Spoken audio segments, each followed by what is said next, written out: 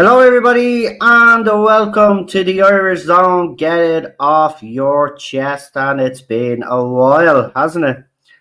Anyway, we might as well address why I haven't been around. Obviously, I did leave up a little community post, but for people that didn't read the community post, I will fill you in. So, as you know, I have two channels, and the other channel has over 12,000 subscribers. Unfortunately, YouTube have stopped me from live streaming or basically putting up any videos on that channel, and they tried to do the same with this channel. Now, I don't know why it all started to happen, but as you know, I don't hold back what I'm thinking or what I'm going to say.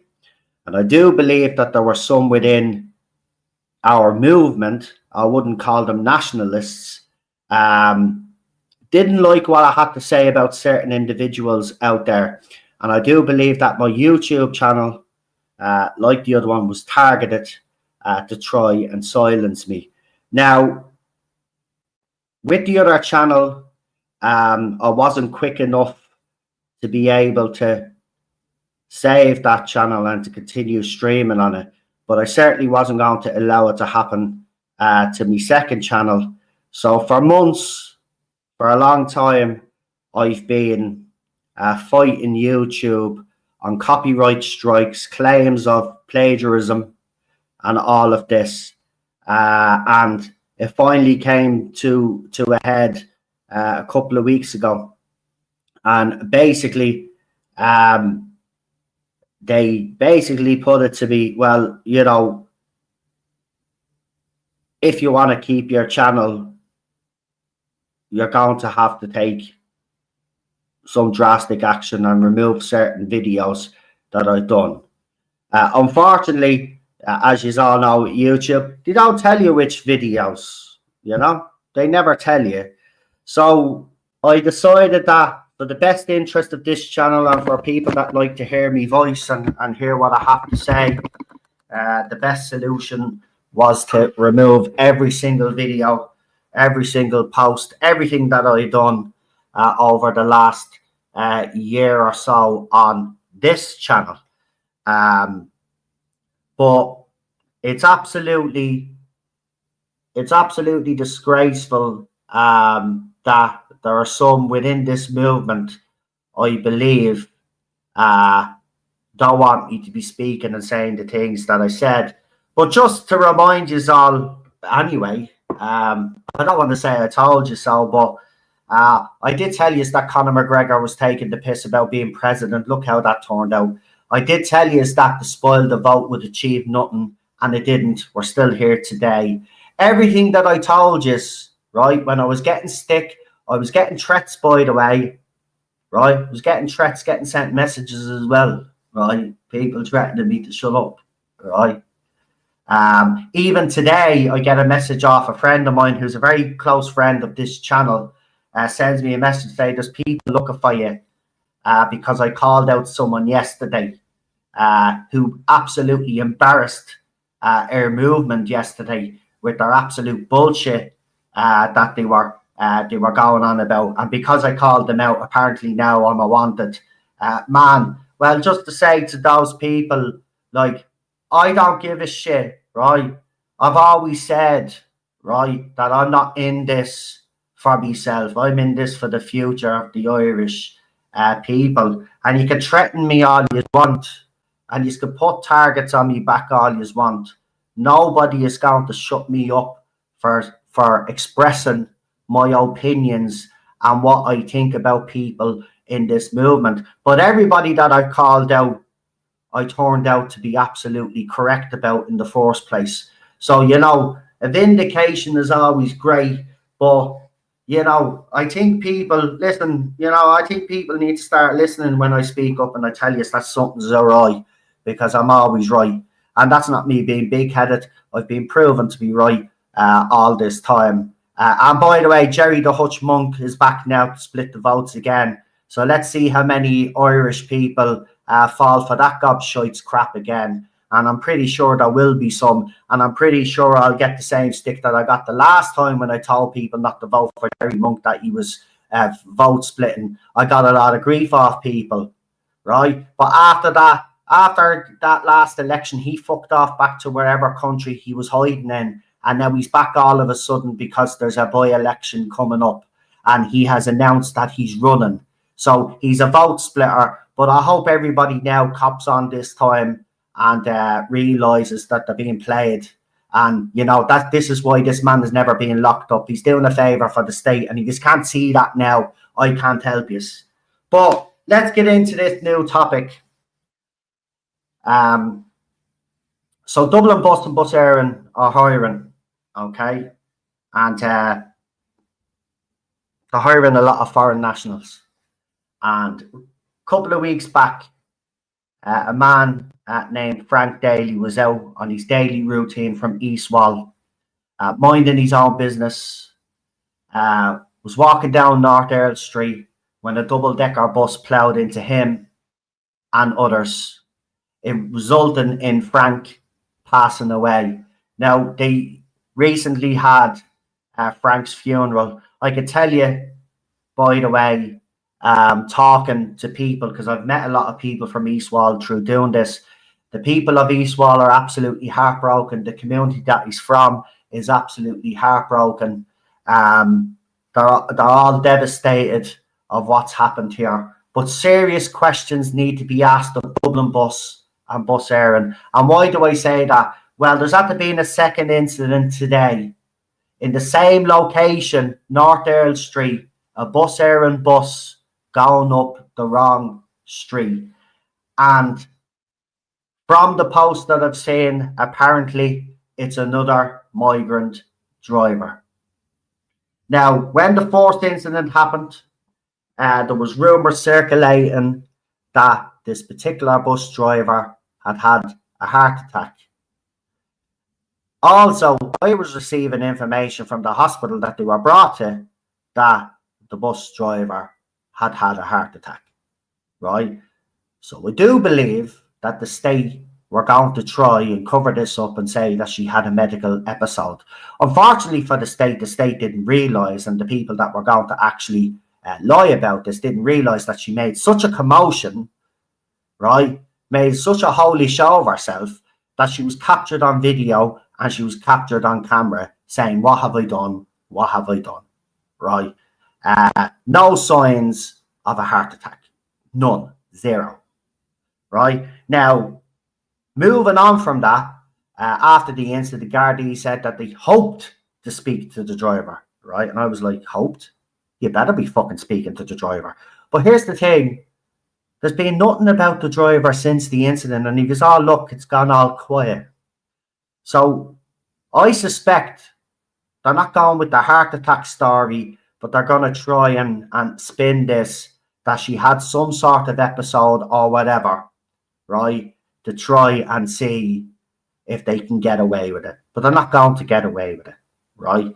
Because another incident has happened today, which, you know, which tells me that this is a serious issue in this country. Now, for anybody that doesn't know me or has only started following me since I set up these YouTube channels, I've been on this whole DEI hiring nonsense for about 10, 11 years through the entertainment industry. As most of you know, I'm a Doctor Who fan, and they've absolutely destroyed Doctor Who. They destroyed Star Trek and they destroyed Star Wars, all in the name of DEI, LGBTQ plus rights and all of that other nonsense, right?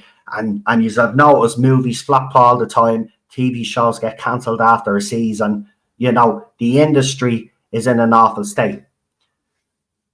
The thing about it is, though, if it was only in the entertainment industry, right, most people wouldn't give a fuck, right?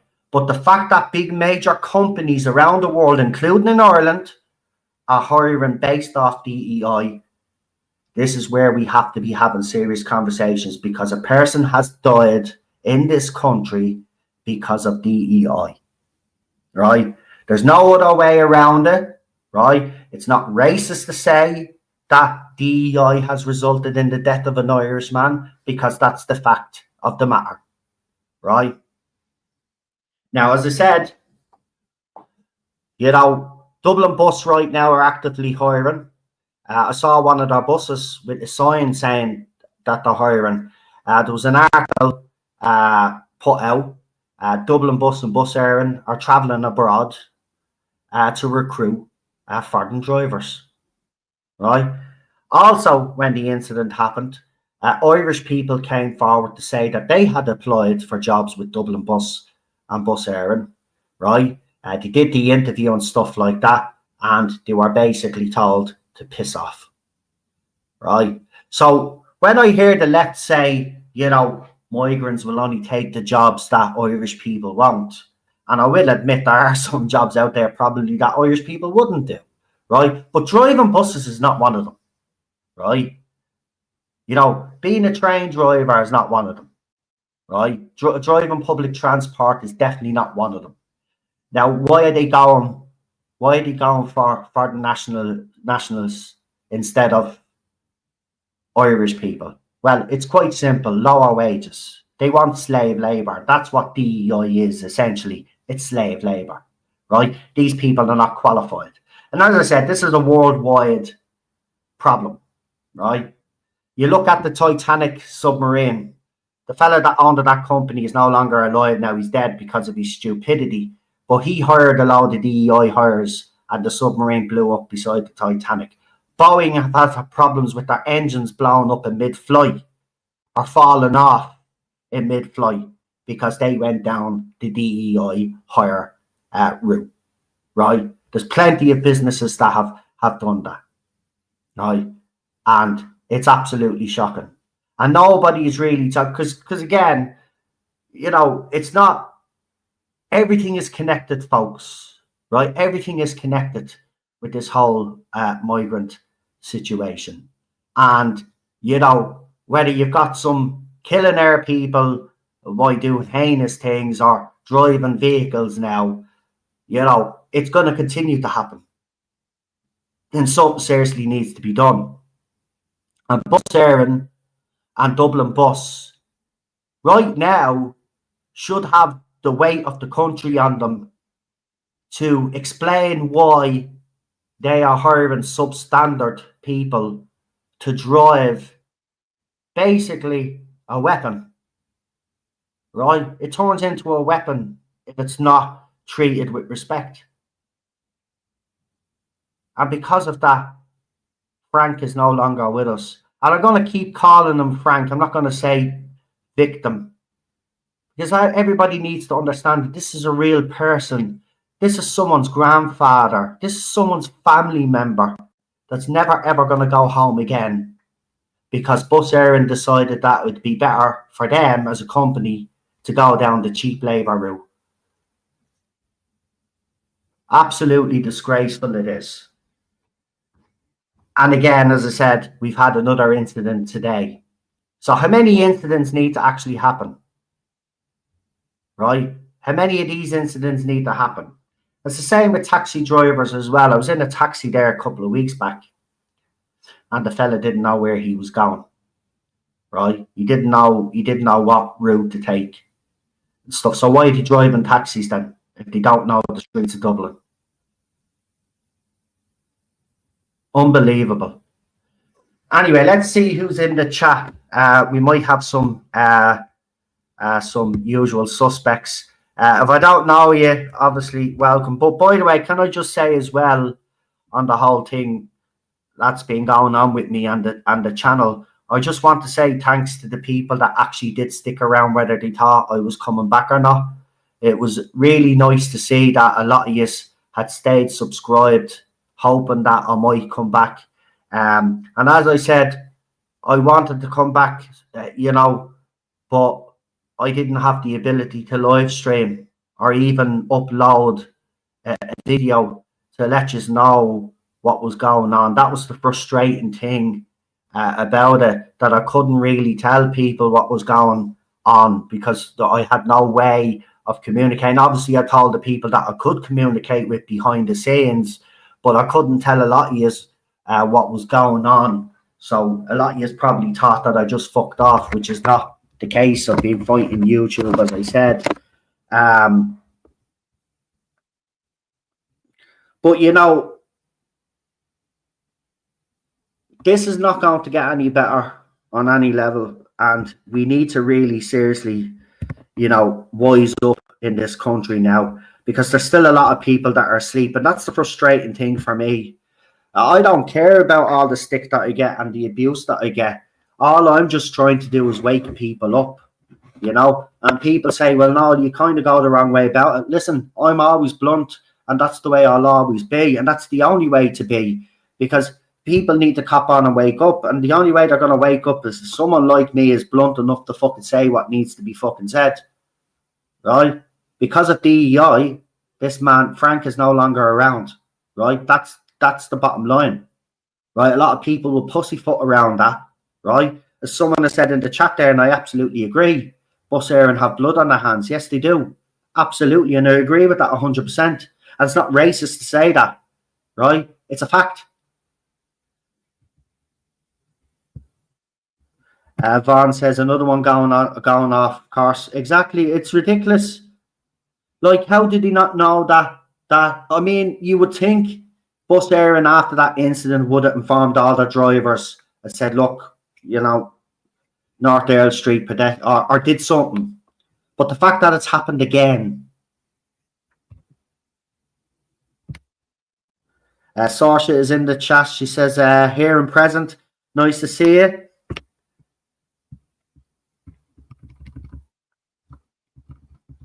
Frank is in the chat. Hey, Frank. Frank Barron. Nice to see you, Frank. Frank saying hello to the ladies there as well. We've got Dennis. Dennis McGrath's in the chat as well. Welcome, Dennis. Nice to see you.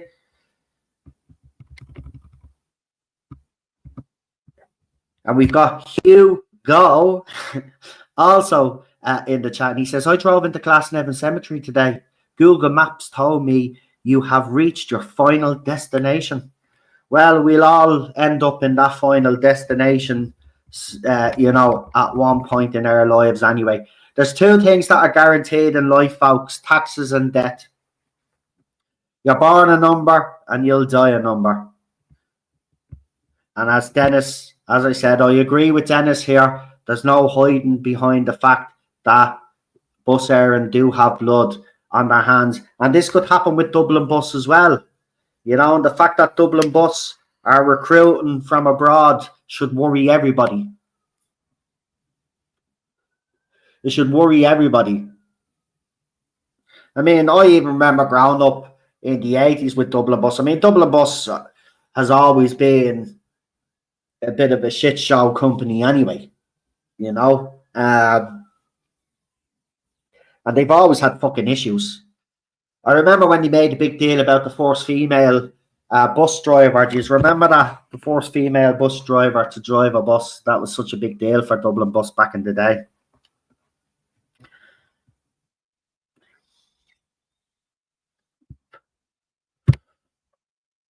Go Ahead that own many of our transport routes are a subsidiary here. The company is actually based in the UK, who promoted a recruitment drive in South Africa. It transpired. Yes, they did. It was in actually Africa.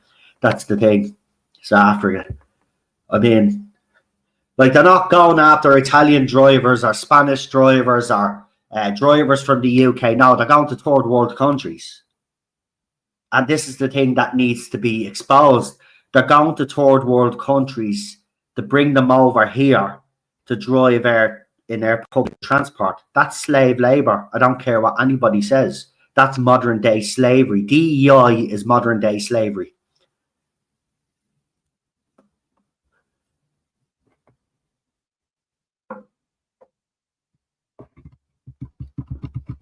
Gemma thinks he's a crisis actor. Who? What? Frank? I wouldn't be listening to anything that comes out of Gemma's mouth. That's the journalist, isn't it? Yeah, she's kind of lost the plot over the last few years. I wouldn't be listening to anything that Gemma has to say about this. This wasn't okay. Right, so we go by her logic, right, for a second. We go by her logic. What was the end game? What was the end game? What, to make people be outraged, Irish people to be outraged so they could be labelled racists? Like, that's not much of a, like, it wouldn't achieve anything, because Irish people don't, you know, we listen, all that shit they've tried in other countries, it doesn't go down well in Ireland. You know what I mean? I wouldn't be listening to her to be quite a crisis act on me fucking arse. I've been speaking to members of that fucking community. They're absolutely heartbroken. I know some of them personally because I've met them at protests. So, we thought you cashed in your YouTube money and fucked off. Well, I don't make any money on my YouTube channel. That's the thing. So, no. And as Saoirse said there as well, and I do agree with her, the money in YouTube is painfully bad. It actually is, but no, I have never made money on this channel. So that's why I couldn't understand this. You know, it'd be different if I was making money and YouTube thought what I was saying was controversial. Well, YouTube think everything is controversial, but no, I'm not that type of person. I'm not driven by money, by the way. I never have been. And I will tell you out straight here. I don't know if there may be one or two people.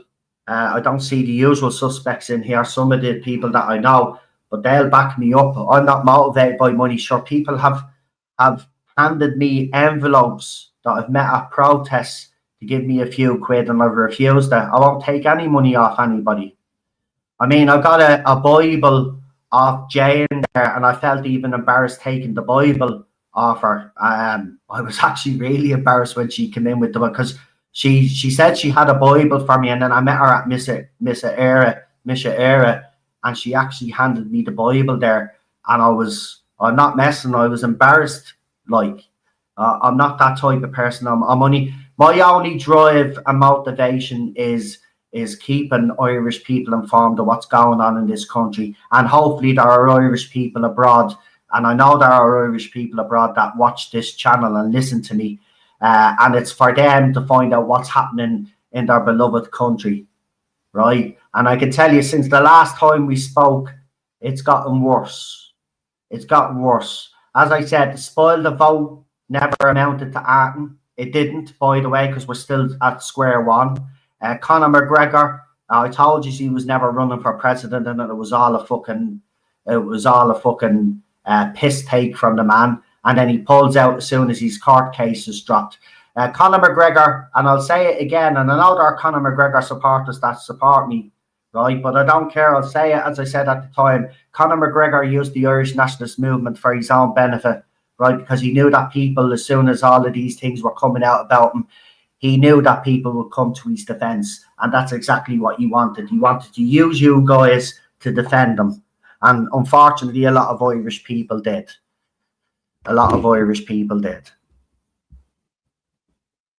And as Sasha says there, you know, there's hardly any money to be made in YouTube, but oh, that's a private one. Sorry. Let's see who else we've got in here.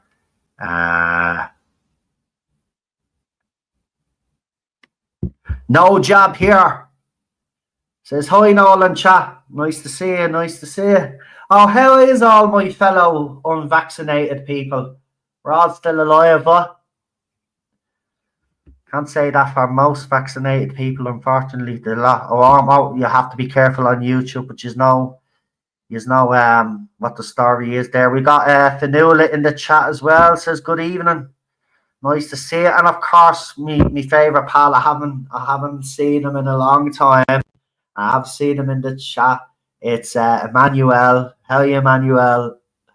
I'm in the chat being brilliant as usual. Of course you are. I hope your artwork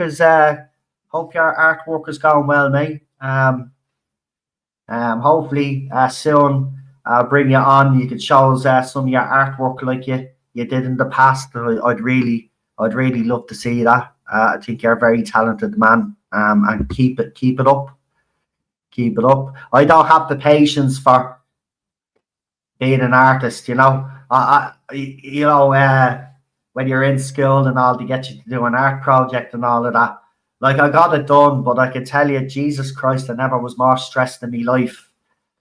You know, it takes a special kind of person to me to be that creative and to have those synapses firing and the creativity just ooze out of you, and it oozes out of you, and you're an absolutely talented man. Nice to see you in the chat.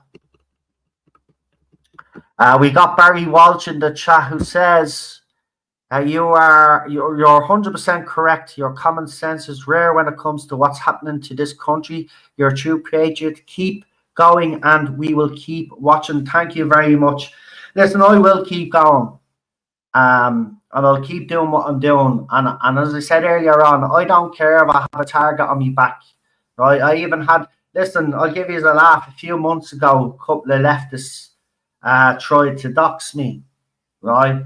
They start posting up photographs and all of me, old photographs and all, to try and get me to shut up because I was calling them out. And I says, oh yeah, so what? It's a photograph. Yeah, I look handsome. Who gives a fuck?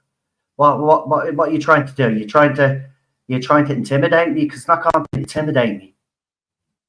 Right? As I said before, anybody comes anywhere near me, you know what I mean? What do you think I'm going to do? I'm just going to sit there and take it? Look, I'm not saying. Look, as I said, I'm not this fella that thinks he's powerful or anything like that or whatever. But at the end of the day, I have no fear. I have no fear. I knew what I was getting into when I joined this movement. Right? I said it from the very beginning. Anybody that's been watching me from the very start, the very first video that I ever made on this channel, I told you was all out straight that I was willing to die for this cause. Right? It's just a pity that some people that are in this movement don't think the same way as I do. And by the way, you're not a nationalist if you agree with legal migration, because legal migration is just as bad as illegal. Right? That's the thing. And we have to get real here. They all need to be deported. No exceptions. Simple as that. That's what a nationalist is. It's preserving the Irish people. That's why I joined this, right? To preserve my people, right? We don't want to be a minority in our own country. So they have to all go. And we need to reintegrate the Irish people that are abroad. And you know what the best thing about that is as well, though, and people haven't looked at this side of it, is all these Irish people that are abroad, right? They have experienced new cultures. Right? They will bring some of that back home with them. They will bring some of that back home with them. So we don't need foreign people in this country to be cultured. We've got our own culture, and our people that are away will bring what they've experienced in other countries back home as well. Right? I've always said this anyway. You know, when you go abroad, Irish people should just go abroad for a holiday, you know, to experience new cultures and we don't want to hear in Ireland. I don't want to hear in Ireland. I don't want all these people here, right? If I want to get cultured, I'll go to their fucking countries and get cultured. Do you know what I mean? And that's the thing about all of this. They're trying to force it on us.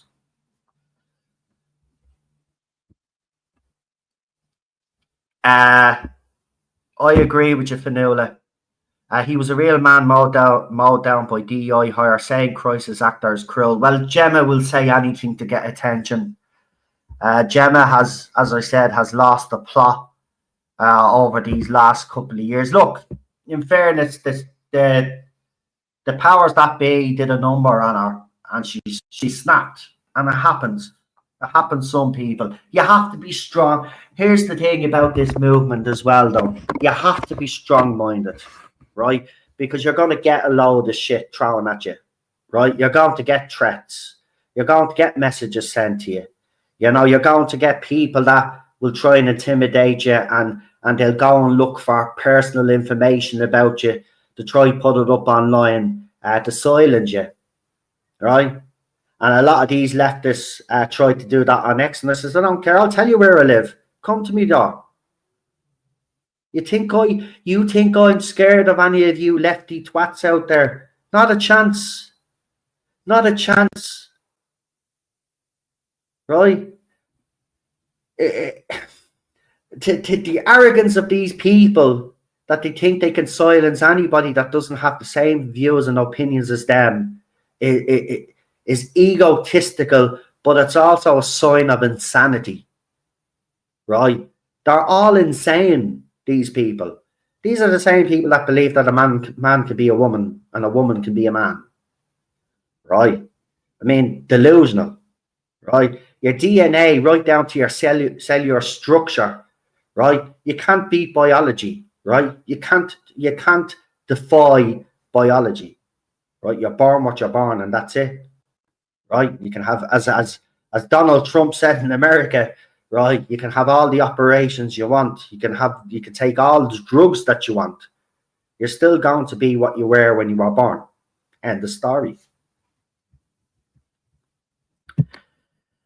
We got Dennis here. Gardy, you're too busy looking. Jojo Dollard, nothing doing their job. Well, yeah, I did see something. Apparently, they've reopened. But look, you're right about that as well. The amount of Irish women that have just gone missing in this country, and we all remember Larry Murphy as well. The Gardaí in this country are a disgrace when it comes to, solving crimes in this country. I mean, same with that poor lad Trevor. Remember Trevor, the lad that went to the bank account? He was never seen again. I mean, what kind of country are we living in that someone can just basically disappear off the face of the planet and be never seen or heard of again? No evidence or unless there's some sort of cover-ups going on. And that's what I do believe in the cases with some of these women. I do believe that some of these women are probably murdered by, high-profile politicians in this country, or their kids or something, and it was covered up, including Gardaí. Listen, I said this before and I got criticism for it. This country is rotten to the core. It's the most corrupt country. We talk about other countries like, North Korea and Cuba and all of these other corrupt countries. But don't be throwing stones because we're one of the most corrupt countries in the world. It's absolutely disgusting what the politicians have gotten away with over the decades in this country. It's rotten. Since the foundation of the state, I said it the other day because someone was pissing me off saying, make Ireland great again. Ireland was never great, right? Since the formation of the Republic, right, it has been hijacked by globalists and by traitors, right? This country was never great. But can it be great? Absolutely it can, right? But don't be saying, because we're copying America, let's, make America great again. America might have been great at one time, or they believe it was. But for people to then say, make Ireland great again, or make Eire great again, Eire was never great, right? It was never great. It's corruption from day one. Corruption from day one. So how can we sit here as Irish people and say, yeah, make Ireland great again? It was never great. I mean, we made it as people, as communities, we made it great. But if you look at it from a political point of view, no, it has never been great. It's never been great. There's always been a housing crisis. There's always been a healthcare crisis. There's always been a shortage of schools, right? We're still talking about fucking shortage of fucking prisons in this country fucking 3 decades later, right? Country's never been great. We've made it what it is. The in communities. But the government and all of the corruption that's gone on, this country's never been great. But it can be. And nationalists will make it great. Well, we have to. We've no choice. Yeah, I seen that big fire in Ballymun. So just for anybody that doesn't know, there is a big fire in Ballymun. Apparently, it's rival. It's a feud between rival travellers. I'm not going to get into the travellers on here today, but I will be addressing it because I don't give a shit. Do you know what I mean? At the end of the day, what I will say is we need to do something about the travelling community in this country. For far too long, we've ignored, neglected, and basically haven't done enough in relation to travellers in this country. And we need to sort that. Frank says, yeah, look, I'm like a big rash. You can't get rid of me. Well, I'm glad you stuck around. I'm glad you all stuck around. As I said, it wasn't by choice. Trust me, it definitely wasn't by choice, because anybody that knows me knows that I will just keep doing what I'm doing. I don't care how much hate I get, what threats I get from people, and I don't care if it's lefties threatening me or it's so-called nationalists threatening me or trying to silence me. I'm going to speak my mind, and I'm going to say things that I firmly believe in and discuss them. Do you know what I mean? And I won't shy away from any topic, and I never have, and I never will, and I will continue to do things my way. That's why there are some people out there that do like me. A lot of people hate me, but that doesn't bother me. That doesn't bother me. The people that are close to me, right? Seriously, there's one nationalist I want to bring up, right? Fergus Power, right? Now, throughout all of this, Fergus Power has been my greatest supporter, but he's also been a really good friend, right? And I mean that. He talks to me every day. He checks up on me because he knows the situations that I deal with and the stuff that's going on in my personal life and all of that, which I don't really discuss here. But he's been a true friend, right? And people don't realise the good work that man does, and all. He goes all over this country. He goes all over this country to support communities, or whether it's to support Enoch Burke or whatever, right? And he called the first protest at Tussula, and now there's a third protest coming up. And I will say this, guys, right? Tussula people need to get to Tussula, because we've all seen what's happening in the UK at the moment with a certain ex-prince, right, in relation to Jeffrey Epstein, right? Now, if anybody has their heads buried in the sand, let me just tell you that this country, when it comes to that sort of behaviour, is just as rotten as the UK. And, you know, when you get a Minister of Children, and ex-Minister of Children, and Roderick O'Gorman deleting files and deleting names of high-profile Peter files, well, you know, why isn't that man do you know what annoys me as well? The media bang on about, you know, how we're our side of the movement seems to have a hang up with trans and pedophiles. I mean, yeah, because, like, you know, the trans thing is basically pop control, right? And the other thing is, like, it's actually sick, like it's sick. Like, so the fact that yous are all going mad because we keep focusing on it is a bit weird to me. I mean, I had some lefty say that to me, and my response to them was, "You need your electronic devices checked, right? Because any person that tries to defend or justify any of this nonsense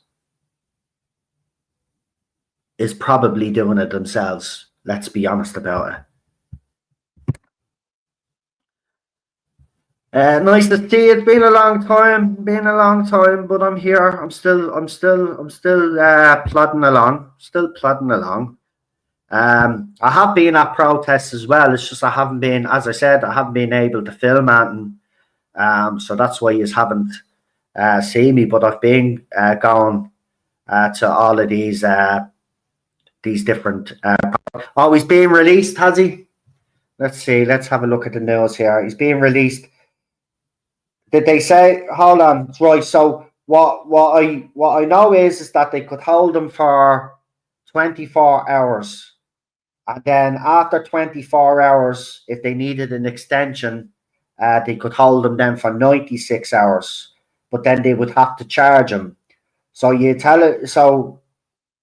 telling me that the prick hasn't been charged? Because let's be all honest about it. I think we all know what Prince Andrew is, or ex-Prince Andrew. We all know what he is, and it's clear as day. I don't know if any of you have been seeing all the photographs and the latest Epstein shite, and I have to say it's sickening. It's absolutely sick. It's like, what kind of... Think about it. We were growing up as kids. This was happening. Little did we know. We were all so innocent. And we thought the world was a safer place back then. Well, apparently fucking not. Apparently we've all been living in this world, but it was so well kept secret back then that... But there were signs, in fairness, there were interviews done by Hollywood stars, the way they were acting around kids and all that. I mean, and some people didn't pick up on it, some people did. But back then it was kind of more, not that it was accepted, but people just kind of batted it off and says, they're just messing, it's only a bit of kidding around. But little did they know that they were actually, some of these people were actually doing heinous things to children. So he's being released. That's absolutely... I'll have to have a look at that later to see what the terms are. But if he's being released, right, and they are going to charge him and he's out on bail, he's going to do a runner.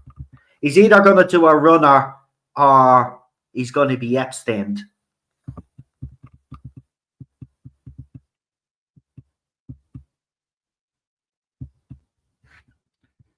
Let's see. Just trying to see if there's any more comments that I can throw up. I see a lot of yous are saying hello to each other, which is great.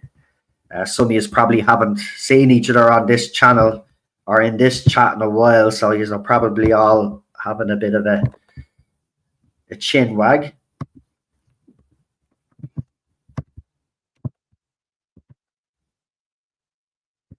Now, hold on. As you know, my computer, still the same computer, so we're still going to have some of the same issues, folks. But can't afford a new computer. It's a pity the YouTube, they can give me fucking money. I could have probably got a new fucking computer.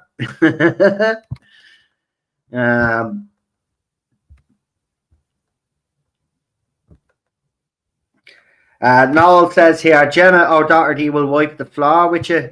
I don't care. Like, if she wants to come out with some shite about it's a crisis actor, well, then she's a fucking gobshite, right? She's going to wipe the floor with. Listen, do you know how many times I've heard that over the years? They're going to wipe the floor with you. This, that. Listen, right? With me, I don't actually give a fuck what Gemma O'Doherty thinks, right? But the fact of the matter is that Frank Daly was not a fucking crisis actor. The fella just had his funeral, right? He's gone. He's gone because of DEI. Gemma will wipe the floor. Fuck off.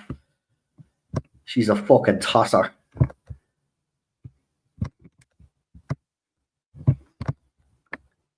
She wanna remember which side she's supposed to be fucking on. That's what I'll fucking say to her, right? She's supposed to be on her side, but yeah, she seems to be doing more fucking damage. Like that Captain Kieran Kelly in America, the little fucking coward that ran out of this country living in America, trying to upset the nationalist movement by turning people against them. They even tried to take down the Ireland Force Party, right? Loads of shit has happened since I haven't been on YouTube. That's what I said. I have loads to discuss. There's still loads to go, man. Obviously, I won't do it in this live stream, but we'll, as we go on and we continue to do more videos and streams, I will get it all off me chest, as they say.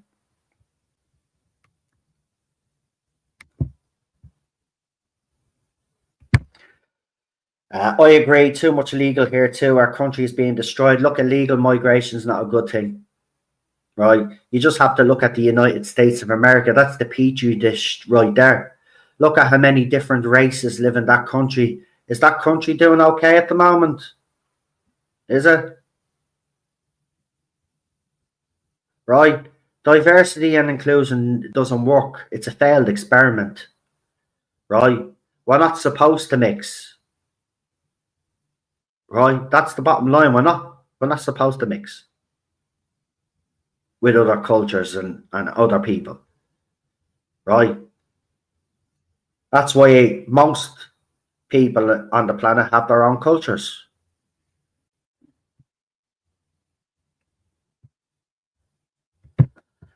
You being manhandled by the treacherous Garda.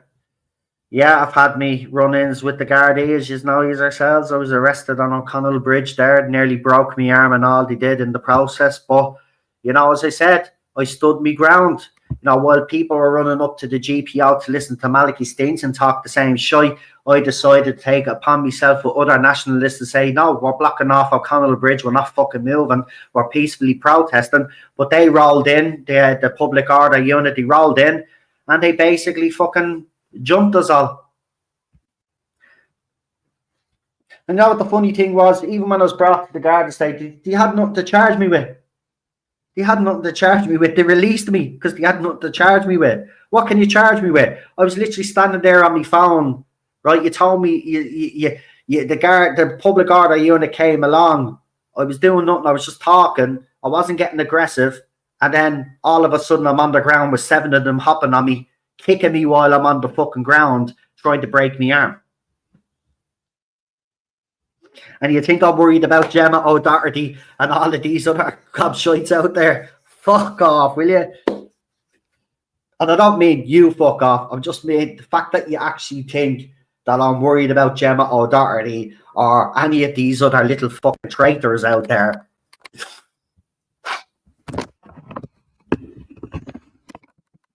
People need to wise up to some people out there, telling you. But I hope some of you have, after I left and all of that, and you saw all the things I was saying came true. I hope some of you did say, well, I know it was right. You know, maybe he is onto something. I'm not saying that people should listen to everything that I say and take it as gospel. Obviously, I do have my own opinions, but I do see things, or I do seem to see things that others don't see. Because I'm always the first one to fucking say it. I love that comment. Gemma O'Doherty will wipe out. We're going to leave that up for a minute because that's fucking hilarious. Listen, all you are is a fucking mop.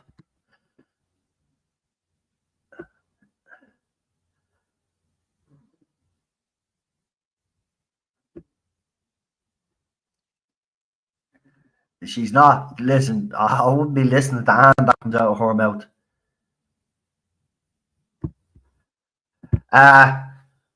Gemma has her heart in the right place. No, but however, she's a bit of a twit.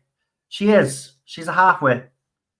She absolutely. But see, this is the thing. I can't fully blame her because the state has done a good job. Like, she was attacked from everywhere, from every corner. And as I said, you have to be strong-willed to do this. And maybe she was at the beginning, but they kept at her all the time, that they picked at her every time. And as they kept picking at her, she got weaker and weaker and weaker. And now she's completely lost the plot. Then it says America was never great. That's why I said whether it was or it wasn't. But Ireland was never great either. But we can make Ireland great. Communities and the people of Ireland made it great for us living in. But from the political side of it, from our institution side of it, this country was never great. Where globalists and sellouts since the republic started, was founded, I should say. There's been nothing but corruption. So that's why I find it hard to, when someone says make Ireland great again, it was never great in my eyes. And again, that is just my opinion. But I will add the caveat that I do believe that this country can be great and its people can strive to do great things if they're given the tools to do so. But the current government and governments previous to them have never given the Irish people the tools and the qualifications and everything that they need to better themselves. They've always put them down, or they've made them leave the country for a better life. And that's absolutely disgusting.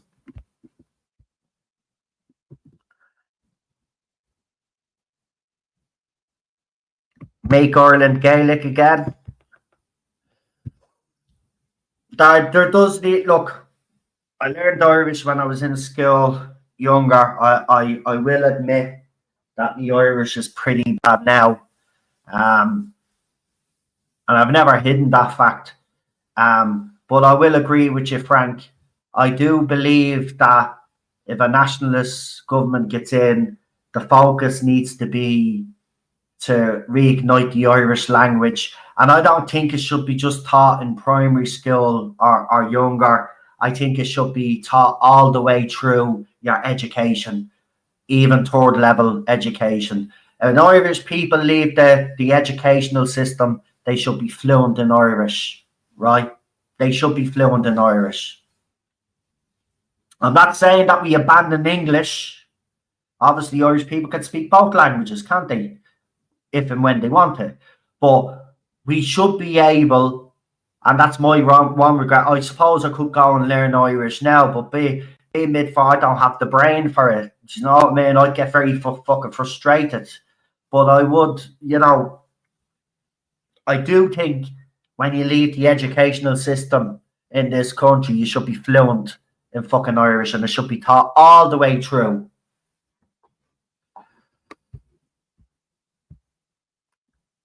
Like, the government, this is how treacherous this government is, right? They haven't put enough money into promoting the Irish language, right? And any money that they do put in, then they brag about it for about 3 years. Oh, look at all the money we put in to support the Irish arts and Irish language and all of that, right? And they like to get a little pat on the back, yeah? But they're not doing enough, and they never have done enough. It's not about just throwing money at it either. Right, Irish people in this country should know and should be able to speak their native tongue. And I know there are some of you out there that can still speak Irish, and that's absolutely wonderful. And I'm proud of you all.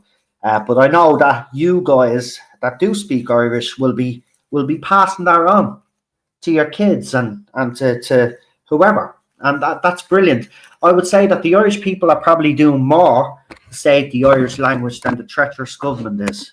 And that's what I'm saying.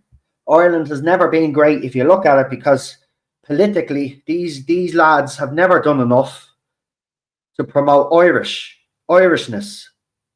The Irish people, they haven't. Been all about themselves and how much they can make and how much they can fill their fucking pockets. I see we've got Anne Horgan in the chat. She's saying hi to Saoirse, but I see you there, so I'll give you a shout out. Anne, nice to see you. We've got Marie Dean in the chat. Nice to see you, Marie. Who's that? Ferg? Yeah, Ferg. Look, he's been absolutely brilliant with me, and we are friends. Like, we're proper friends. Like.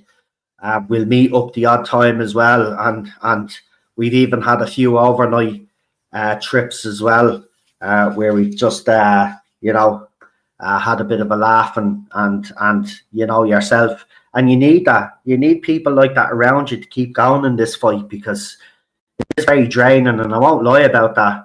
Like, it does drain you, and this is what I said. You have to be strong mentally.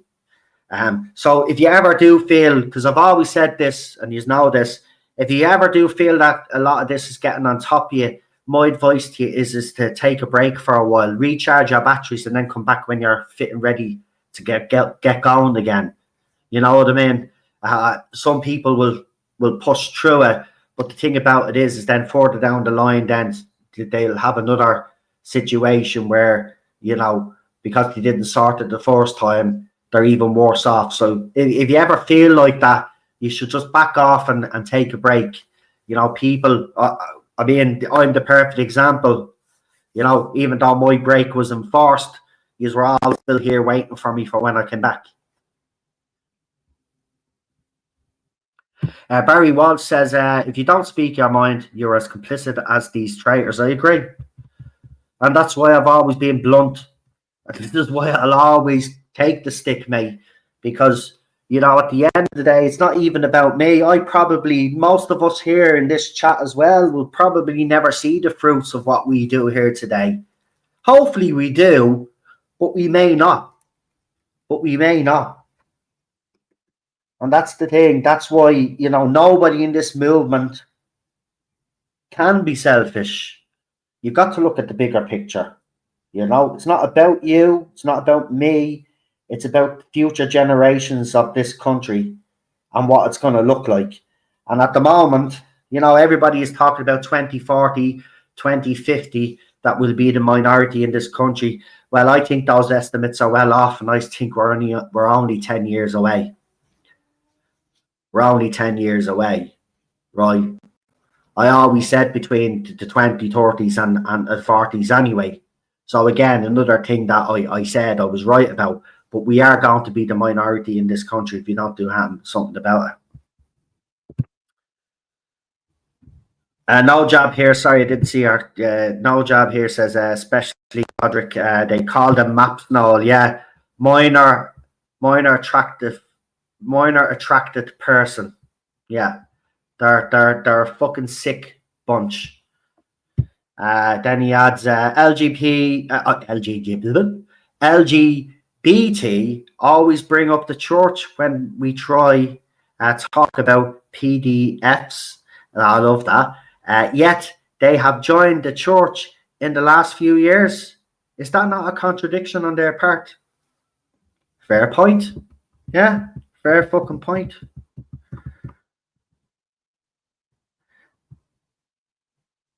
Yeah, I saw that. The missus was actually telling me 6 police officers arrested him as well. Right? So, Sal, his 66th birthday, 6 police officers came up to arrest him. Yeah, we know all the symbolisms. Not just Andrew, the whole family are wrong ones. Well, it's looking like that, isn't it? I mean, Irish people have always been very plain and straightforward about the royal family, that we think they're all a bunch of Peter foils. I mean, remember the IRA took out Mountbatten like his uncle, you know? I actually had a fight with someone over that as well. See, you can't fucking talk facts to these people. You know, people trying to fucking defend that Mountbatten fella that the IRA blew up like. And I'm like, but you're defending a Peter foil. Like, I mean, can you not see? Oh, but what about the poor kids? Well, the way I look at it, I said it to the missus today, you know, if those kids had survived, yeah, they were going to be traumatized for the rest of their lives anyway, because they were being abused, like. So, you know, but look at 70s and 80s, 60s, 70s and 80s in Ireland was a completely different place, right? Okay, you did something bad in this country, then some people out there decided to take it into their own hands and sort it out, and that's exactly what happened.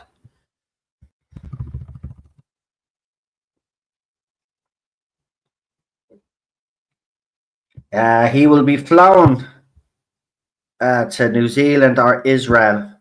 I don't think he'll go to Israel, Andrew. I don't see, the thing about Andrew is I think he's a weasel anyway.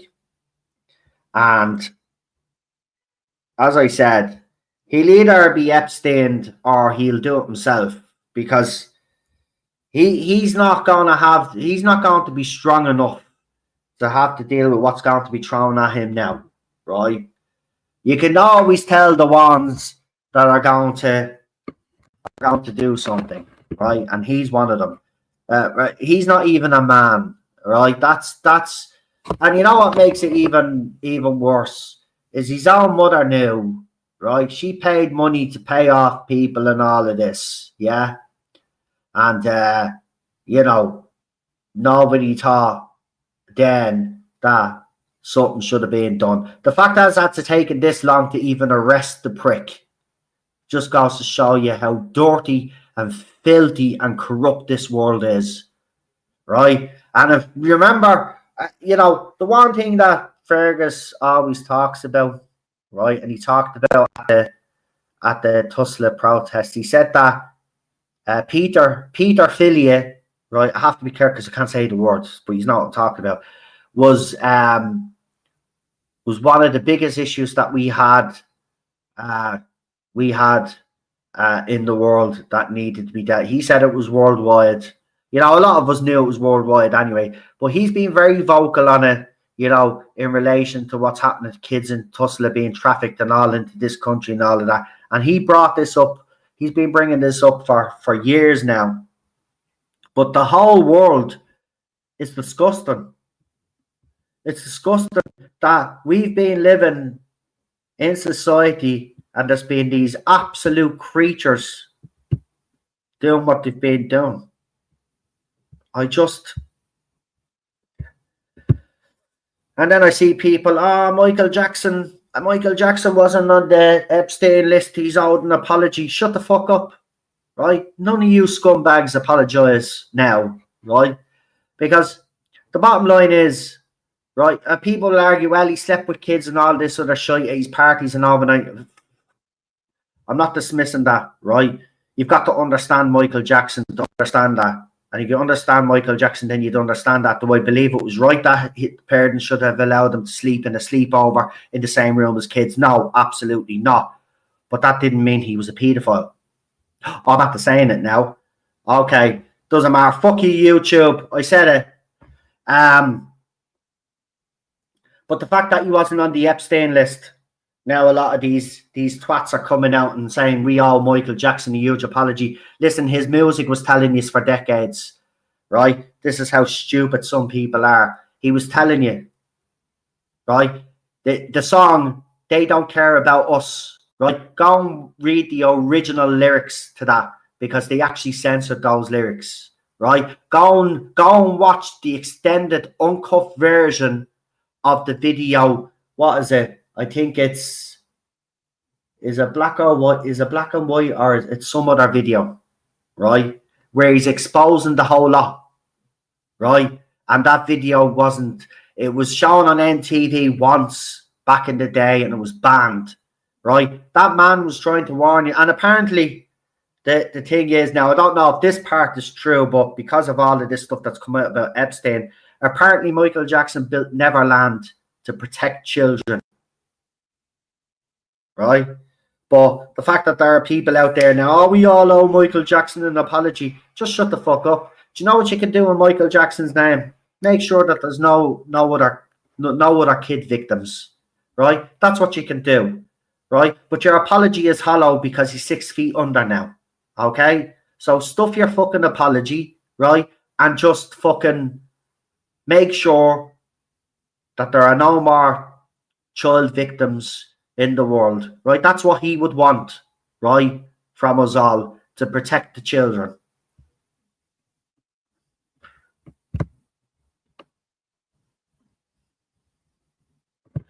Mel Gibson, that's exactly what Mel Gibson say. I imagine that, and that's he got wrong end of the stick, but he was right. Look at that Mel Gibson thing, right? They tried to destroy Mel Gibson, right? And Mel Gibson was right. The thing about Mel Gibson is because, you know, it's Mel Gibson. That's why he's still alive. Because he's an absolute psycho. He would, you could tell by it, he would absolutely go through you if you were a paedophile. He hates them. There are some good out there, right? But do you know what the funniest one was for me? Not funny, but someone was saying, do you know who's not on the Epstein list? George W. Bush, right? And I was like, okay, so he's not a paedophile, but he still is a war criminal. So he still should be in jail. So great, yeah, kudos. He's not a paedophile, but he's still a war criminal.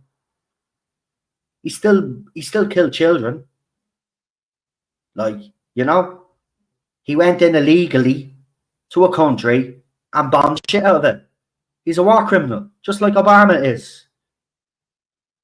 So just because they're not on some list doesn't mean that we should say, oh, well done, George. Good, I'll give you a shake of the hand. Idiots. No, when I say idiots, I'm not I just say broadly about the left and people. You know how I am. I'm not calling people here idiots or anything. You know how I am. I just speak as if I'm speaking to people, like in front of me face. Fucking idiots they all are. I swear to good God, man. He's not on the list, so he's a good one. No, he's not. He's a fucking war criminal. He's dopey bastards. Just like Zelensky is. But yeah, you know, we won't get into that. He's still begging.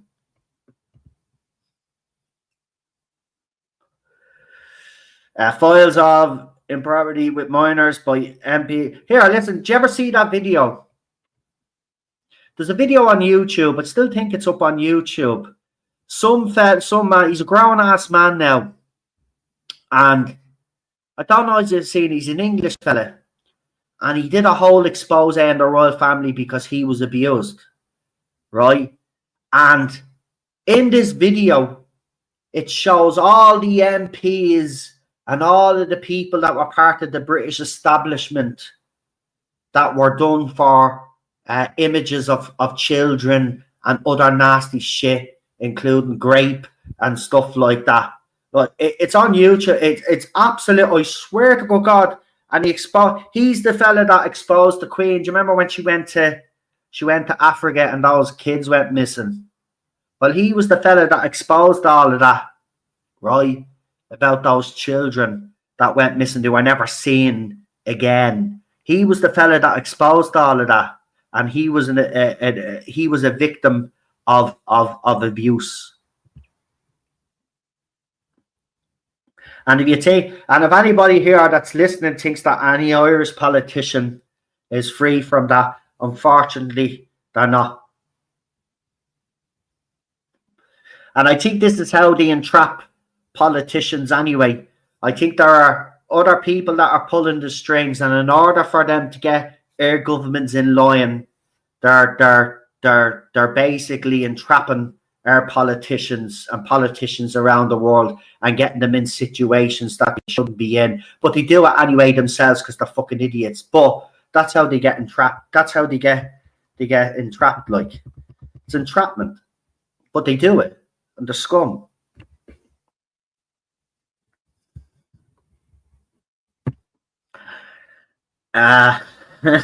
Hugo, you're making it really difficult for me here. But anyway, I'll read it.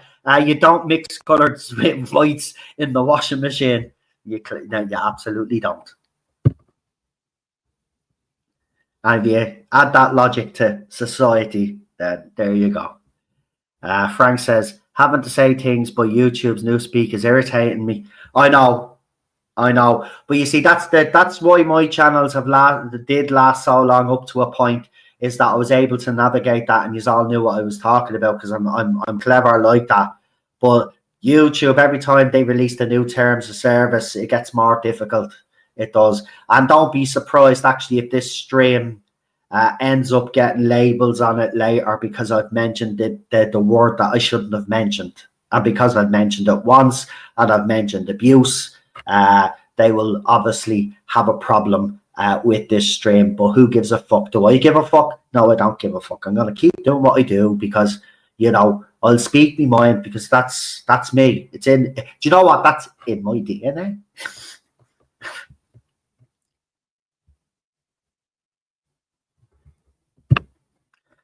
Of course, the little baby is innocent and he'd look after it, but you can see what happened. The world is... When I saw that picture of Prince Andrew over the child, that was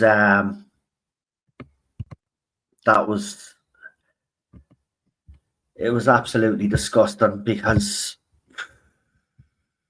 do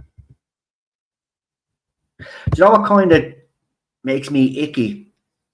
Is that we're actually living on this planet with these people, and it just makes me feel fucking... But I tell you what should happen to them. I think we all know what needs to happen to people that do that to children. Obviously, we have to be careful because we're on YouTube, but they'd be swinging as far as I'm concerned. Sarsa says just take down the live stream afterwards. Yeah, I could do that, and I know some nationalist channels do that, but that's not me. I think people want to hear what I have to say, and not everybody is going to watch me live either. And that's like self-censoring.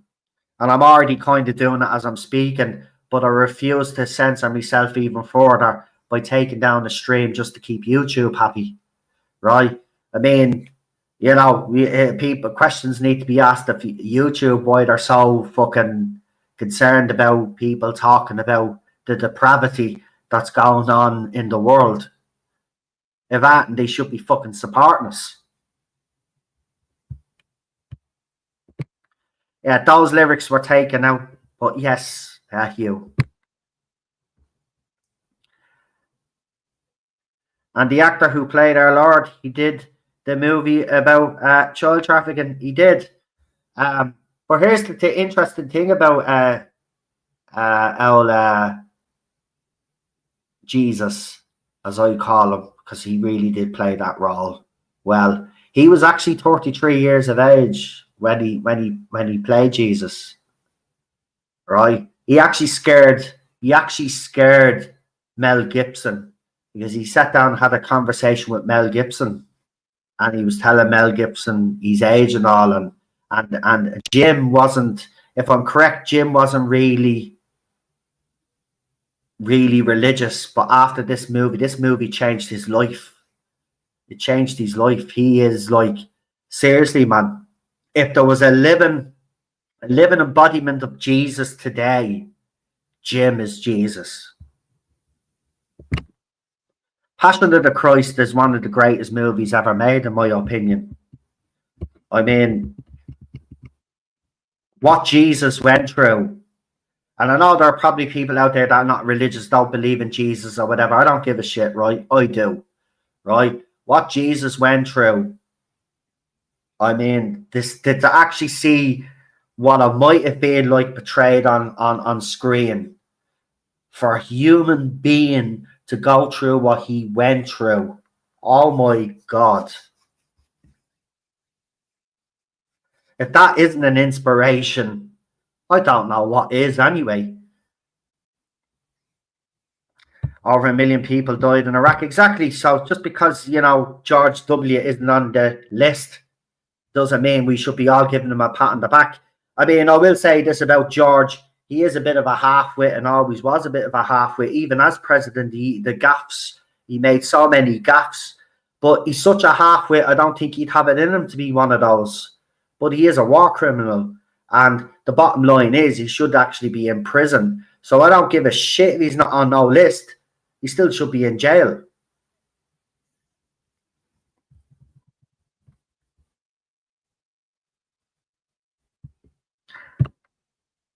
Leon Britton in the 80s, loads of MPs are involved. Of course they are. The whole thing is this, that it's, as Fergus said, and he was right, it's systemic.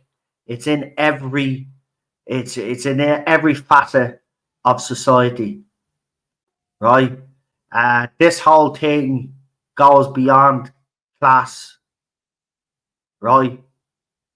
Different walks of life are involved in this, and that's the thing that's most shocking about it. I mean, look at them, right? the Grammys, the night of the Grammys, right?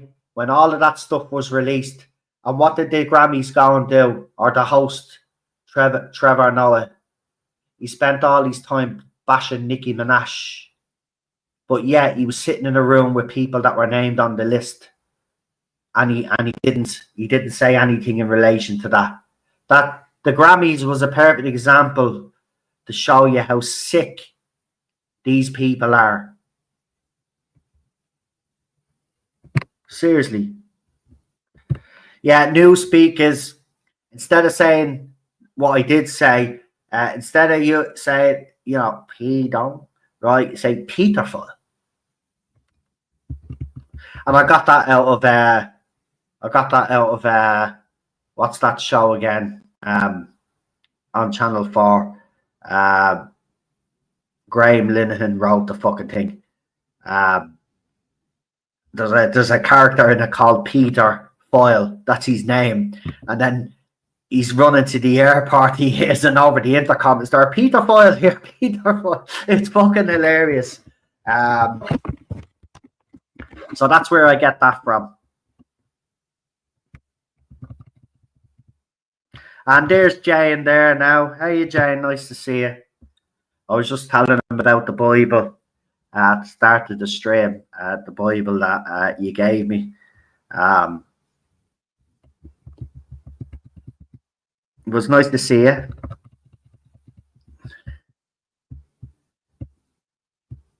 Sure, look at the woman, Anne Hesh.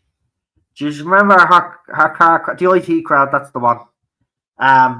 And I'm actually pissed that I forgot that was the IT crowd, because I actually have all the box sets. So how I didn't register that. But Anne Hesh was going to do a movie. Chester Benning, Chester Benning, the fella from fucking Lincoln Park. Who else had you got?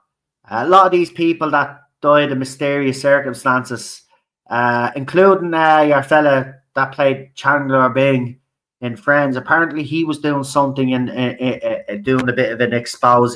Chester Bennington, that's the one. So a lot of these actors, Paul Walker as well, apparently was doing something around the time of his car crash. Now I've never been able to verify that. I don't know if anybody has been able to verify it, but apparently he was going to expose them as well, and he's no longer here.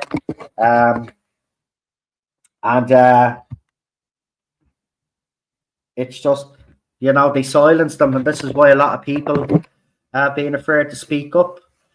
I mean, you've got the whole Kurt Cobain thing now. Apparently his death has been classified as a murder-homicide now. And for years, in fairness, I will say this, for years I did believe in the suicide theory. I will say one thing. I said suicide. I'm getting into trouble again on YouTube. You can't say that word. But the thing about it is the one thing that did actually baffle me was the amount of heroin that he had in his system, because he had that amount of heroin in his system, he wouldn't have been able to actually pull the trigger. But I remember it was explained in such a way, and I thought, oh yeah, okay, that actually makes sense. But now they've reopened the case. I'm like, holy shit. Well, he knew something. And I suppose, you know, people are saying Princess Diana knew something. I'm not quite so sure about Princess Diana, because she was part of that firm, and I don't think she kind of knew. I always thought she was taken out because she was pregnant with Dodi Al-Fayed's child. That's why I believe she's no longer around. But you never know now, with all of this stuff coming out. Maybe she did know. Anne says she saw The Sound of Freedom. It was shocking. Jane says she's delighted. Thank you, Jane. I really appreciate that. It's good to be back.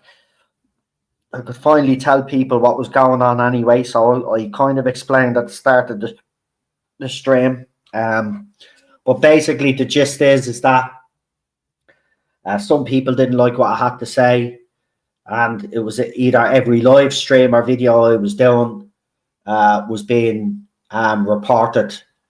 And it's quite funny that the videos in particular that were being reported were the videos where I was calling out certain people that I was claiming were fake nationalists.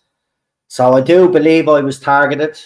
I do believe that some people out there, I don't know whether it was jealousy or whether they just didn't like what I was saying, but they wanted to silence me. And, you know, they nearly succeeded.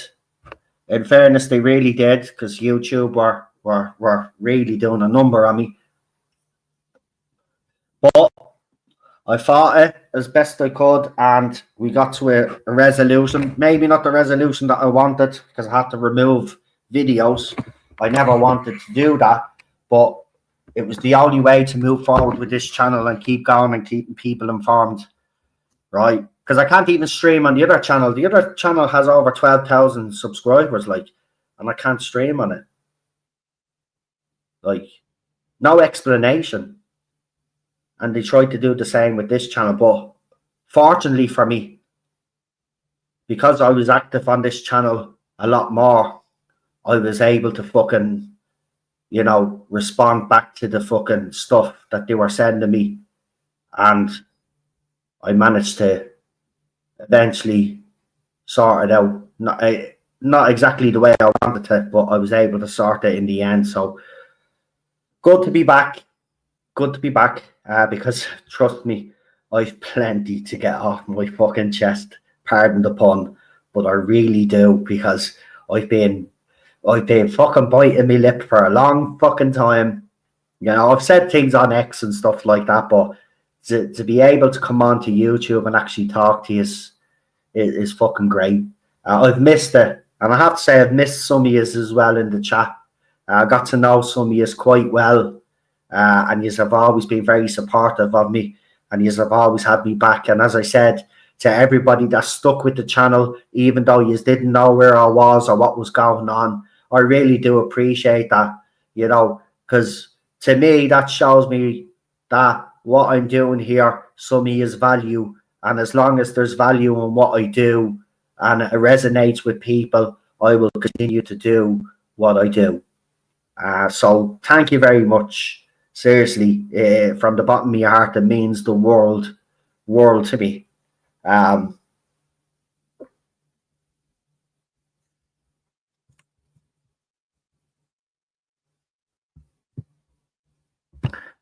Barry says the last time a royal was arrested was 1648, and he lost his head. How do you fucking know that?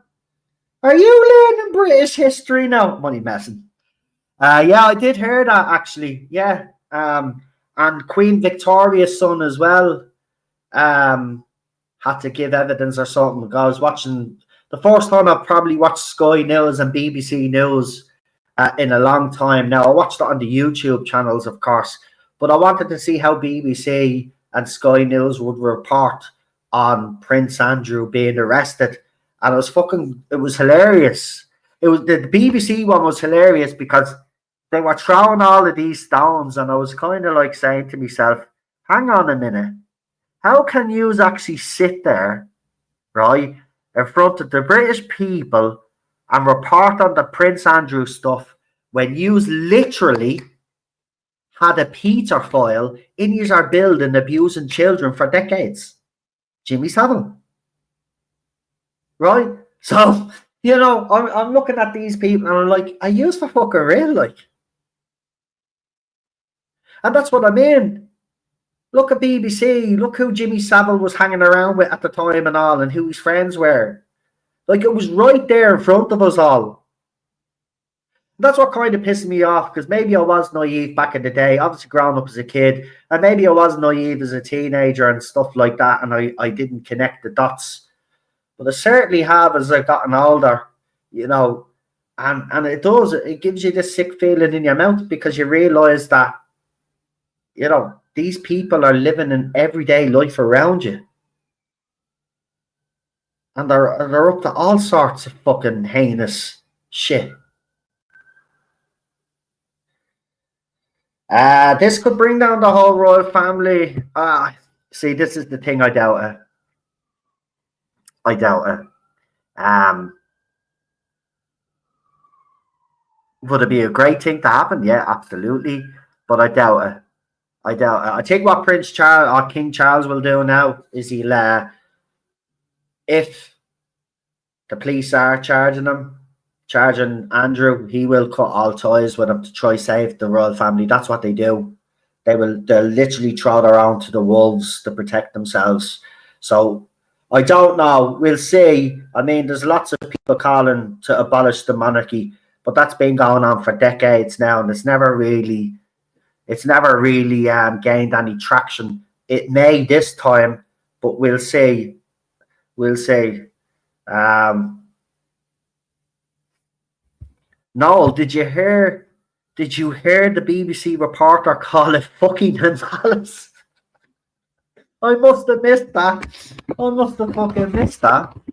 Fucking hell. Well, here, look.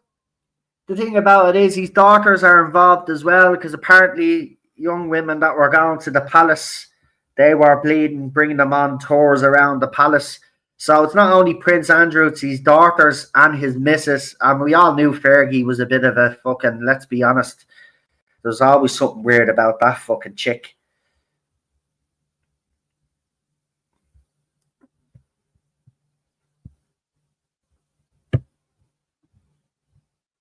The Great Terror in France. And then we got, it's only the tip of the, well, listen, it is. We don't even know all of the shit. That's the sickening thing about it. This is so big. It's so big. And, you know, in fairness to Fergus Power, he's been saying it for a long, long time, that this is you, that people are going to be shocked. I don't think most of us here are shocked, but the wider public, I don't think they realised how, yeah, Hugh Edwards, the BBC too, exactly. I mean, imagine, right, they let that man announce the Queen's death, and what, a few weeks later, he was dragged up on those charges, man. His mum was known as the Duchess.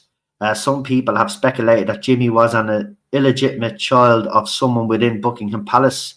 Makes sense if you think about it. Well, he was really close to the royal family, wasn't he? And he was knighted by the royal family, and he hung around them all. I mean, I wouldn't be fucking surprised, because they do have illegitimate children out there, don't they? They can't keep it in their pants, or the women can't keep their things closed, you know? But you know what? Or I think we're at a time in society where all royal families need to be abolished.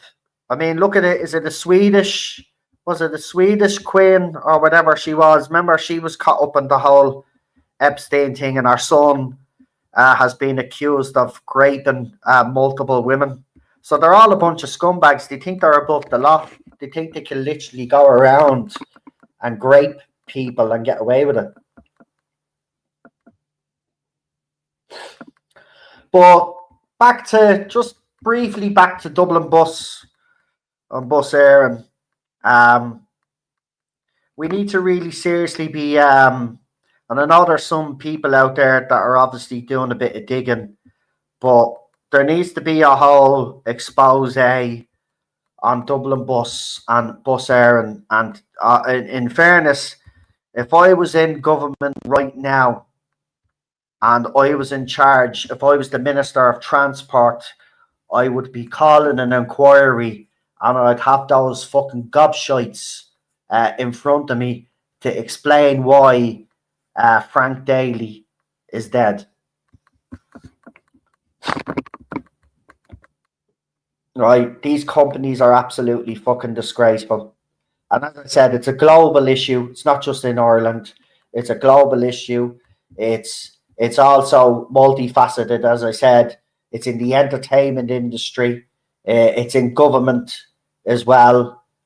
Even hospitals, public transport, you know, critical areas where I believe that only Irish national people should be employed. There should be no migrant driving a bus, driving a taxi in this country, or any sort of public transport, Lewis train, whatever it is. Right? Should be Irish people. Simple as that.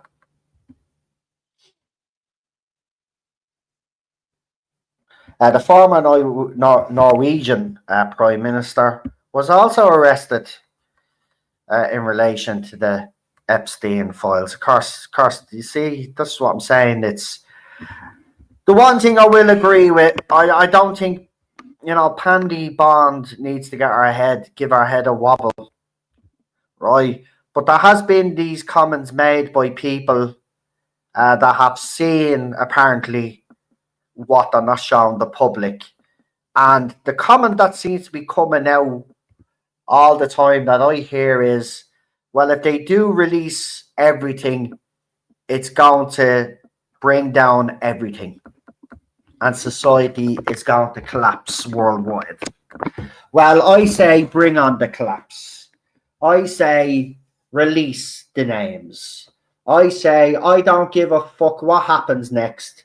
The bottom line is we need to know who all of these people are, and they need to be all sorted. Right? And if society burns or it destabilizes governments or monarchies or whatever, I don't give a shit. I want those names of every Irish scumbag that ever met with Epstein, communicated with Epstein, or whatever, right? And I don't care if it brings down fucking society or brings down governments or whatever, right? We need to know who these people are. End of story. And Pandy Bondi, whatever her fucking name is, Pam Bondi, whatever the fuck, stupid whore, right? She needs to fucking give her head a fucking wobble, right? And release whatever she fucking has, right? And don't redact the names of these fucking creatures. It's funny how she actually didn't redact the names of all the victims, but she redacted all the names of the guilty people. Fucking disgusting. Traumatizing victims all over again. And for what? And if President Trump is on it, right, then I don't give a shit. If he's on it, we want to fucking know, right? And this is the thing, right? If he's done that, the people have a right to know, right? I don't give a fuck if you think he's great. If he's a fucking pedophile, then I'm sorry. And this is the thing. The more that she does this and does what she's doing, people are going to continue to believe that Donald Trump is guilty of something. So if you want to stop that from happening, well then do the right fucking thing. Yeah, of course he's on it. We all know he's on it now. I mean, they're all involved. I mean, this is what the sick thing about it is. A lot of people advocated for fucking that man. And that's the thing. That's why some people are in denial. Because they don't want to think that the man that they advocated for happens to be one of them. And then I hear this shit. Well, he was an informant for the CIA or the FBI or whatever it was. All right, if he was, that's fine. But show us the evidence that he was. Show us the evidence that he was the one that had Epstein arrested in the first place. It'd put all of the shite about Donald Trump to bed, but they won't. So, as someone said there, this is why people think Trump is on it. I want all names. I want all the names of the Irish politicians and the music the music people that are involved, right? And Roger O'Gorman, by the way, here's another thing as well I just want to say to you all. Why, how is Roger O'Gorman able to walk around the streets of this country when he deleted emails and files? I'm not saying anybody should do anything to him, but why isn't the media hounding him? Why isn't the media asking the questions that need to be asked? I'll tell you why, because some of the media are involved. So as I said, it's every part of our society has been infiltrated. There's even a photograph of the Pope John Paul II, who I love, by the way, and I make no bones that he was the last Pope as far as I'm concerned, and he was my only Pope. But the fact there's a photograph of him meeting Epstein and that other fucking slag that he was with, that just fucking, it makes me sick. Now, in fairness to the Pope, he probably didn't know that Epstein was this, that, and the other. But it's not a good fucking look.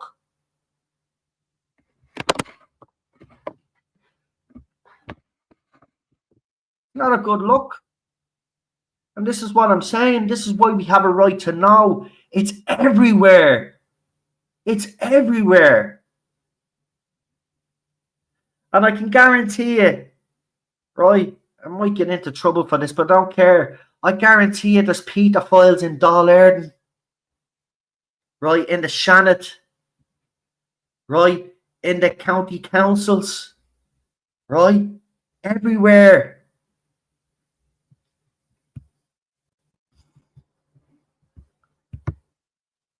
The media in this country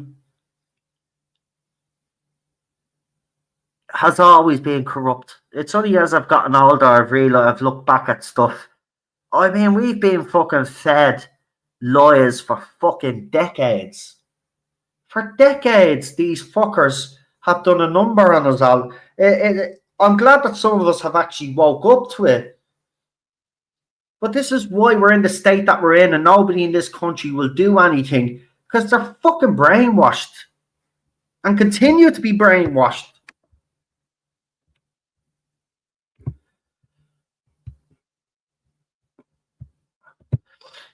Frank, in relation to the DEI, bring up the people that hired them, trained them, and vetted them exactly, and then lock them fucking up. Have them charged with the I don't know if you can actually charge them directly with murder in the first degree, but maybe manslaughter or something. But they are responsible for Frank Daly not being alive now. They can't even control a donkey and cart. You know, you're absolutely right, though. I don't know why I'm laughing, but oh, stop, you're killing me. You're killing me with these fucking comments. Society will not collapse. Nothing will happen. Things will just get worse. We'll see, Frank. Have a little bit of faith. I agree with you now. So would I. It's sick. No jab here says, of course he is on it. Well, that's that's the thing. The fact that this is still going, and he said, you know, they said that there would be there was no criminal activity. When we all saw the photographs, I mean, how can anybody say after looking at those photographs that nothing criminal has gone on, unless you're part of it? The MSM are complicit in relation to traitors in government, says Barry. I agree. Anne says, exactly, O'Gorman getting off scot-free. I mean, so this is an interesting thing as well, right? Leo Varadkar, remember he just decided that he was not going to be Taoiseach anymore. Yeah, and then there was rumours circulating, and he denied those rumours and stuff like that, right? But why hasn't that been looked into? Like that's always has seemed strange to me, that Leo, a career politician that wanted to be Taoiseach in this country, then decides he doesn't want to do it anymore. And now all of a sudden he's on X singing like a canary. He's giving these opinions on stuff. And I'm like, why are you giving your opinion on what's happening in this country? You decided to give up being leader of this country. So what are you giving your opinions on stuff for? Keep your nose out of it. It's nothing to do with you. It's nothing to do with him anyway. Right? He should never have been Taoiseach of this country. And that's another thing that needs to be sorted when nationalists take over.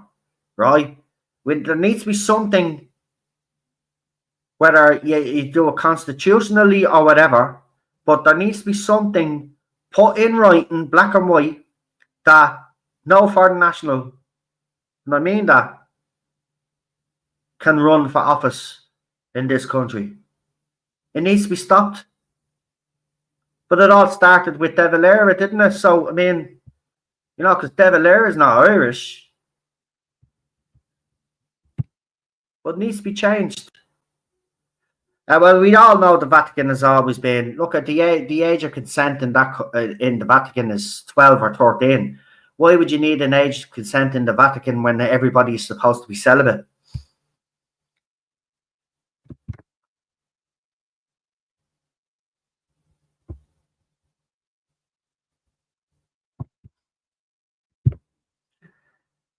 Hugo Cuttable, homicide. Everything is about one thing, control. Sources says it's another. Oh, she's talking to Anne there. That's okay. Leo the leader. Leo the lame.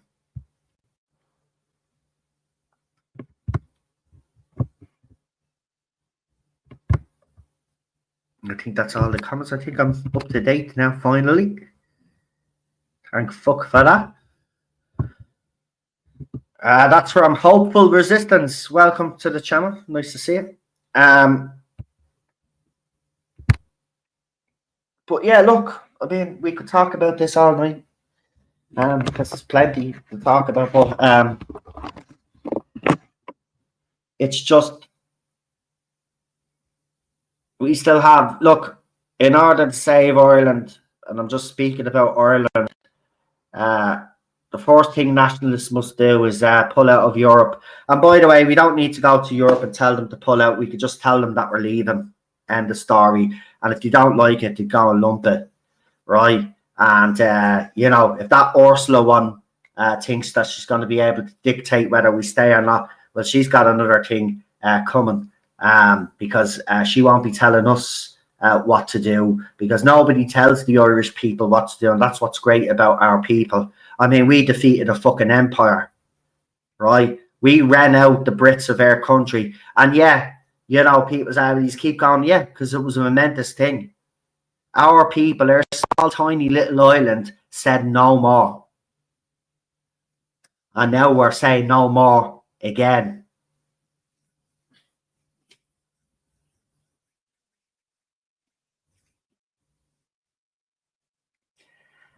I'm trying my first cup of mullen tea.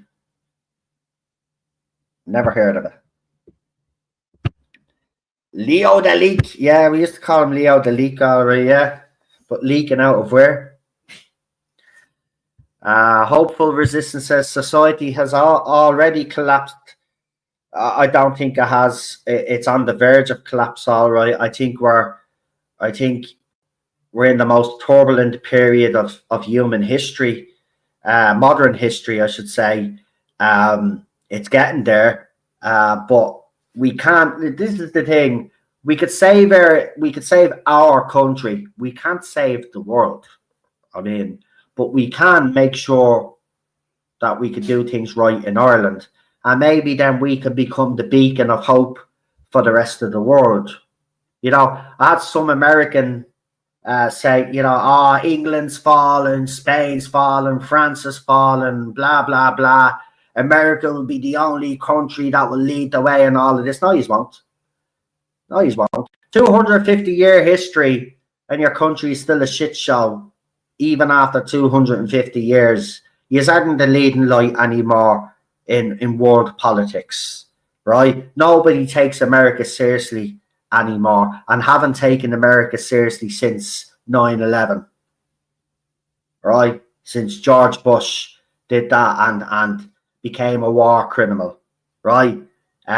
Maybe America may have been a beacon of hope decades ago, but it certainly isn't a beacon of hope. And as an Irish person and a person that lives on the European continent, I could tell you quite clearly that America is not where you Americans think everybody thinks about it. We don't. We actually think the country is a joke right now.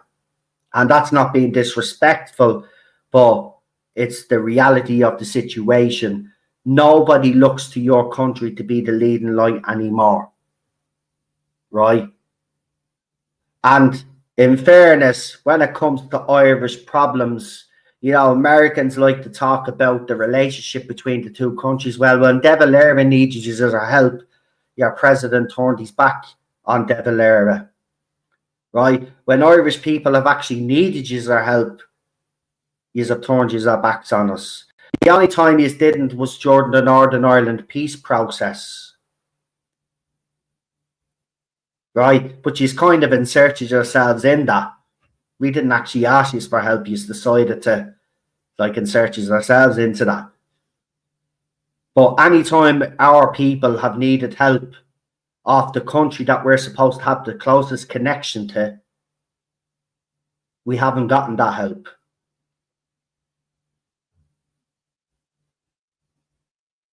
Right? We haven't gotten that help. And Donald Trump certainly won't do anything for Ireland. He talks a nice talk, Donald, but when it comes down to it, he's not going to do anything about Ireland. And I will say this, though, to the Irish people that are calling for Donald Trump to do something like some sort of traitor. I've always told you from the very beginning, only the Irish people are going to save Ireland. There are no saviours out there, right? There aren't. Only we collectively, as a people, can fix this country. And only we can get rid of the rats.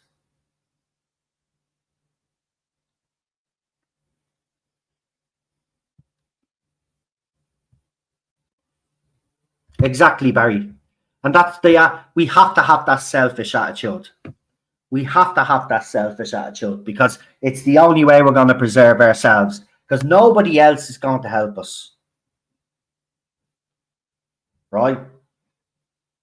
And yeah, the Americans and the Irish Americans like to talk about this close relationship. We don't have a close relationship. You have never helped us when we've needed help.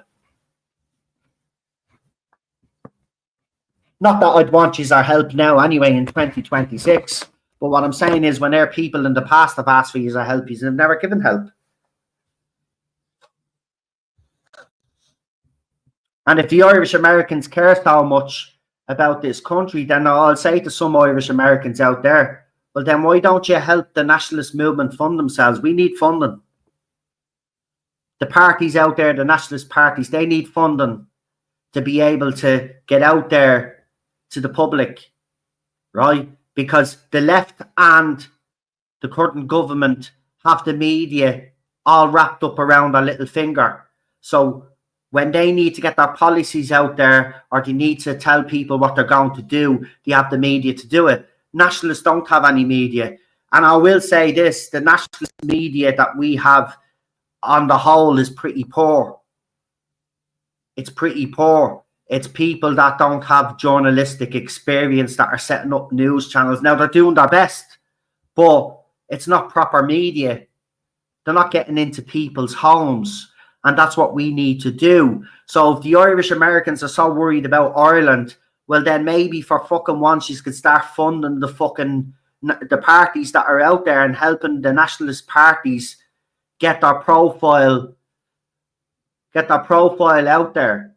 Because I do know that Ireland First and Ireland First and Sheena Dina and other parties like that are doing a lot of work behind the scenes at the moment, gearing up for the next general election, right? But they're fucking They've got one arm tied behind their backs because they don't have the funding. They don't have the money that the left have. They don't have the money that the current government have, right? And unfortunately, in politics, you need fucking money, right? So if Irish Americans want to help, and I said this as well, do you remember I told about that we needed our own TV station? And a lot of you agreed with me, right? A lot of you agreed with me. So I went and I did a little bit of research. There's no way that I, on my own, could get a media company off the ground, right? I need money to do it, right? And that's the point, right? Irish Americans are giving their money to fucking Sinn Féin and giving their money to other fucking parties in the establishment, right? And yet they moan. And by the way, here's the shocking thing. Most Irish Americans don't realise that Sinn Féin have become traitors. They still don't know. There's a lot of people in America. When I tell people in America that Sinn Féin, oh, what about Sinn Féin? I thought they were... I said, Sinn Féin have sold out a long time ago. Sinn Féin sold out after the peace process. Well, they probably sold out way before the peace process. But the first time I noticed it was after the peace. They sold out. They sold out. And a lot of Irish Americans don't realise that Sinn Féin are a bunch of fucking traitors that want us fucking extinct. And I'm not having a go at Irish Americans, but I just hate when an Irish American comes at me, an Irishman living fucking here, born and bred here, telling me that I need to do more. Or we need as an Irish people to do more. Well, we can't do much with fucking one hand tied behind our fucking backs now, can we? And then you get these other godshites, oh, you need a revolution. I've said it before, right? Everybody knows where I stand with the voting shit, right? But I've gotten to the stage now where I'm not going to moan about, you know, people going down the political route anymore, because unfortunately for me, that's what nationalists want to do. They want to explore the political route, even though I think it's fruitless, but that's what they want to do. And I'm going to have to support that, right? Because there's no person out there, or no people out there that want to go to war, right? And that's just the bottom line. I said it ages ago when I did a video on here, right? The Irishness, what makes us Irish has been bred out of us for decades. Our people have become a bunch of fucking pussies. Not all, by the way, so don't take offense to it if you're in the chat here. I'm not calling you a pussy. I'm just saying the majority of our people, let's be honest, have become a bunch of fucking brainwashed sheep, little pussy bastards. These are the same people that fucking lined up to take a jab. These are the same people that were willing to be locked down for over a fucking year. Right? And if anybody started a revolution in this country now, it'd be squashed within a few minutes. Right? Because they have the weapons. We have nothing. And these are telling us to fight a big fucking machine.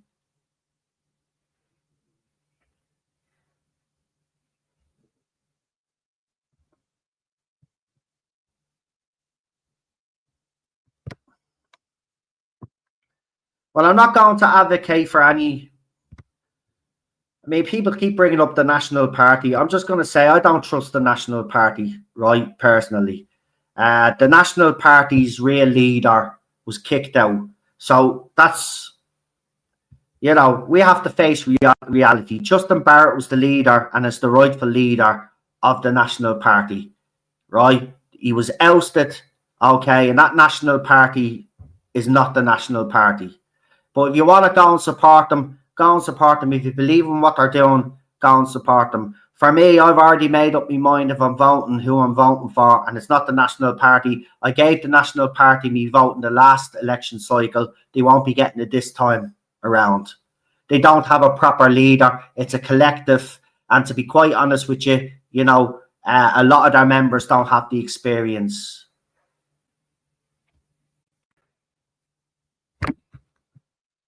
And the National Party will never be in government. And that's a fact. Right? So for me personally, you need to be forgetting about the National Party and the Irish Freedom Party. Right? There's a couple of new nationalist parties that have come over the last couple of years. They're only started. They're not tainted by the past or tainted by people that are trying to sabotage the nationalist movement.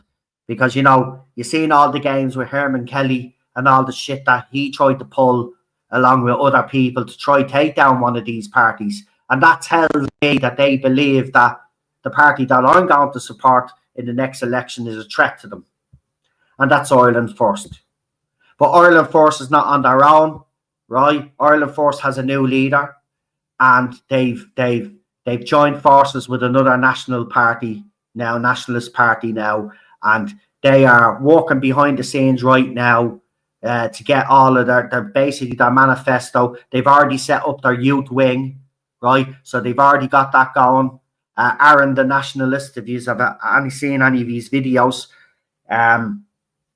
he's running the national youth wing now, and you know, things are moving forward. They're actually doing things the right way. But as I said, there's any Irish American listening, if you want to support the nationalist movement, well, this is what we need. We need our own independent media arm, right?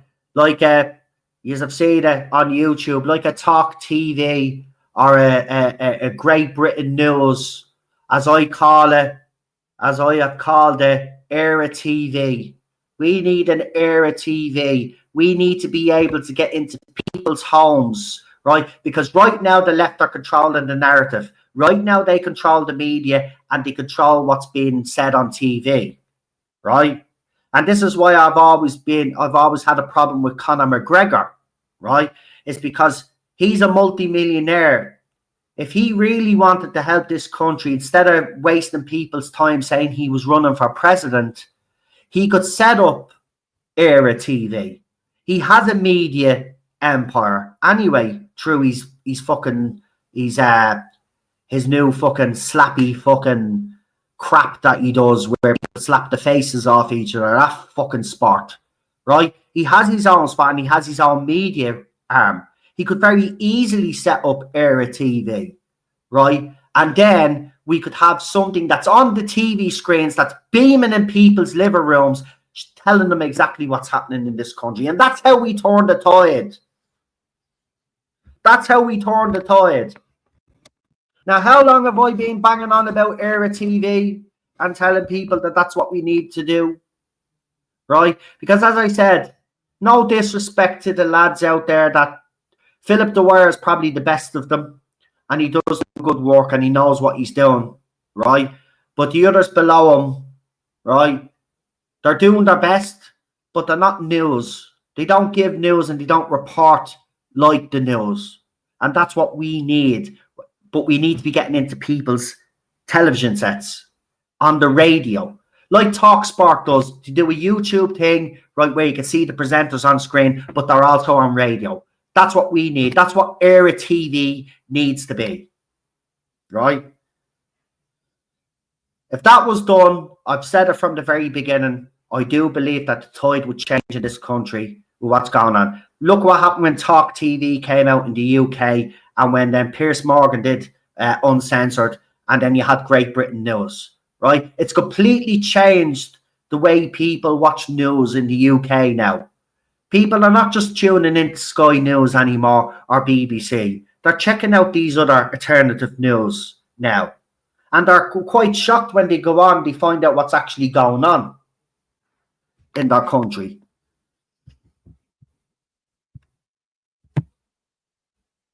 Bibi has been president of the US for decades. Don't go there. We've declared the right of the people of Ireland, the ownership of Ireland, and to the unfettered control of Irish destinies to be sovereign and indefeasible. Well done, Frank. Paul. Absolutely. And that's why I love our Constitution as well. Thoughts on Seamus? Oh, you really want me to go there? Okay. Okay, the little rat bag should be deported. His two daughters need to shut the fuck up because now they're only looking for attention. But you know, by looking at them, that they get fillers in their lips and they look like they do sunbeds. But they don't miss their daddy. They're doing it because it's been an opportunity to actually get a bit of fame. As for that dickhead, he needs to be deported from the United States of America because he committed a crime in Ireland and he needs to be prosecuted, right? And of course, he entered the country. He entered the country on false pretenses. And when his actual visa ran out, he decided to stay. Therefore, he broke the law. And as I've always said, if Irish people are in different countries and they do the same as these migrants have done in Ireland, then those Irish people need to be deported, no questions asked, and the Irish government must accept them, right? So I do believe that Seamus should come home and face the music. The fact that he's kept himself in ice and then thought that he could go and play the victim just goes to show you the mentality of some of our Irish people out there. But you know what made me laugh? Do you know what made me laugh and I thought was brilliant? The left, as usual, in this country put their foot in it again, right? Because, of course, they were all supporting him. And then they found out what he did. And now they're kind of like, they've gone all silent on it now. They haven't said that. And yeah, but you are used to supporting scumbags and dictators and fucking maps and pedophiles. And you love killing, you know, unborn babies. So I'm not surprised that you sided with a drug dealing scumbag like that. So yeah, he should be deported and sent back. And then when he does his time, then, you know, we should make sure that he's never able to go back over to the States again, right? And if his wife is American, yeah, if his wife is American, she could stay there, right? Because she obviously knew that he broke the law. So she's not coming over here because, you know, scumbags attract scumbags. Anne says, don't fund Sinn Féin. I would agree with that. And I would say, yeah, why don't you buy me a coffee? I do have a buy me a coffee, but it's really for me Doctor Who. But if you want me to put in the buy me a coffee, I will. But I want to make clear that I have this buy me a coffee from me Doctor Who channel. And it's not really for this. But if some people do want to support me, of course, I'm not going to say no. Why would I say no? It's not as if the money is going to personally benefit me. It'll be used to buy equipment or whatever I need moving forward or whatever. But if I could only make Era TV a reality, right? I have ideas, but as I said, you know, I have ideas. I know what we could do, but I'm not in the financial position to do it. Because if I was a multimillionaire, trust me, if I had Conor McGregor's wealth, I would do everything in my power to destabilise this government and support the nationalist movement. I would fund them all, right? Independence parties, you name it, right? And I'd set up that arm and I'd absolutely fucking crucify the government, because that's what needs to happen. But I'll put it in there, Barry, if you want. But as I said, I just want to make clear it's normally for me Doctor Who channel, but you know, if people do want to support me, then I'm not going to say no. I'm not going to be one of these people to say no, because at this stage, you know, as I said, I do get embarrassed if money is handed directly to me, you know, because some people, as I said, in the movement come up to me, "No, you do great work, to give you a few quid, keep up the good work." And I'm like, I don't want to take that. And I haven't. I've refused money. But I suppose the buy me a coffee is a little bit different, isn't it? But look, support whoever you want to support in the nationalist movement. I just personally don't trust the National Party. I don't think there's enough experience there for them to make inroads. Because I just want to make one more point, right? There's a general election coming up in how long? 4 years? We've got 4 years, is it, till the next general election? Right. It's not Fianna Fáil and Fine Gael, the current government, that nationalists need to be worried about, right? Because they've already dug their own graves, because the public opinion, look at Micheál Martin's approval ratings and all, right? Look at the party approval ratings. They're the lowest they've ever been, right? So they've already shot themselves in the foot.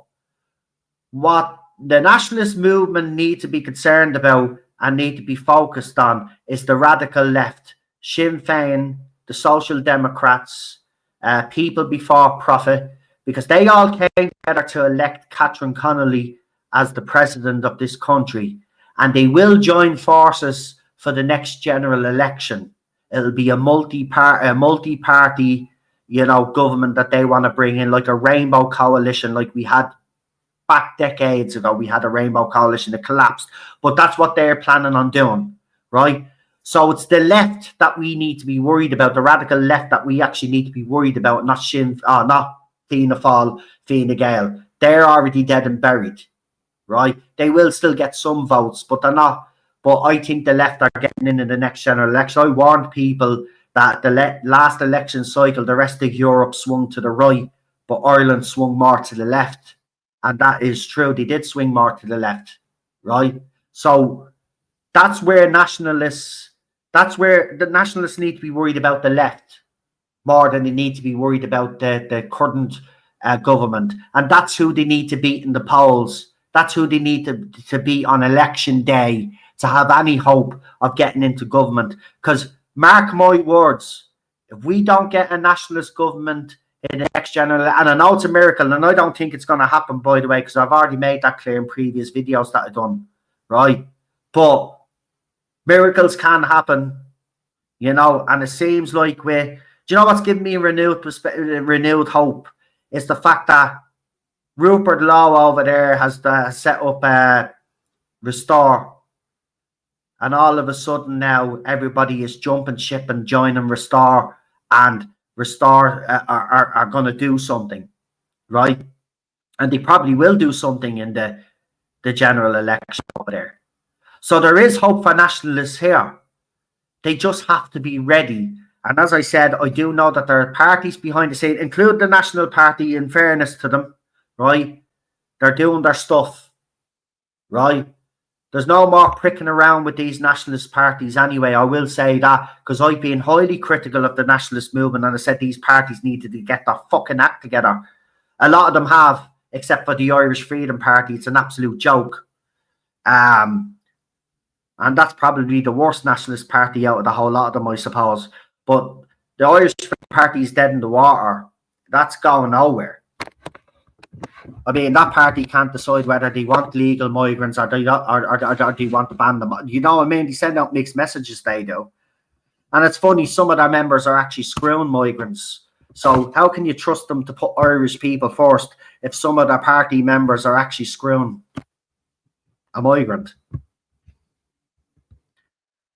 The National Party membership is €20 a year, but will it take larger donations? I don't know. See, this is the thing as well. I try to advise people out there, especially some of the nationalists that I know, and some of them that have parties. And, I did say that there needs to be a fund, some sort of kitty, right, set up that all nationalists, it's not restricted, right? It's not restricted, but independent nationalists and nationalist parties can dip into this kitty for, say, money for posters or election campaign, stuff like that, right? I said all of this two years ago.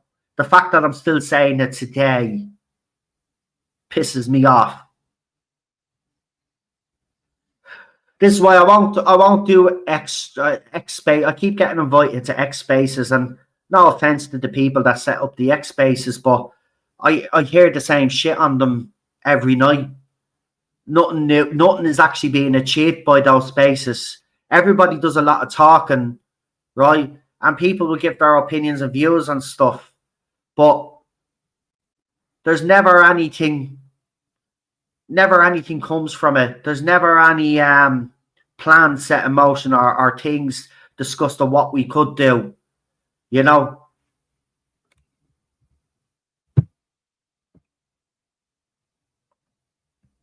Yeah, he needs to be deported and sent back home. End the story. He's a criminal, right? And he broke the law in the US as well. If we're going to listen, if we're going to hold migrants to the same standard, if we're going to hold migrants to a certain standard, then Irish people that also are living abroad, if they break the rules, then we should hold them to the same standard as migrants and should be sent home. Simple as that. And a lot of people are saying they have no sympathy for him. Why would you have sympathy for him anyway? He did it to himself. He actually did it to himself anyway. And you know the worst part is he got the media involved. He actually got the media involved, and he didn't think for 2 seconds. Oh, hang on, maybe I shouldn't have said that in here. They'll probably check into me past the seat on an actual scumbag.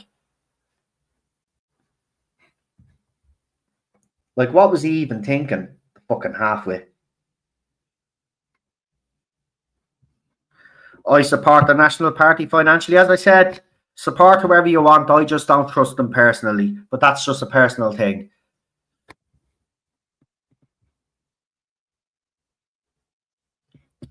In fairness, Barry, I've been highly critical of that in the past. But it does seem to me that there are people within the nationalist movement, some of the parties, are actually ignoring all the hatred now and ignoring all the drama, and are just focused on what they need to be focused on. But you are right, there still is a few out there that are fighting with other nationalists, but that's because they want the power and the ego for themselves. Like, I'm going to say it out straight here and now, right? Herman Kelly, right, is mad on power, right? And that's why he tried to sabotage another political party, right? Because he wants to be Taoiseach of this country, right? And he's even willing to take down his old party, the Irish Freedom Party, even though all the proper processes were put in place for his removal, right? And he's still trying to sabotage them, right? And the worst thing is he's working with enemies to do it. And that just goes to show you that these people will literally do anything to get into power. But I warned people about Herman Kelly anyway when I first started, and I was criticised. You're one of those people trying to disrupt the... No, I'm just trying to tell you that this fella is a traitor and a sellout, and he literally sell us out if he's given half the fucking chance to do it.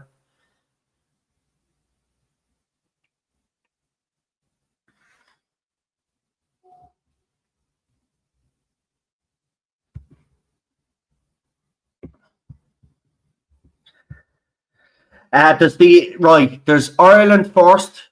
They've joined forces with Sinn Féin. That's as I said, Eireann the nationalist does the youth.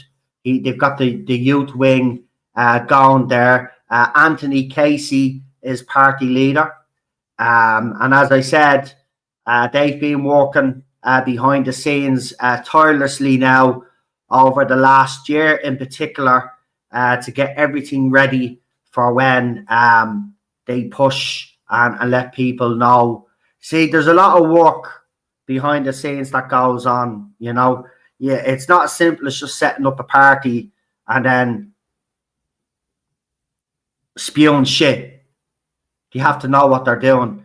And as you know, Ireland First was originally under Derek Bly. So now they have a new party leader and the party is going in the proper direction that it needs to go in. There's been a lot of work behind the scenes to help achieve that. As I said, the youth wing has been set up now. So the party has its own official youth wing.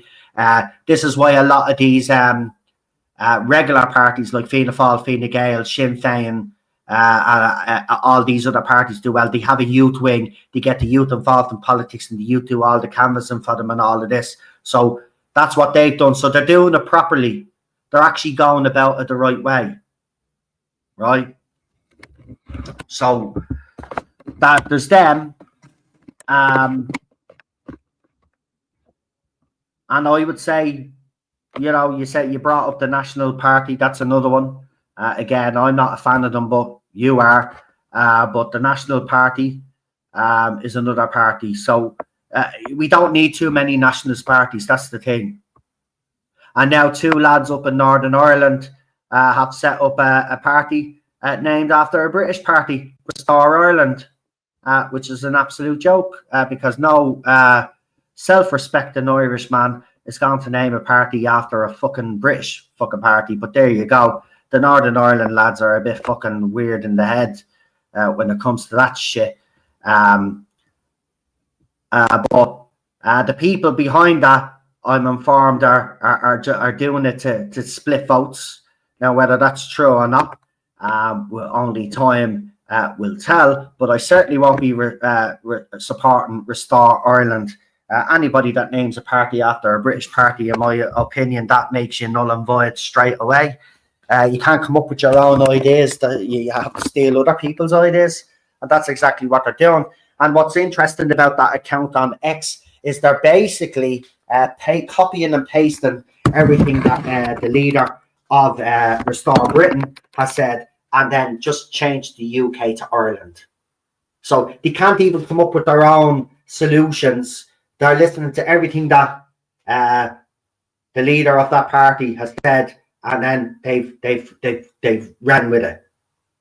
They ran with it because they've no original ideas. And this is the worrying thing as well. You know, Ireland's different to the UK, right? Okay, we can't be doing the same. It doesn't work, right? We might live next door to each other, but the bottom line is, both people, yeah, we do have our similarities, but we're also different.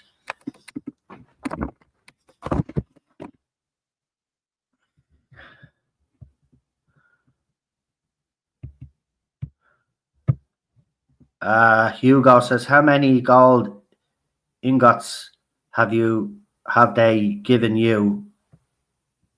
Well, I don't even know what that means. You had me there on that one. I don't know what that means. It's too fractured, says Fanula. And I've told Sasha what other parties there is there. Yeah, we've done that. The National Party is unelectable. They won't change. I agree. That's the thing. Yeah, they won't.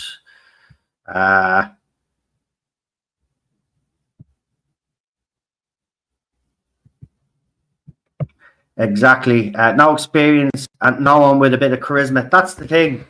Someone says to me the other day, someone said to me last night, we need our very own Rupert Lowe. And I was like, we don't have one.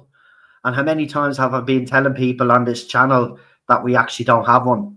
And this is the thing. There's not going to be any saviour to save us, right? We don't have anybody in the nationalist movement right now with that charisma. But that can come. And this is why I will wait to see what these nationalist parties that are actually getting their act together behind the scenes, I will give them a chance, right? I will give them a chance to see what they offer, because it's only fair that we do, because you know what I mean.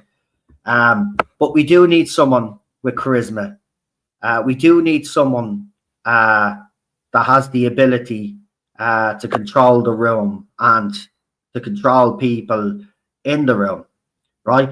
And we did have a leader like that. Of course, when I mention his name, I'm going to get stick. But I'd just like to say, from a personality point of view, not what he ended up doing, but from a personality point of view, we did have a leader that had charisma. And his name was Charles J. Haughey. Unfortunately, he was a corrupt piece of shit and took a load of brown envelopes. But in saying that, if we had someone with his temperament, right, and his skill set, without the corruption part, then we'd get somewhere in this country.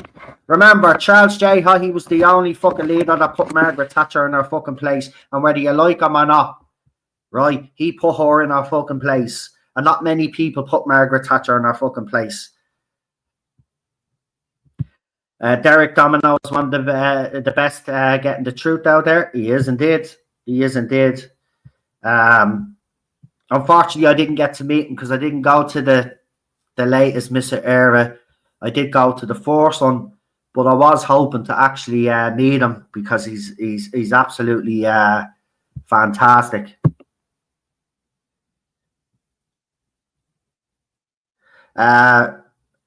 Ireland Force have set up Gale Force Media. I know they have, but again, it's not going to have the impact that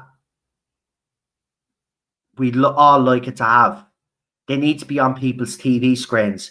It's all well and good setting up the media and having a YouTube channel and being on social media. I think people forget real life is not on social media, and most of the Irish population is not on social media. Right? Well, I think we live in this social media bubble. Right? And that's where I think the MAGA went wrong when Donald Trump lost the election. Now, whether it was rigged or not, that's up to you to decide. I do believe it was rigged.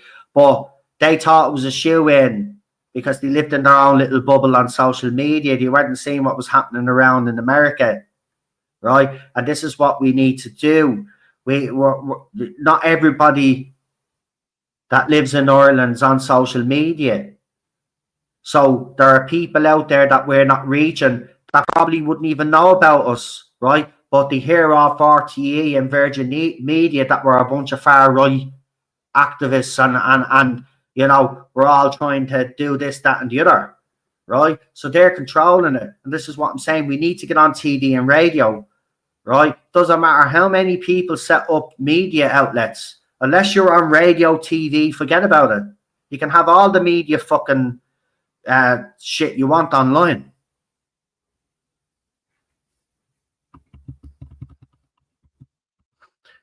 You need to reach into people's homes. It's the only way we turn this.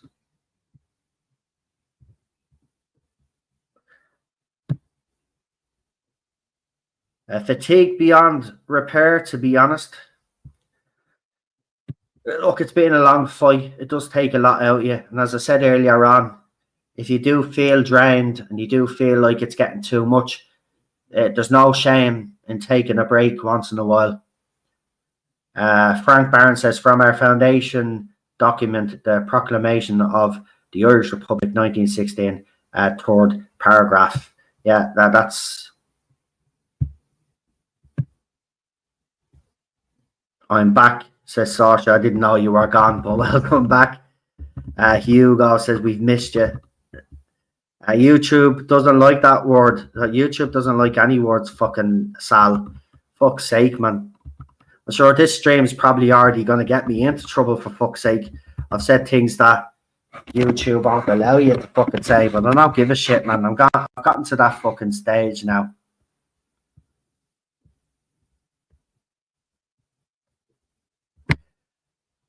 The older people, 70 plus, demoralise me most when we point out objections to mass migration, bringing about our replacement. I just witnessed it tonight.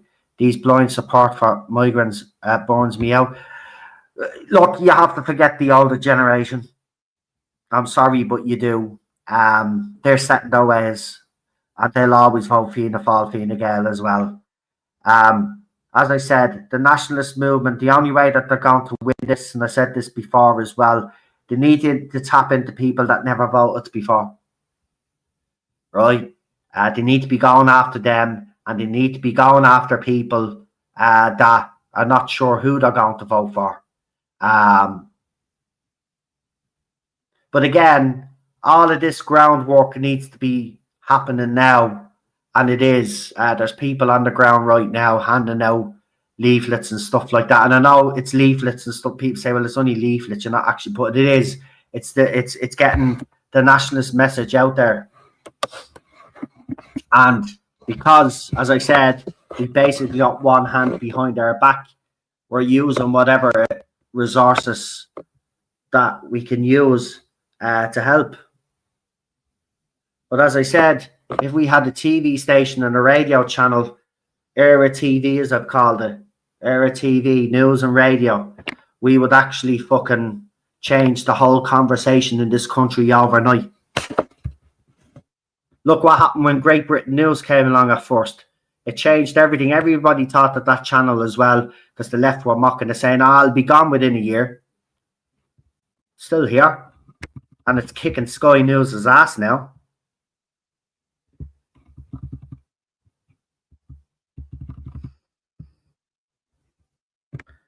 Someone says, you're right, the wife should stay over there. Yeah, well, we'll see. They'll probably, you'll probably get the left now crying for her to be brought over to Ireland on taxpayers' expenses, because a lot of people are asking, because Sasha asked, you were talking about Seamus, the criminal who should be sent home.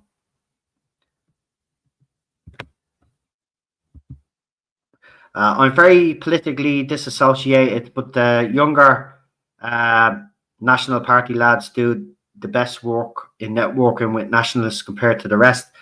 I mean, I have seen them go around Europe and stuff and try learn off other countries. But again, I'll say this: it's all well and good doing that, but Ireland is such a unique country and demographic that what necessarily works in other countries wouldn't necessarily work in Ireland. So yeah, they're still going and doing the research, I suppose.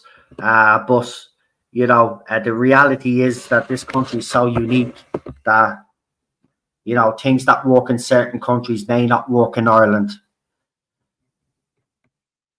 I think the left are going to get in power the next time. So do I. I've been warning people for the last couple of years that the radical left are the next government, and I got laughed at. But Sinn Féin, Social Democrats, people before profit, and Solidarity coming together. They came together to elect the president. Yeah, okay, it was the lowest vote or turnout, and a lot of people spoiled their votes, but she still got elected.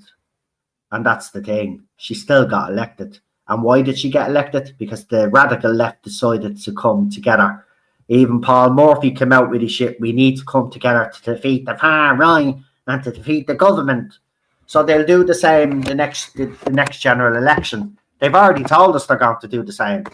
So why people are ignoring that? It's not Fianna Fáil, Fine Gael people need to be worried about the next general election. It's this lot.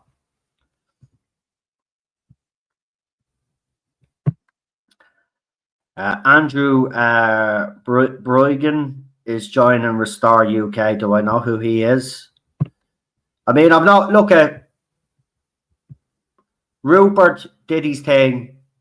He put out his video. He explained what he was going to do. And if you're a British person, right, who believe that your country is for your countrymen and women, then he said and did all the right things. Right? We need something like, we're not Restore, but we need someone to be speaking like that in this country. Right? But right now, we don't.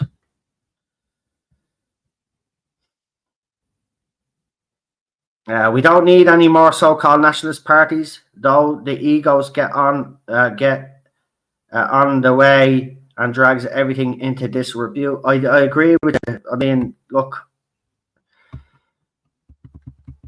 we've got too many parties now. So, again, it's all, for me, when the election comes up anyway, I'll be telling people to vote.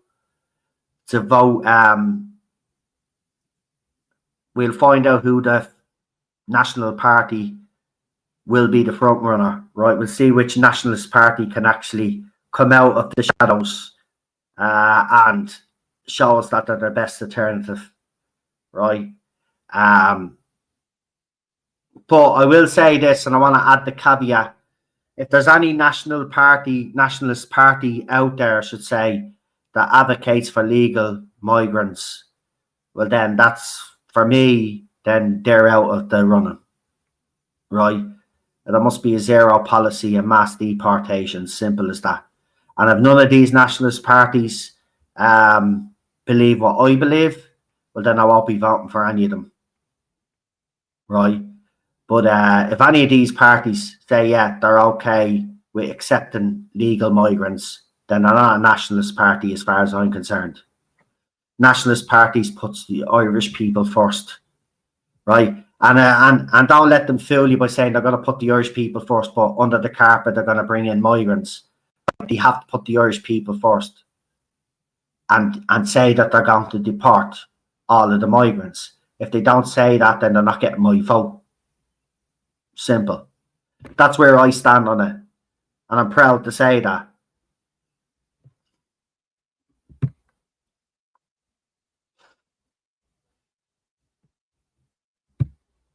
Frank's just pointing out that 20 quid is the normal rate for party membership. That won't buy gold, much gold. This says Hugo.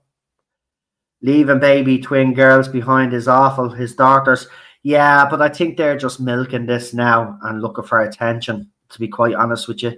You know, they said what they had to say, but why is the media still interviewing them? Do you know what I mean? We all know he's a scumbag, so you don't need to keep, you know, talking to his daughters who love the lip filler and the old sunbeds. And apparently one of them is pregnant and he's going to be a granddaddy. I don't think he gives a fuck, love. I mean, he went to America and married another woman. Do you think he gives a fuck about your child? Doesn't give a fuck about you two. Imagine saying, oh, yeah, we want to reconcile with our father. I can tell you, my father did that to me and was over in America, and then all this shit happened to what's happening to happened to my dad. I wouldn't be going on the media saying, oh, I want to reconcile with me dad. I'd be like, fuck you. So what he's coming to me about me dad? I don't give a shit.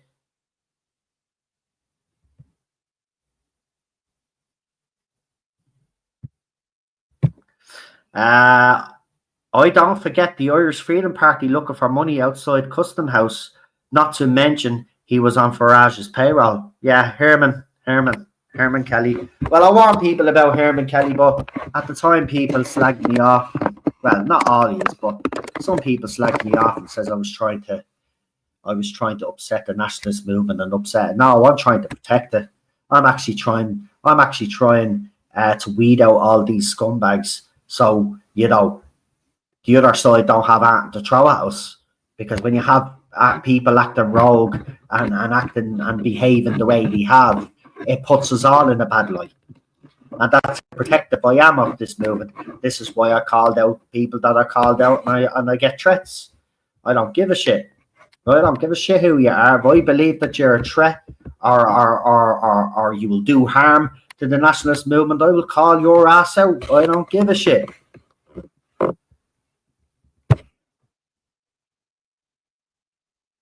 Herman and Justin have spent the last 40 years trying to get elected. Well, I don't know about. I don't know about that now. I know Justin has been involved in politics for a long time, but maybe to people out there, Justin is a bit too much for them. But at the end of the day, you know, what is Justin saying that's really wrong? He's not really saying anything wrong, is he? He's being straightforward. He tells people who he is, and he's not ashamed of it. You know, he wears it well, and he wears it with pride, and he shouldn't be knocked for that. You know, and what happened to him with the National Party was an absolute disgrace. I like Justin. I voted for his wife. She was the National Party candidate. I voted for his wife.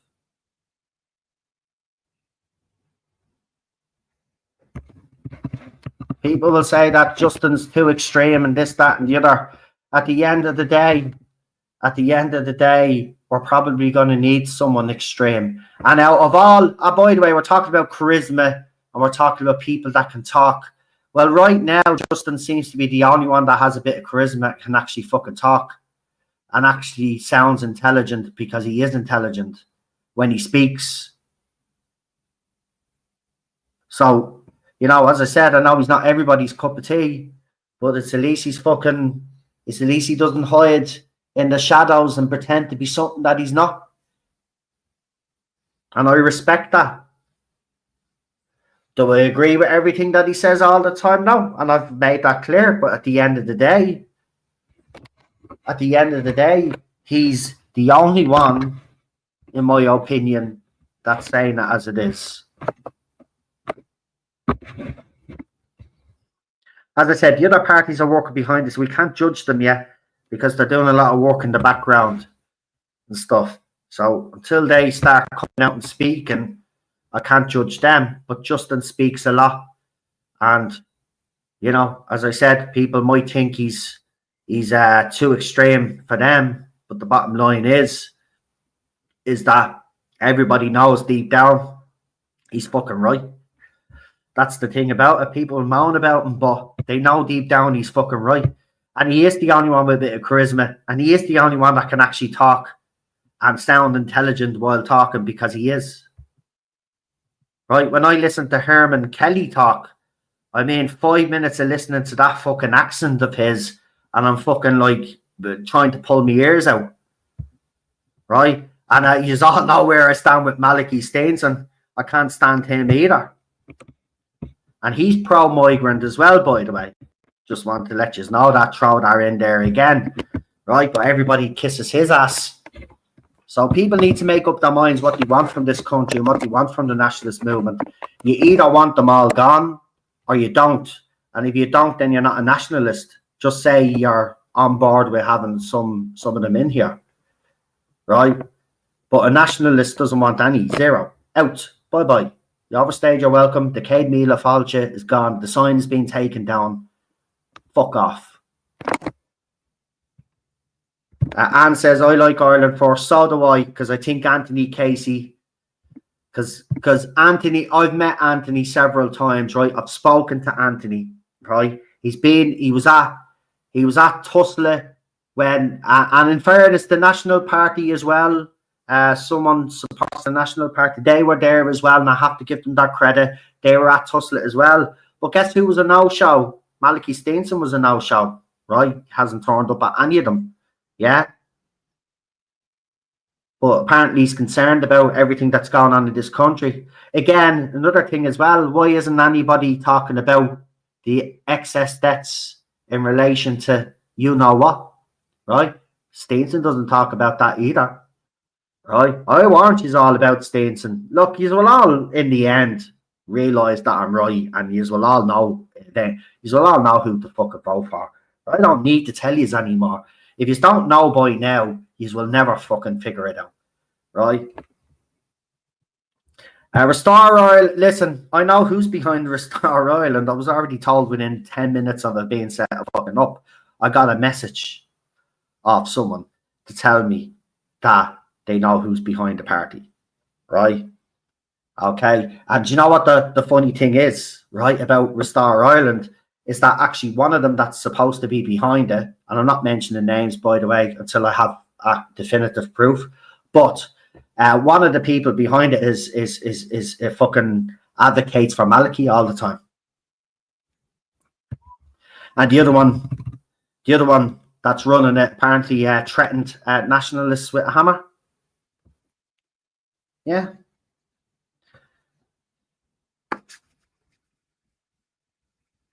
And the funny thing is one of them is actually shagging a migrant.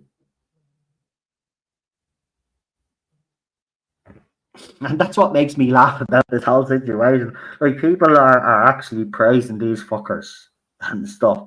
And like, I went into him. I said, what are you banging on and giving out about Africans for when you shag one? You fucking dope, you. By the way, the people behind Restore are from the north of Ireland.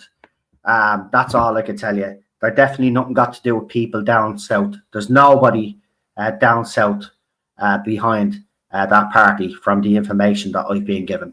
And if there is, they're an absolute disgrace and should be actually exposed and called out for it, because if you name a party after a British fucking party, then you're some sort of fucking sick psycho. Right? You can't even come up with a name of your own. You have to steal a fucking British party's name and then steal their policies and then just erase Britain with Ireland. Paul running the monk, take the vote away. Paul said he work with the monk. Paul's running the monk, take the vote away. Paul said he will work with the monk. Well, the thing about it is there's only one seat up for grabs, so Paul won't be working with the monk. I don't know where that's come from, because it's the Dublin by-election, isn't it? So there's only one seat, as far as I know, that's up for grabs, unless someone else has actually left. You can fill me in on that. Have I missed that? But the bottom line is, that Jerry Hutch has been brought back to split votes. Now people are saying that Paul shouldn't stand because Maliki is standing and nobody should stand in Maliki's way. I mean, don't know how many times I have to tell people Maliki is not one of us. He's not a nationalist. He never was a nationalist. Actually, if you go and look at Maliki Steenson's political career, you will see that he was a lefty twat. Right? He's a commie. Right? That's what he is. Right? He's not a nationalist. He's pro-migrant. Right? He was there at East Wall, right, when Val's brother was telling people from East Wall to shut up, that they were talking, and that they loved the Muslim fella that lived there. They loved the fella there because he had a chipper and all of this. Maliki Steenson standing there. Right? Maliki is pro-migrant and always has been pro-migrant. Right? He's not a nationalist. People need to wake up. But again, I'm blue in the face telling people. But on Paul, yeah, Paul, I'll have a word with Paul, because I don't think Paul should be getting involved with Jerry. And if he has said that, I will talk to Paul myself when I see him. And I'll be seeing him pretty soon, because there's a couple of protests. So I will see Paul and I'll have a word with him myself. Because my advice to Paul will be to have nothing to do with Jerry Hutch, and not to get involved with Jerry Hutch on any level. Ignore the cunt. As far as I'm concerned, Jerry Hutch is a rival to Paul, and Paul should see him as a rival. Actually, you know, I know Paul won't say it to him, but if I was standing in front of Jerry Hutch, and this is the thing, I don't give a shit who Jerry Hutch is and what his connections are, and I wouldn't give a fuck if he had me done in, right? But I tell him to his fucking face, right? You get the fuck back to the shithole that you are living in, and don't be getting involved in Irish politics, right? And I don't give a shit if one or two people have asked you to fucking run. You get the fuck out of here. We've got a nationalist running, and you're not going to stand in that nationalist way of getting in and getting that fucking seat, right? But he's only here for that, right? Because we all know that Hutchie boy should be fucking locked up in prison. But why hasn't he been locked up in prison? Yeah? He's doing a favour for the fucking government.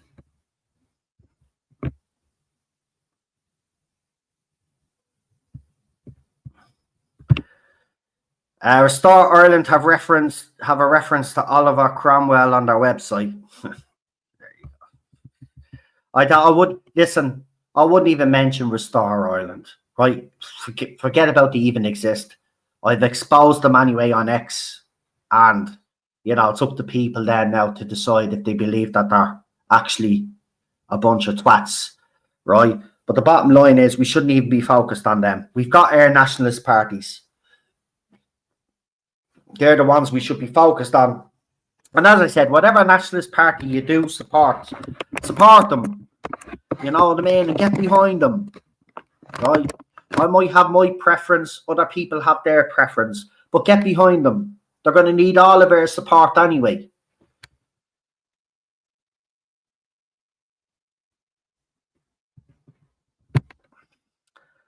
Era only. Some of the English nationalists rave on about Cromwell, and they don't realise in Ireland Cromwell equals devil. That's because people are stupid, Fionnuala.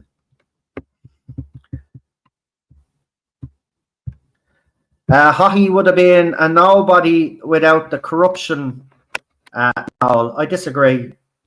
I mean, if your political opponent tries to destroy you, like he was nearly destroyed over the arms controversy, where he was accused along with other TDs of giving arms to Republicans, his career would have been finished there and then, but it wasn't. he came back and he took the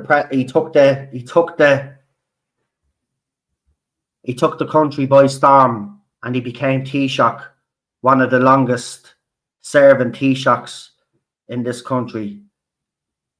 And he didn't just get there. You're saying basically he got there because, you know, corruption or whatever, or he'd be nothing without the corruption. No, he certainly had something about him to be able to bring himself back from the brink of being totally, you know, a forgotten man in Irish politics, to then become the leader of Fianna Fáil and then the eventual Taoiseach of this country. You have to have something about you, some charisma about you, to be able to do what he did. And that's what I'm saying. If you just take the corruption out and you just look at the personality of the man and the traits of the man that he had, we have nobody in the movement that even comes close to him in those terms. But you have to have something about you to do what he did in Irish politics. Seriously. He was a mad bastard anyway, right? He was a fucking... I mean, I watched that hockey, if you've ever seen it. He was a fucking... Seriously, man. He did not give a shit, right? But the one thing is that the politicians in Dáil Éireann feared him, right? They feared him. Because he'd fucking destroy it like that, right? But you don't get to where he got if you don't have a bit of charisma and you don't have the will and the skills that he had. It's just a pity that he did take those brown envelopes and he was corrupt, because if he didn't take the brown envelopes and he wasn't corrupt, right, I think people would be talking about Charles J. Haughey in a better light than they do today. I mean, he's still loved by old age pensioners in this country. I mean, if you ask people, grandparents about Charles J. Haughey, they'll always thank him for giving the bus passes and all of that. Right? So, certain generation loved that man. And even after all the corruption shit came out, you see that famous video of the old fella going over to shake his hands, even though he's being caught by the bollocks, right? The older generation loved him. And he also had a great team behind him to make him look good, and that's how he got elected as well. You have to have a good team about you, not just about the individual leader, right? But I have to disagree with you on that one, Hugo. Unfortunately.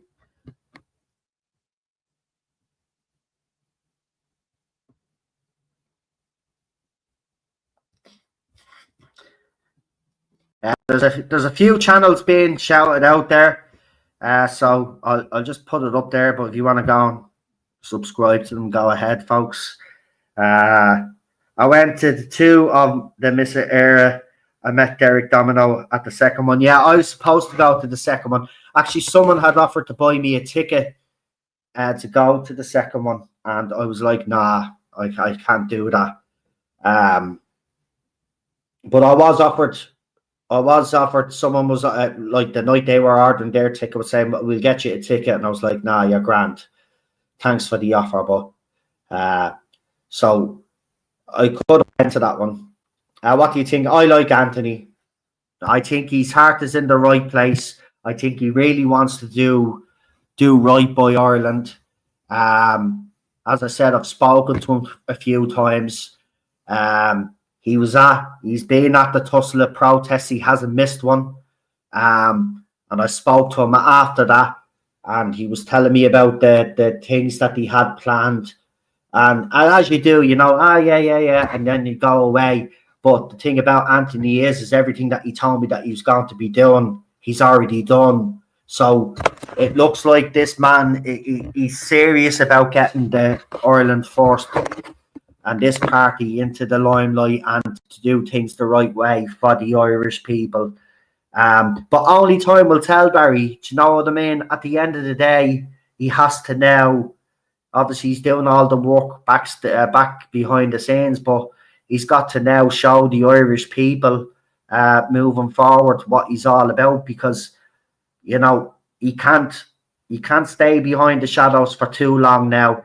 He'll need to really, this year anyway, he'll need to get himself out there now and start promoting the party. And I know they're doing that, but what I'm saying is he needs to be in the public eye a lot more now and try get himself on media outlets and stuff like that. But this is the thing, he's got one hand tied behind his back because we don't have Eireann. It's, as I said, Ireland first have had to set up Gale Force Media, but Gale Force Media is still only going to get them to a certain point. They need to be on TV. They need to be on that screen there. They're not on that screen, or they're not on Irish radio, right? Then they have an uphill struggle. This is why I've been giving out about Irish Americans. You want to fund? Don't be funding Sinn Féin. Help out the nationalist parties that are there. Fund them so they can get out there and get the information out there to the Irish public. Because there's still people out there in the country that don't even realise that there's nationalist parties out there. Posters need to be put up, meetings, no main speakers, a place where people can talk together. Exactly, Frank, because, that's what I like about the Tussla protests, is that the people that set that up didn't have any set speakers. They decided that whoever wanted to speak could go up and speak. So you basically went up to someone, would you like to speak? Yeah. And they put your name down. And there was a list of people then, names that were there, and they all got to speak. So that's the way it should be done. But if you go to a Malachy Steenson protest, and I'm just going to say it, and it's the truth, if anybody wants to have a go, why you're picking on Malachy, I don't give a shit. He's not a nationalist, right? But when you go to one of his fucking shit wank fests, right, you have to be either a councillor or, well, you're restricted. Basically, nobody can just go up and talk, right? If you're in his clique or you're one of them, you'll get to speak. But if you're outside that clique, you don't get to speak, right? So he does try and control who speaks. He does try and control the narrative, right? And as I said, he is pro-migrant because he's never come out and definitively said, by the way, and you can check it out because I've checked it myself, but he hasn't come out and definitively said that he has a zero policy, zero fucking. He's basically like us. Every migrant needs to live, right? He's never said that, right? If Eireann's actions will show you that he's actually pro, right? And when he has been, by the way, I have called him out on X. I don't just call him out here. I call him out to his face. I've asked him where he stands, but he ignores me. Right? This is what I'm saying. Then I call out his little mouthpiece. His little mouthpiece, Real News Era, he calls himself now. Right? Real News Era, he calls himself. He's not even the news. Right? He's a little mouthpiece for him. But again, how I know that Malachy is pro-migrant, the fella that's his mouthpiece is going out with an African migrant. Right? But he doesn't say anything about that. So he has no problem with hanging around people that are shagging migrants. So what's that fucking tell you? I've never trusted Malachy Steenson. As soon as I did the digging on him and I found out he was Workers' Party back in the day, and then when they kind of, when that went all awry, he joined the Republican movement, and they saw what he was, a flip-flop, and they fucked him out. I knew straight away what we were dealing with when we were dealing with Malachy fucking Steenson, right? And someone brought up about Justin and Herman Kelly trying decades to get into power or get into the Dáil or whatever. Well, that's Malachy Steenson's career as well. He's a failed politician. He has failed every time. And people say, well, he's a councillor now. But he didn't really want to be a councillor. He actually wanted to be a TD, but he failed there. He didn't get enough votes. And this is why it's ridiculous that he's running in the by-election. Because what do you think is going to change because nobody in the nationalist movement is actually going to vote for you. So who is your voter base? Who is your voter base? So that's why he's not going to win that seat. And by the way, Paul Fitzsimon's probably not going to win that seat either. Jerry Hutch is definitely not winning that seat. It's gone to a lefty. It's actually gone to a lefty. A lefty is winning that seat anyway. If we're all being real about it, a lefty is winning that by election.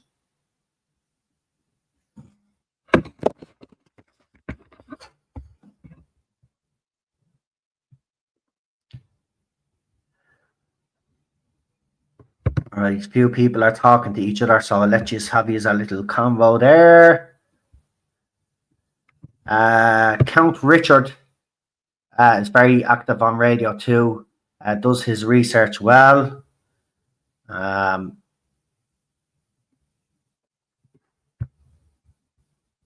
Yeah, as I said, some people might have YouTubers that they support and all of that. I have no problem with just promoting within the chat, but don't take the piss with it either. Do you know what I mean? Make sure that you do actually, support other nationalists, Irish nationalists as well, because there's plenty out there doing good work.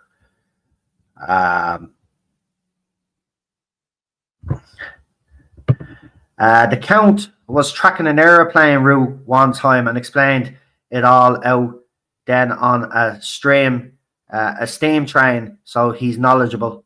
Barry says the problem is also the monk is a convicted criminal. A lot would say, sure, there are criminals in government already. Well, that's what they did say when they were voting for him. Well, we've already got criminals in Dáil Éireann. Okay, we do, but I'm sorry, I don't want a scumbag like Jerry Hutch in the Dáil. I know there's scumbags in the Dáil, but you want to replace one set of scumbags with another set of scumbags. That doesn't make any sense. We need to do things properly from here on in, right? So if I could advise Jerry Monk, and if Jerry Monk is listening, I would say to you, do the right fucking thing and walk away, right? And whatever the Irish government have promised you, or the Gardaí have promised you, right? You're a clever man. You've been able to evade the Gardaí for long enough. I'm pretty sure you could fucking disappear, right, and not be fucking found, right? The fact that you're actually doing what they're telling you to do to split the fucking vote, I mean, is an absolute fucking disgrace, because that's exactly what he's going to do. He's going to split the vote for Paul, not for Malachy. I don't give a fuck who splits Malachy's vote, right? Because Malachy shouldn't be elected ever to the Dáil, right? Let him rot in the council, right? He can't do any damage in the fucking council anyway. We are a unique nation, very true. We need our own unique strategies to address the existential demographic situation we face. Exactly, it's different here. We can't transplant other people's ideas here. And while I will say it is good that the National Party are probably going out there and looking at different ways of doing things, but they really need then to formulate their own plan, because our country is different.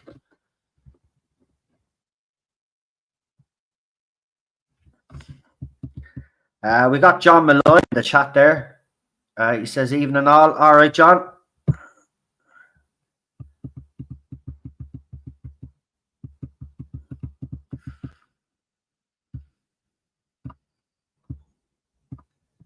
As I said, I'll always be straightforward. I speak my mind. People will agree with me, some people won't. But at the end of the day, it's an opinion, and opinions are like assholes. We all have them.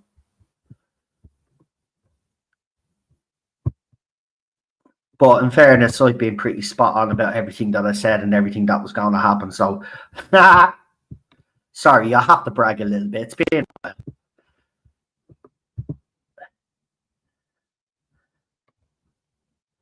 while. This is Ireland says, you ain't saying that to the monk's face. Listen, I would say it to the monk's face. I would tell him to stand down. I'd tell him, why is he trying to split the vote? What you hoping to achieve? What you think? Why would I be afraid of him?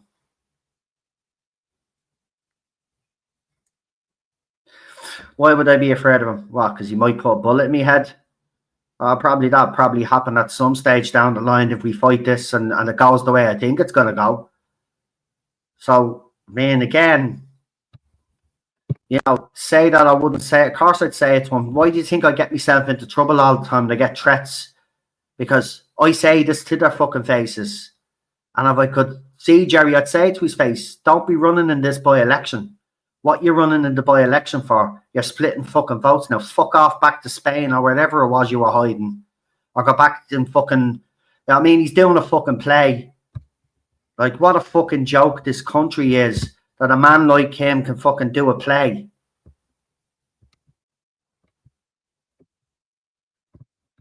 I know some people idolise him for some weird reason. I don't know why people idolise scumbags, but some people idolise scumbags.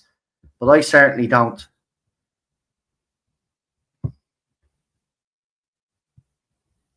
I don't give a fuck who you are, to be quite honest with you.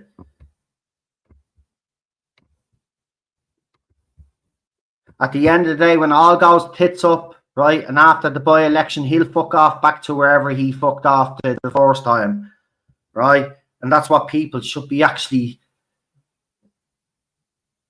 figuring out, that he'll fuck off as soon as it doesn't go well, because he's not winning the by-election. There's no way he's getting in, right? He's not going to get enough votes anyway. He's just there to split the vote.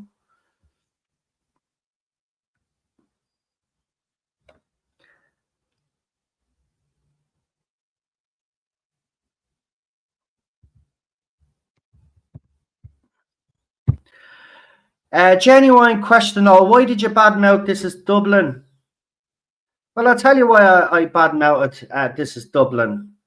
This Is Dublin is a grifter, and This Is Dublin seems to turn up, seems to be there when something's happening. This is a fella that had 60 arrests, but no charges. This is a fella that I had a conversation with, and I says that people like him that make money off X should put some of the money that they make, because they're benefiting off the misery of our people, should put some of the money into a bit of a kitty, as I spoke about earlier on the channel, that there should be a kitty that nationalists, no matter what party you're with, or if you're independent, that people like that were making money should contribute towards the nationalist movement. And he didn't like what I had to say. Right? So then yesterday, was it yesterday or the day before, he does another video where he's outside, is it Dublin or wherever it was, and he was shouting, fuck Allah, except he should have said Muhammad and not Allah. So the little prick is embarrassing the movement with his fucking behaviour. And as I said, you know, I'm very protective of this movement, and I do believe that people like that gobshite, right, who've been given a free rein, by the way, and I've heard other information about him as well, and if it's true, I know he's already admitted that he thinks of himself as a bit of a gangster, right? But as I said, I don't give a shit whether you think you're a gangster or you're a fucking Marlon Brando or the Godfather. I don't give a fuck who you are, right? I would call him out. So yeah, I did call him out because he embarrassed the movement yesterday. Right? It's fucking Mohammed, you stupid cunt. Educate yourself. If he wasn't actually injecting himself or taking the drugs that he's taking, maybe he'd know what he's fucking talking about. This is Dublin. Right? He does good work, me fucking arse. Right? What good work? He seems, and this is the thing, this is how stupid people are, right? He seems to be at every scene. Every incident, he just happens to be there. He just happens to be there.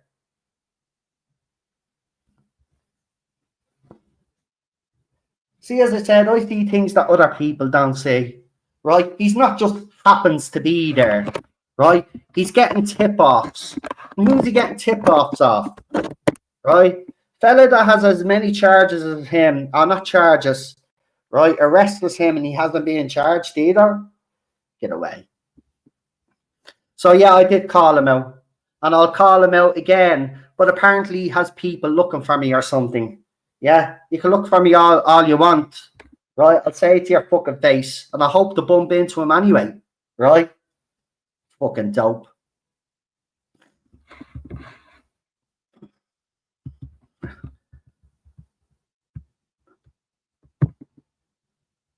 He does good work. What work? It's not even work.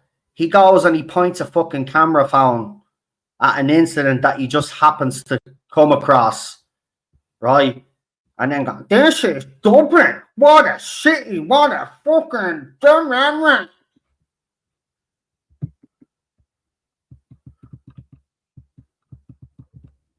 Herman is vermin. Haha, yes he is.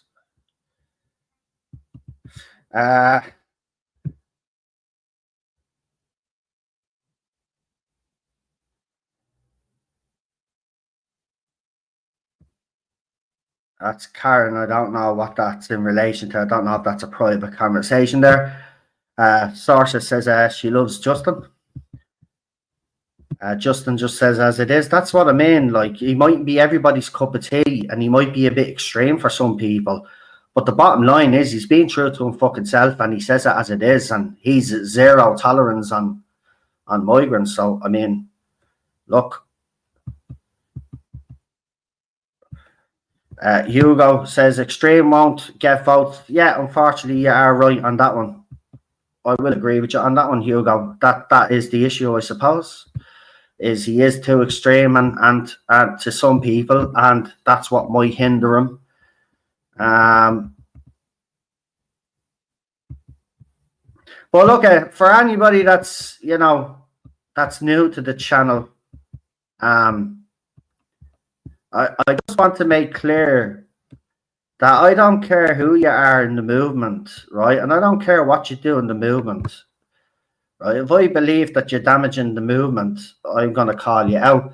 And because he did that, he had all the leftists then paint us all with the same brush with his bullshit, right? And, to go around and not even know. See, this is what pissed me off. If he had said F Muhammad, right, and did that and did his video and put it up, everybody be praising him. But the fact that he didn't know what he was fucking saying and hadn't got a fucking clue who he was fucking calling out, right? And then when he was told that you do know Allah means God, I don't care. Oh, this is Dublin, right? Idiots like that, right, will actually harm the nationalist movement, right? So I'll call them out. I don't give a fuck. I call out leftists. I call out fucking politicians, and I call out gobshites like that. I call out every side. Nobody's immune to my tongue, right? If I think someone is fucking bad, I will call you out. I don't give a fuck who you are. Same when I called out Conor McGregor. I didn't give a fuck about that either. I called him out. I didn't give a shit. I called him out to his face as well. Don't give a shit. I think Conor responded to one of me texts or one of me things. But I called him out. I don't give a shit. As I said, this movement will be protected at all costs. And I did say 2026 was the year that all of these little rat bags and all of these infiltrators and all of these fucking jokers that are using our movement are going to be exposed.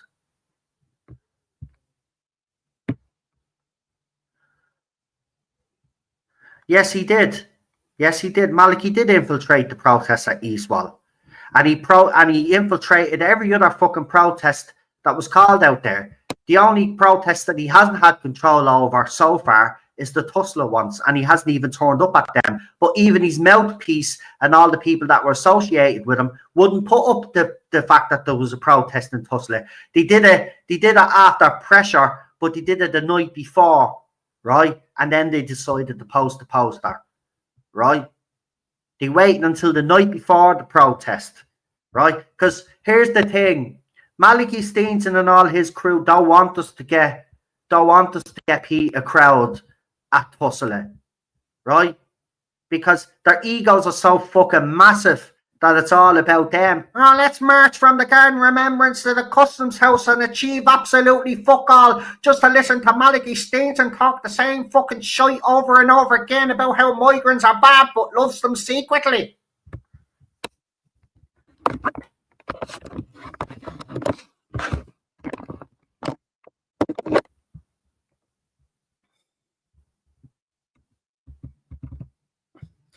Frank says Malachy didn't want to talk to him. No, Malachy doesn't want to talk to anybody. Right, I have a video where Gardaí actually exposed Malachy Stevenson, right, where the Gardaí were basically saying it was the Coolock when I went to all the Coolock protests, and I probably met some of you at the Coolock protests, and Malachy used to turn up after the fact. Now, he used to turn up while we were in the middle of the he turned up just to speak to the media, and then if he got an opportunity to speak at the protest, he'd do his little speech, and then he'd fuck off in his big black car with his missus, and he was gone. Right? It was the same with that other fucking gobshite that turned up at Garda HQ, that Sutcliffe fella. He turns up at the protest. Literally, the protest is already in full swing. He shows up, he grabs the mic, does a little bit of a speech, blah, blah, blah, blah, blah, blah, blah, blah, blah, blah, same shite coming out me mouth. See you later, boy, and fucks off and walks off. Right? I even had the Gardaí, right, when Malachy's missus is speaking to the Gardaí, and the Gardaí says, well, we sent Malachy's office emails.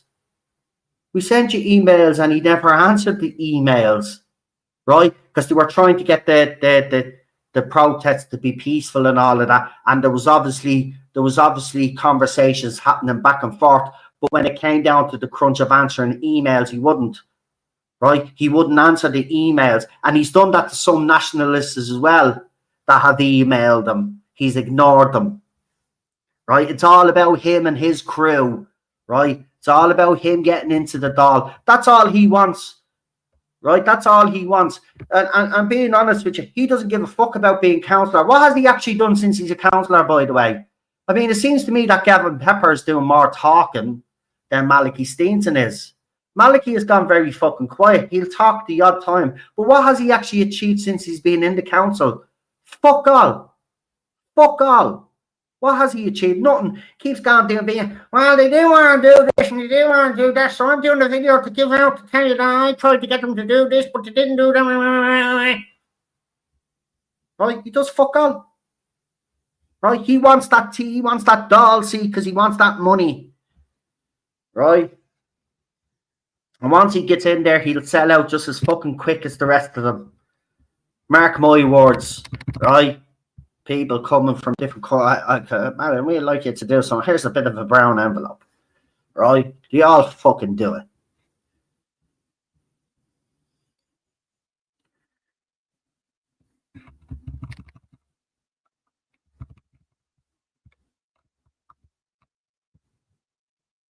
These people need to be called out because we need the real people that are going to run, that are going to save this country to come to the forefront. And until Malachy Stevenson and all his crew are defeated, then we're not going to get anywhere. We've got to stop them controlling the protests as well, right? And we need to oust all the little rat bags that Malachy Stevenson has infiltrated with his people, all of these grassroots movements, right? And all of these people need to be exposed and kicked the fuck out. Because until we do that, we're not going to get anywhere. Because I do firmly believe that this nationalist movement is under someone else's leadership. Because he does think he's the leader, even though he's not the leader. Because there's not one leader in this nationalist movement, by the way. It's a collective of people. But he likes to see himself as the leader, right? But since he's been controlling the protests, we've actually stagnated. We've gone nowhere, right? And have you noticed he hasn't called any protests, as far as I know, in 2026, and it's already, what, March? February. We're in February now, right? Nothing. Right? But you can guarantee if he does call one, it'll be from Garden Remembrance to the Customs House or to the Dáil. And what will it achieve? Nothing. It'll just stop traffic and annoy people, but it won't actually achieve that. And then he'll get up then and he'll speak the same shite that he's been speaking the last 4 or 5 years.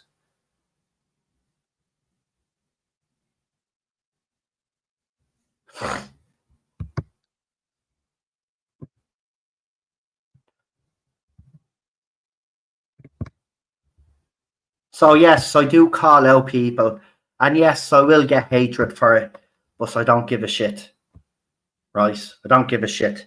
And if people have a problem with me calling out people, I honestly don't give a crap. I will continue to call out these people if I believe they're a threat to the nationalist movement, right?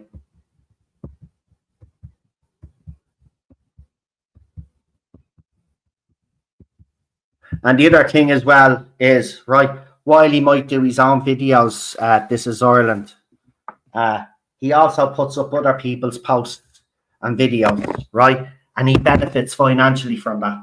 And if people think it's okay for him to plagiarize other people's stuff and steal their content and put it up and make money off it, well, that tells me what yous are.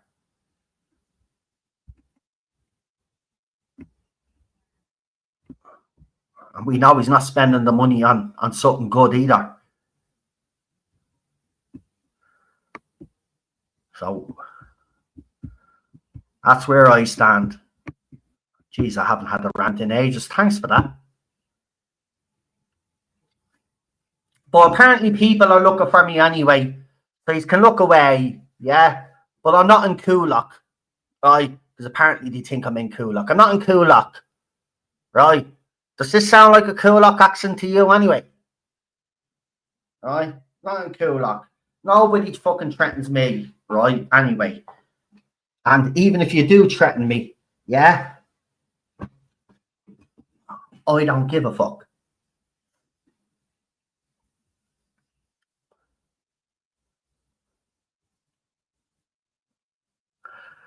You sound like a left-wing nutjob. Hate on everyone on the right. You're undercover. Prove it. Prove it. See people like you, right? See people like you, right? Low IQ fucking idiots, right? Who have an issue with an Irish nationalist calling out people that are harming the movement. As I said, and you've probably joined the stream late, I call out people that I believe that are harming this nationalist movement, but I also call out leftists. I also call out politicians. So if you don't like what I'm doing here, well, you don't have to subscribe, and you certainly don't have to listen to what I have to say. So you can jog on or you can fuck off. Yeah, either way, it doesn't bother me, right? Calling me. You know what? I always get that from people that they say you're a lefty plant or I'm a bot and all of this. I can tell you now, there are plenty of people in this chat that have met me personally over the years. And I mean, I don't even have to defend myself here. I'm pretty sure the people that I know would defend me. But I'm far from a leftist as you can get it. Listen, I've been at this for 10 years, right?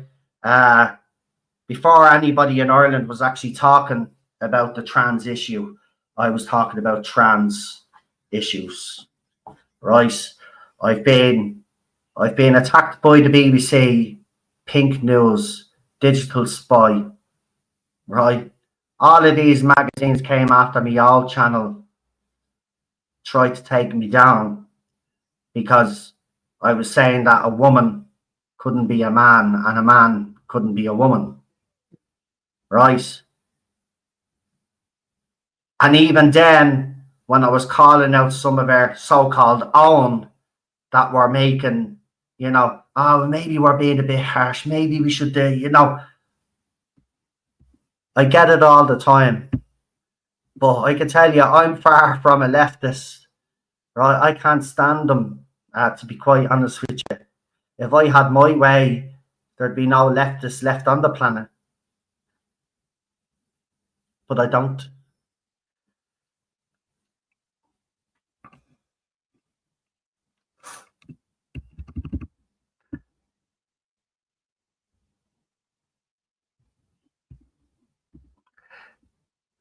Look, all I can say on that one is, though, Dennis, is that I have noticed that couple of protests that he had called last year, the numbers were lower than what he'd gotten in previous.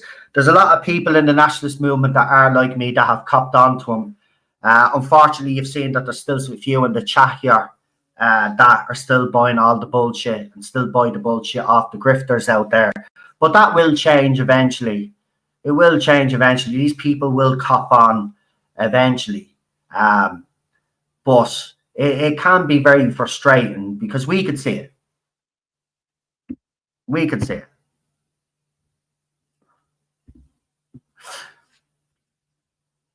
People have, listen, see, this is the way I look at it, and this is the way I've always looked at it. Right? We give out in this country because the left benefit. The left and the government and TDs have personally, financially benefited from the immigration into Ireland. Right? So if we're gonna criticize them and try hold them to a certain standard, well, then we should be holding our own people to the same fucking standard. So when I see a grifter like that piece of shit, right, you know, go around and then spout stupid stuff because he's not fucking educated enough, and then to brag about being a gangster and an addict, right, I'm going to call him out. I don't care what side of the argument he's on. And I'll have you talk to Ninja Knight. I haven't seen anything from him recently. You know, that's very interesting because as you know, I do know Ninja Knight, and Ninja Knight actually featured on the original channel. That's how I got to meet Ninja, through Doctor Who, believe it or not. Because as I said, I've been at this a very long fucking time. I was the first YouTuber to give him a platform on my channel, because I do that on the other channel. I give a lot of people that are starting up on their YouTube channels a platform to come onto my channel, because that's the way I've always been. But I haven't, believe it or not, I haven't heard that from him in over a year. And then when I checked his channel, I saw he wasn't streaming as much as he used to. So I don't know what's going on there, to be quite honest with you. I don't know whether he's took a break or whether, you know, but Ninja was putting out some great content. He was. So, yeah, we'll see if he comes back. I'll probably throw him, now that you've mentioned that, I'll probably throw him a YouTube message and see does he answer me. Slán, good night now. Yeah, you too, Karen. Have a good one.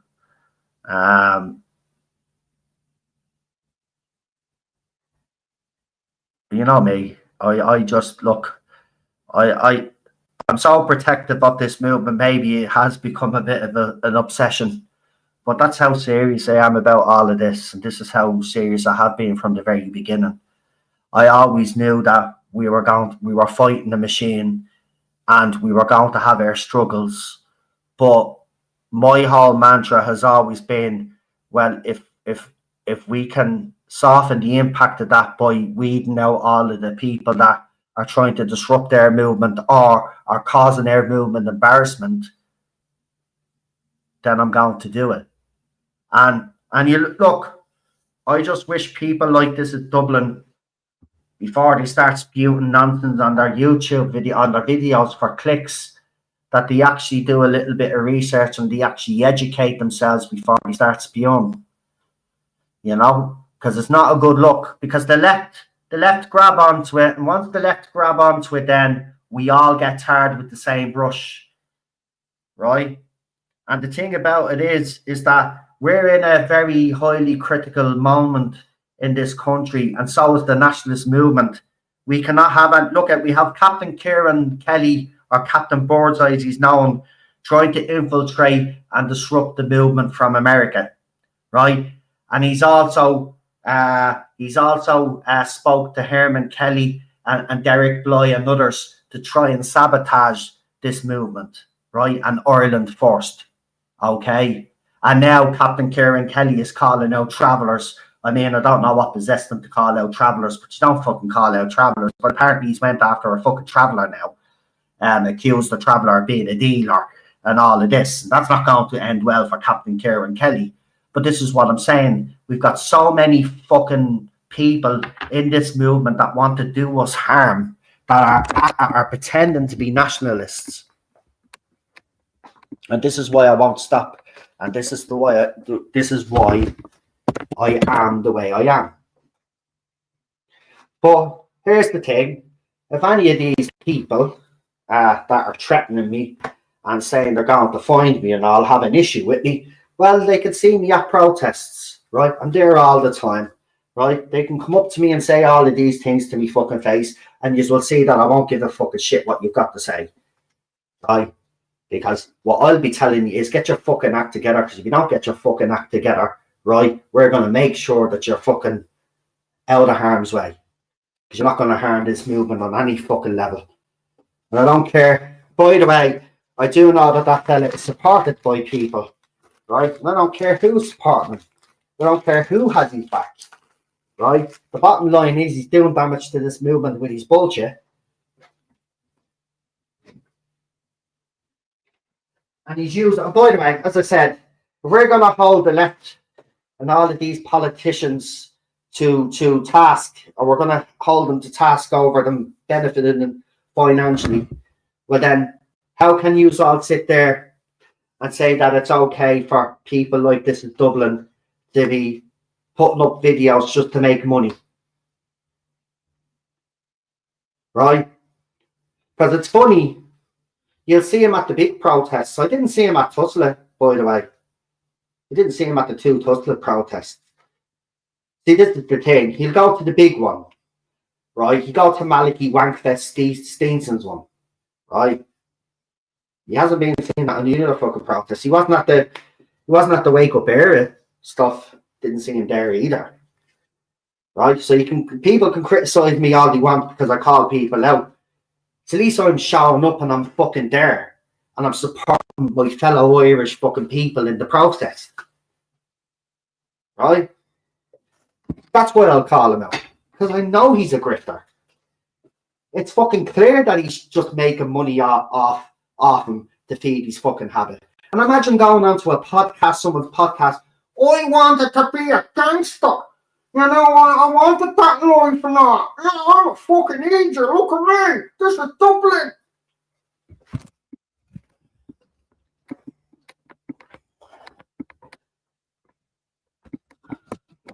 Fucking halfway. Imagine going onto a podcast though. No, seriously. Imagine going onto a podcast because you do videos, right? Where you go, this is Dublin. What a shitty one, and some gobshite decides to bring it on his podcast for God knows whatever reason. And then you go, yeah, I always wanted to be a gangster. I always loved that lifestyle and all. But then I stuck the drugs in my arm. This is Dublin.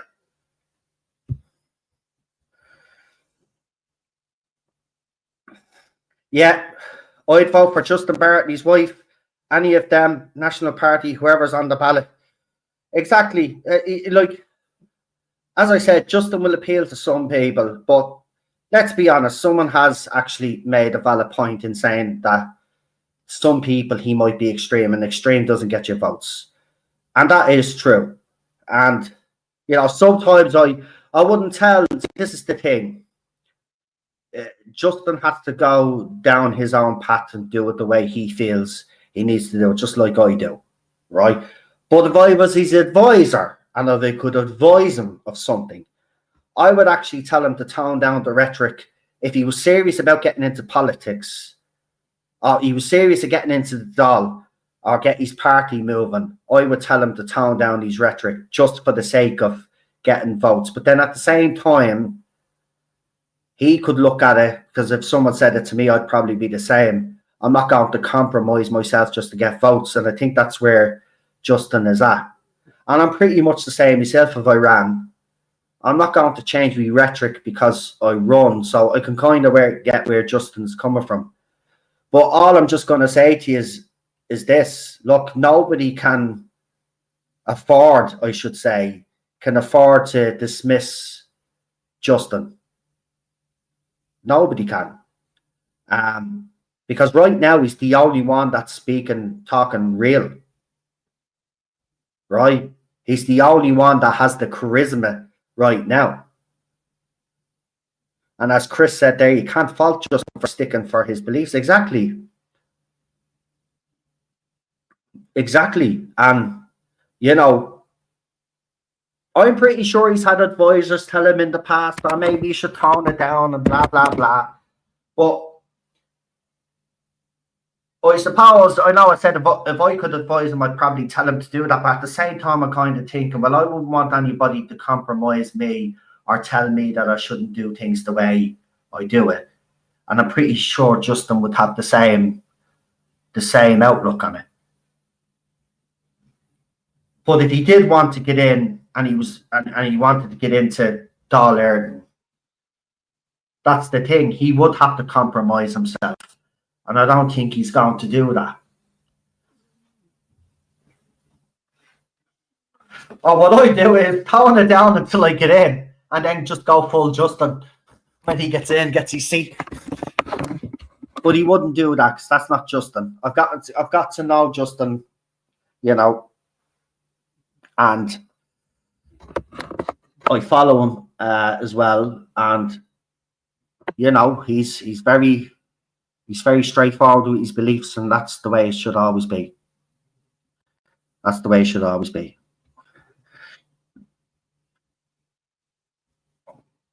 I used to listen to Val Martin, but his stance on fox hunting, I switched off.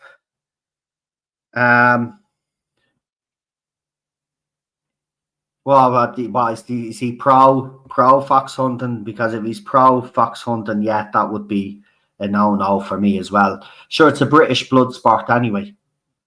So why would you be, you know what I mean? This is what I'm saying. And this is what the point, because thanks, Vanilla, because you kind of brought it all home now here tonight. That's the whole point. Sometimes you think you know a person, right? And then they'll say something that, of course, with the fox hunting there, and you switched off. That was a no for you.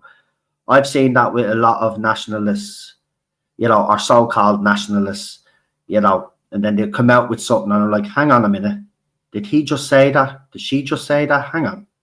Let's rewind that back again. Yeah, they did say that. How can you know what I mean? So you will, that's the thing. That's why I've always called them out from the very beginning. And I've had no fear in doing it.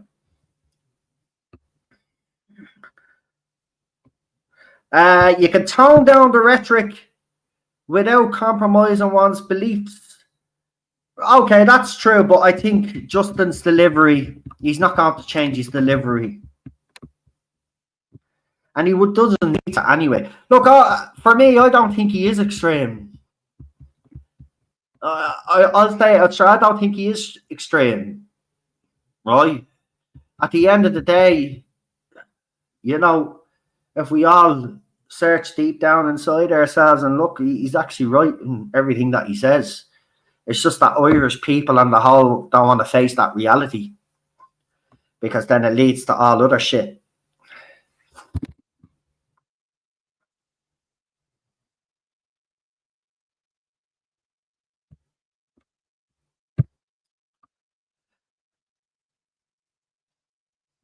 And actually, I find it skeptical why they herded Irish nationalists down to the customs house while crusties would assemble outside the GPO, given its significance. Yeah, and remember the sisterhood, the Muslim sisterhood, go there to feed the homeless as well. It's all by design. It's all by design.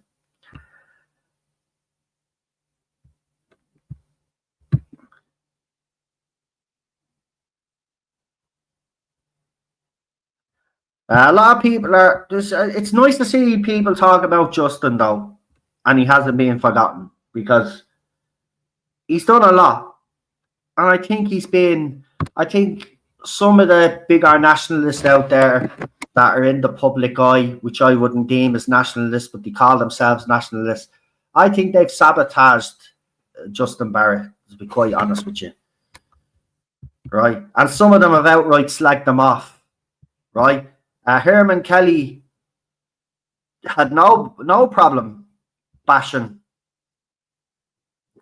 Justin Barrett. And by the way, that should have been a wake-up call for everybody. But it wasn't. It wasn't a wake-up call. It took people a long time. But I woke up straight away. I was like, hang on a minute.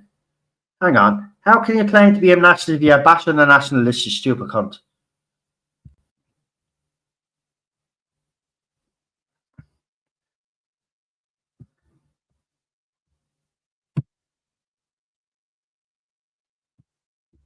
I really think a toned version is the only way. Then go full throttle once in. I mean, again, as someone mentioned there, I think it was Chris, wasn't it? Was it Chris? Say he won't compromise, and he's kind of right not to.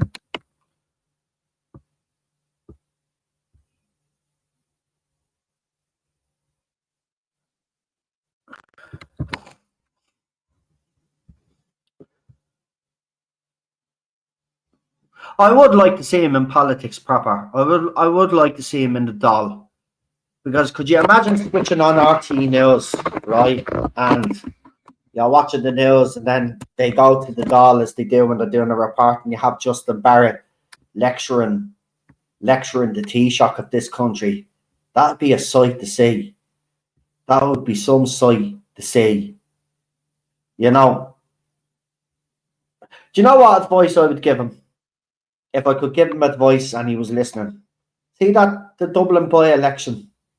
Put your fucking name forward. That's what I do. You know, that was really number one, it'd piss off the left something fierce anyway. They'd lose the plot, right? But then the fake nationalists that claim to be nationalists, they'll all come out then, they'll be in uproar, and then you'll know who not to follow anymore. But he should really seriously consider, if he hasn't already, he should consider running in that Dublin by-election.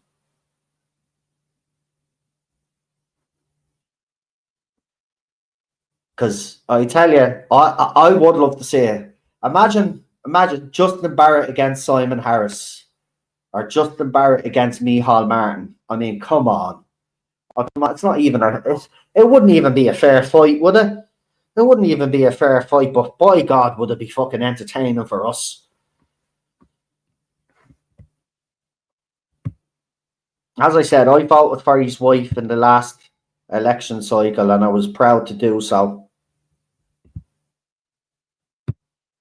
And this was before I actually met them, believe it or not. When I first met them properly, I'd seen Justin at protest, but I didn't go over and say hello to him because he always had people around him shaking his hand and talking and stuff.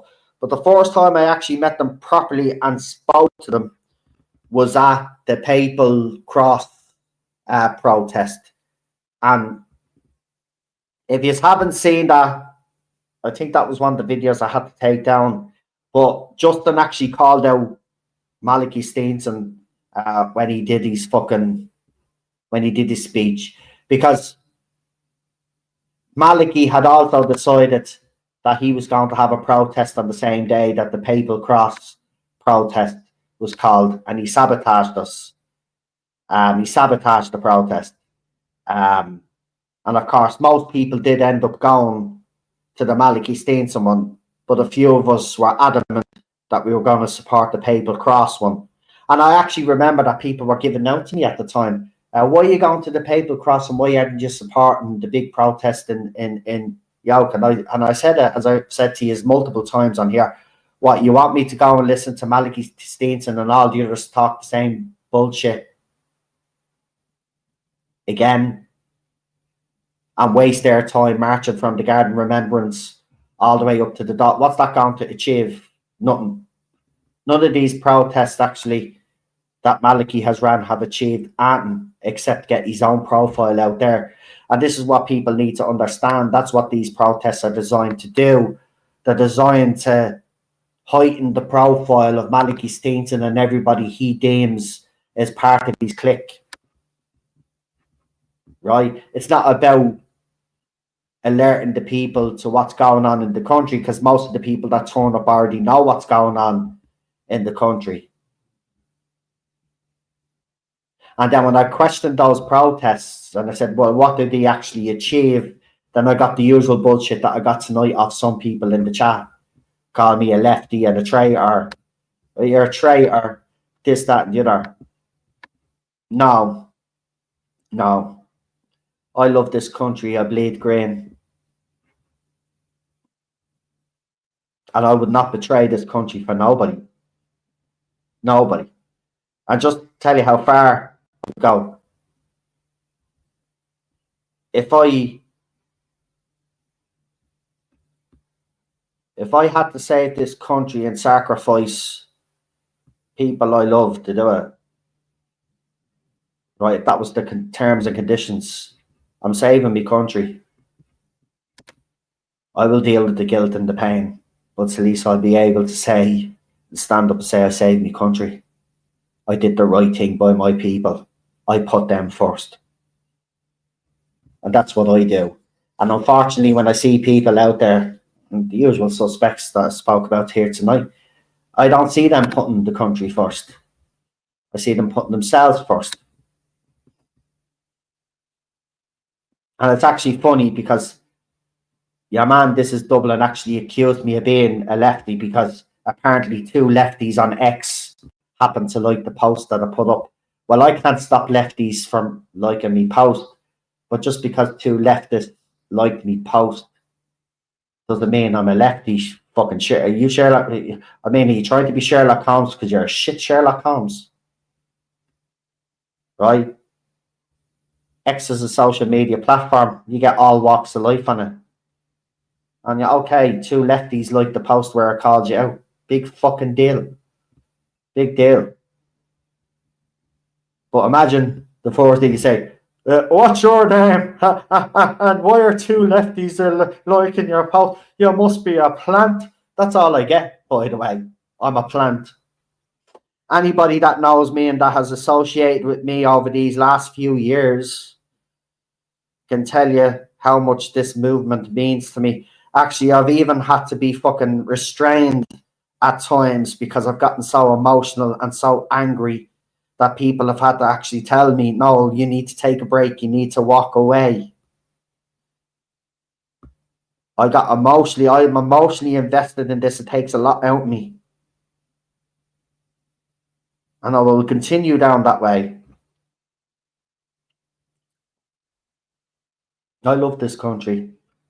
I love all you guys in the chat. I love me country. I love me people. I really do. I know a lot of people say that, but I really genuinely love my country. I've always loved my country. Growing up, I always loved Ireland. I mean, I don't know what it is. Maybe some families are just different, but it always seemed that in my family, it was like, understand your roots. Understand what your country has been through. You know, every morning when I woke up as a kid, not a word of a lie, the weekend, my dad would have the Dubliners or Luke Kelly playing in the background on his record player.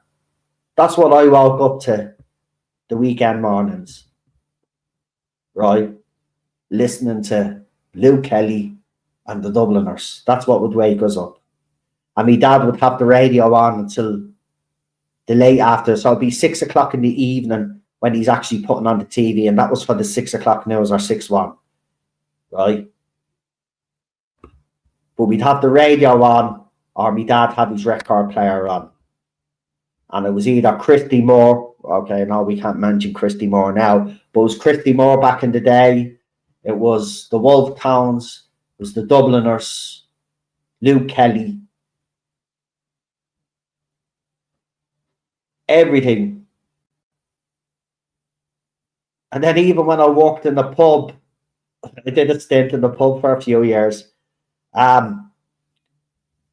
Every pub that I drank in was a Republican pub. And as you know, in Republican pubs, Irish ballots on every fucking day. I fucking love this country. Even during Italia 90, it was just brilliant to see all the Irish flags, the walls painted green, white, and orange, and and just seeing people so proud of their country because we'd made a World Cup and all. Like, that was huge for this little country. I know we'd had Euro 88 and all, but like the first World Cup, proper World Cup, and by God, were our people patriotic back then. And that's what I've always said. I tell you, 90 for me. I know USA 94, we put up the Irish flag, but it wasn't as intense as 1990. And I do believe in 1990, that was the last time that our people were proper patriots. And then after that, then the mid-90s, the early 2000s, then, you know, we all saw that video in the early 2000s of someone interviewing Irish people, would you die for Ireland? And they were all, no. But they asked all the junkies that were walking by, would you die for? Of course I would, of course I would. Yeah, and I'd well believe them, even though they're probably talking bullshit, but they actually answered the right way. They said, yeah, of course I'd die for my country. But all these poshy little fucking elite little fucking twats, would you die for her? No, I wouldn't die for Ireland. No. But they all want us to die for Ukraine now. Isn't it funny? They won't die for Ireland, but they'll die for Ukraine. Or they want us to die for Ukraine, sorry. But seriously, that's the last time I do believe that there was a sense of patriotism in this country. And after that, then it died away. But I've never lost it. I've always been patriotic. I've always had an Irish flag somewhere in the house. And then when I moved into my own place now, I've had my Irish flag up on my window for 8 years now. Since I moved in, basically, I have an Irish flag, I have my Dublin flag, and I have my Irish Republican flag. Irish Republic flag. And I've got the three of them up on my window, and they've been up there 7 years. 7, 8 years. And then, obviously, when we were at one of the protests, someone left one of our flags with a big flagpole, and I brought that home. And that flag is right facing me now as we speak. If the camera worked on this, I'd actually show you, but it doesn't. Do you know what I'll do? I'll take a photograph now, and I'll actually post it up, and I'll show you. Hold on. I need to get the camera. There we go. I don't mind your little shitty telly because I can't afford a big telly, so don't slag me off.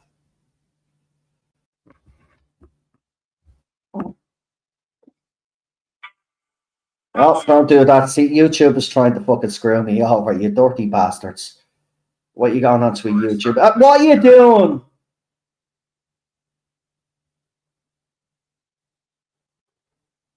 By the way, they used to do that on my other channel all the time. They used to put little sound in to try and fucking get the stream taken down using an excuse. So I'm about to post that now, by the way. And I'll just post it with a green heart and the Irish tricolour there. Why isn't it letting me? What's going on here? Have they banned? No, thought I was banned again as we're live streaming, but then the live stream would cut off, wouldn't it? Right, so there it is. I'll put that photograph up now. But someone left that at a protest and the Gardaí were taking it to basically dump it, and I took it off them and I brought it home with me. And remember when they battered me on O'Connell Bridge, they tried to take me the tricolour off me, and I held on to that baby for as long as I fucking could until they tried to break me fucking arm. Can you answer my comment, please? Depends on what comment you put in. What is the comment that you put in? It's all well and good saying, can you answer the comment? I've got a lot of comments coming through, so if you can actually... hold on, here it is. But have you done but talk? That Dublin lad is out feeding the homeless, promoting young kids, coming into sports, and a few things he has done good. Of what have you done but talk? I've been at most of the protests that have been in this country. you're talking about him like he's feeding the homeless. I've never seen a video of him feeding the homeless. He said he's promoting kids coming into sports. I've never seen him promote kids coming into sports. But even if he did do that, he's still using the Irish movement for his own benefit. And then he brags about being a gangster and a drug dealer. So if you think that's a good role model for kids, well then there must be something wrong with you. Because in no world that I live in, a junkie or an ex-gangster is a good role model for kids. So you can aim all your bullshit at me all you like and say that I don't do that, and I've done a lot in this movement, right? Okay, and as I said, right, where's your boy at the Wake Up Era protest? Never shows up. Where was he for Tusla when kids were? He said he does things for kids. So okay, that's grand. So where was he when that poor child was raped outside City West? Why wasn't he at the Tusla protests? Right, if he loves kids so much.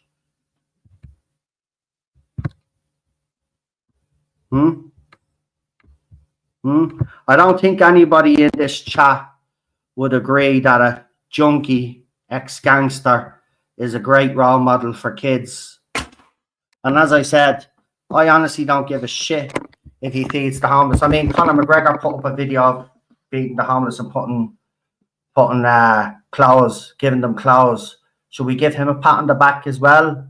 Even though he's a multi-millionaire and he could do a lot more than what he did. But, like, I don't know what point you're trying to make. Right? I've never seen him say anything about kids in sport.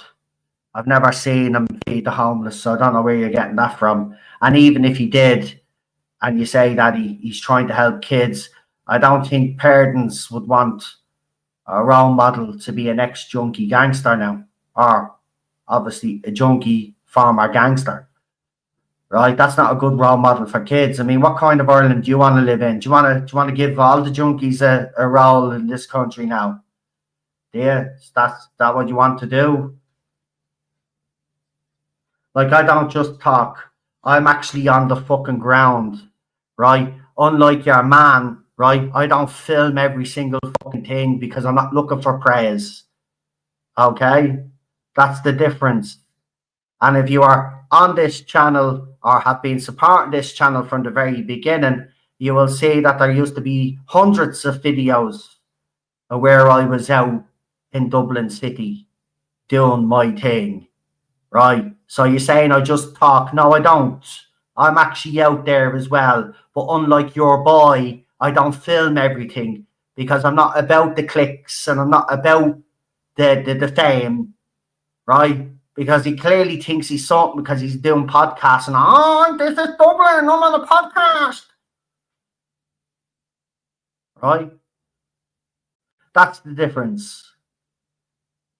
So, you know, again, I've had people like you for the past few years take a swipe at me because I've called out yous are people because, you know, I can see exactly what they're up to. But the bottom line is, as I said, I don't have to film everything because I'm not looking for cred. I'm not looking for glory. I'm not looking for fame, right? I'm not coming up with stupid little catchphrases. This is Dublin, what a shitty, what a town, what whatever the fuck it is, right? I'm actually out there working me arse off like most of the fucking nationalists out there that don't look for fucking attention. Right? We don't film every single fucking thing that we do. And if you go and check me other channel with 12,000 subscribers, you will see the fucking protests that I've been at, or some of them anyway. Right? All I do is talk. I've done a lot in this movement, and by the way, some people will agree. If a lot of people in this movement had to listen to me from the very beginning, we'd be further along and we'd actually be winning this.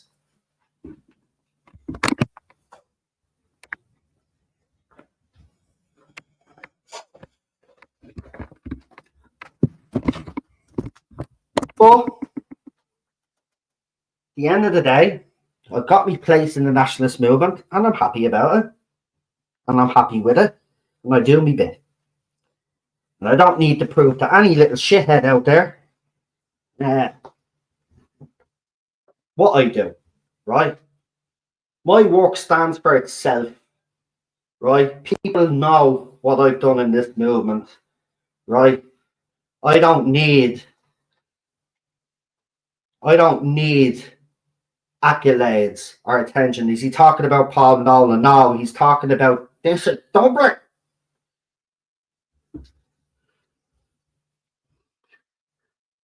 Yeah, good for him. He saved the man's life. Well done. I've saved plenty of people's lives. A lot of us have bumped into people that have been on the lowest of low. Right? What? I mean, I don't know what you're trying to get at. He helps a lot of people. You sound jealous of him. I'm not jealous of anybody. Why would I be jealous of a junkie? Like, why would I be jealous of a gangster, ex-gangster junkie? Seriously. I'm calling him out because he made a fucking show of us the other day when he was actually shouting, "Oh, fuck Allah," instead of realising it was fucking Muhammad he was supposed to be saying, right? And then he got all the left then slagging him off and then fucking bashing everybody in the movement because of his fucking stupidity.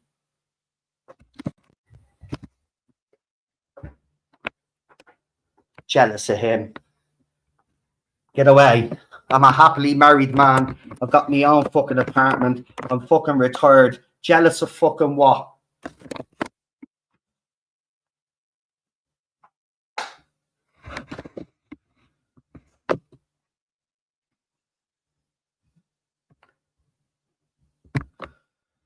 I had the misfortune of hearing a child being wronged on RTE.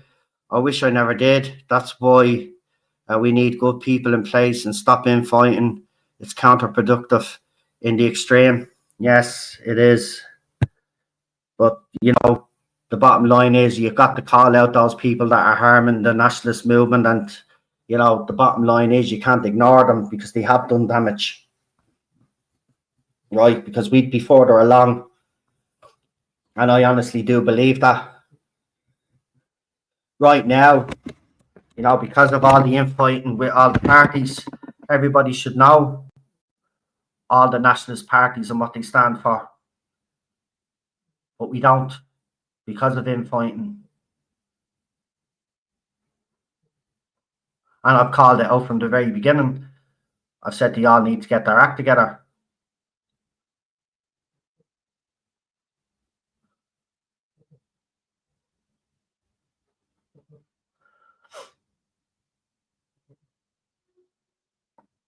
Anyway, anybody got anything else to say before we finish up my first live stream in a long time? If anybody else has anything they would like to put up or want me to address before I leave, you're more than welcome to do so.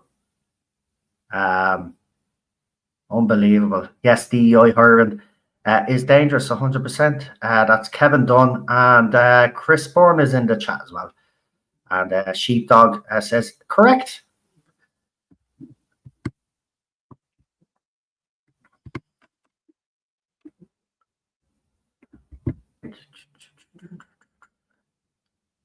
We've got Killian O'Keefe in the chat. He says hello.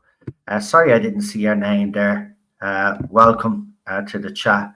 Don't forget to like, share, and subscribe if you haven't subscribed already.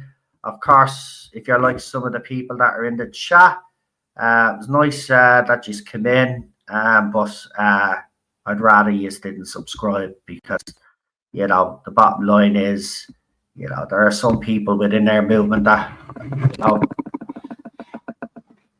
are deliberately trying to sabotage the movement, and I don't want to see them anywhere around me. Simple as that. Jealous. I love that. I love that's the first thing people go to. It's either jealousy or you're a plant or you work for the state you do this, you do that. You can't call anybody out without someone getting, you missed my comment again. No, I didn't. I read your comment though. Maybe you're a bit deaf. But I don't give a shit. Like you said go into the Liberty Soup Run page. I read this already, but we'll do it again. He's on it a few times. He even saved a man's life on that page. Not his, and 100% he helps a lot of people. You sound jealous of him. And again, I'll repeat, why would I be jealous of a junkie ex-gangster who brags about being arrested 60 times? I'm a happily married man, retired, and have my own apartment, right? And as I said, I don't need to broadcast everything that I do in this movement, unlike himself, and come out with silly little catchphrases and don't know the difference between Allah and Muhammad.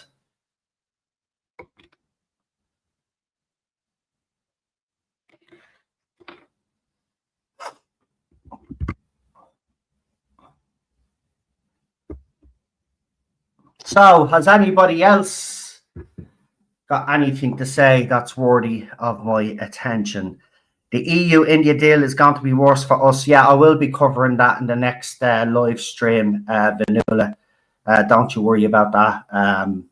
That was actually going to be next on my agenda, and I'm hoping to get a special guest on for that. So stay tuned for that. I'll let you know when that's happening. But yeah, I will be trying to get a special guest on to join me for that. Maybe one of the people that are running in the by-election, or maybe someone that's running a political party in the nationalist movement, and I will do that.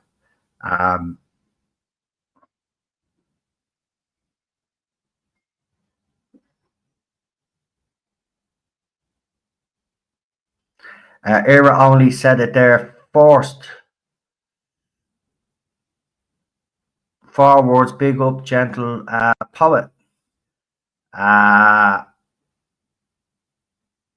Because he is one man and he bigger and more than anyone in the right. I don't know what you're talking crap now. 70% of our legislation is decided directly at EU level. No exaggeration. Well, the EU control all of our laws as well. It's like we sold out. Like we don't have a sovereign nation. Good to have you back, Noel. I stay subscribed. Thank you, Dennis. Because he's one man and he's bigger. Hold on, because you're. Can you not write one full sentence, lad? No.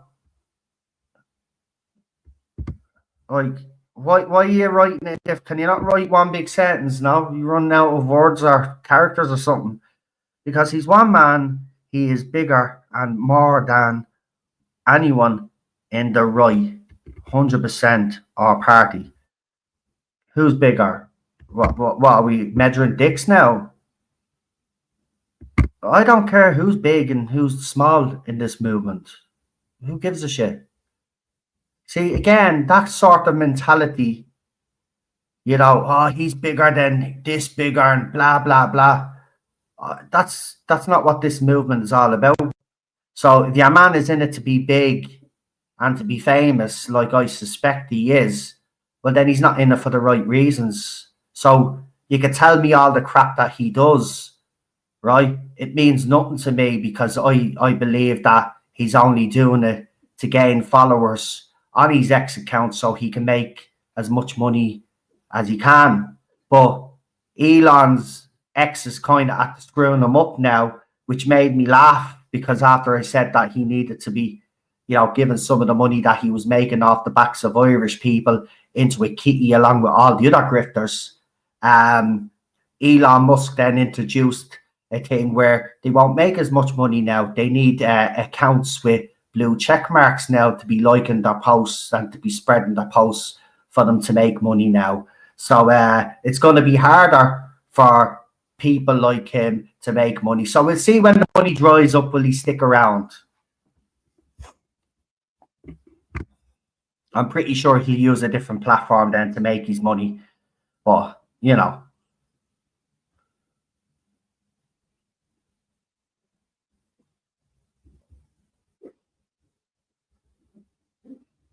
Don't mind that. Listen, do you know what? I'm starting to think that this blue Dubs Ireland is just trying to troll. Or he's probably actually he's probably our man with a YouTube account.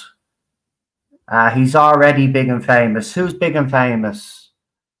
Who are you talking about? Who's big and famous? Now, go on. I need to laugh before I go. Who are you saying is big and famous? Who's big and famous? I hope you're going to say who I think you're going to say. Who's big and famous? Go on. Go on. Because you know what? See that comment there that you've just made? That exactly sums up what I'm talking about. Because that's all he's in it for. And you obviously believe that he is. So you've actually proven me point. Big and famous, what? Is that what he's in it for? I'm not in it to be famous, by the way. I'm not in it to be big. But some people would say I am big. I run several channels anyway. So, you know, I've got another Eireann channel with 12,000 subscribers. So that's a pretty big channel there. You know, could do better. Obviously, if YouTube hadn't sabotaged me, it'd probably be on 100,000 people now. But who's big and famous? The Dublin fella. He's everywhere. Oh, you're talking about this is Dublin. You're saying he's big and famous. He's not big and famous. Does anybody in this chat think this is Dublin big and famous? Is that what he's in it for? Fame. Imagine if that is you pretending to be a different account and you're actually calling yourself big and famous. That'd be funny. Because you're not big and you're not famous, right? You're just someone that happens to be known because you do videos. That's it. And you have a silly little catchphrase. But how does that make him famous?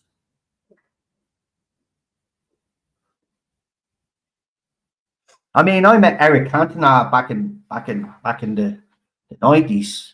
I had a drink with him. Does that make me famous?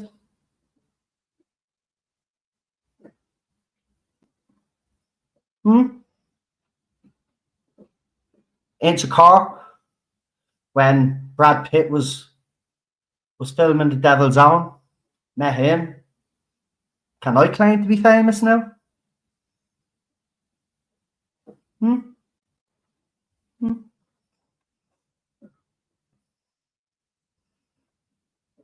Yeah, blowing smoke up one's arse.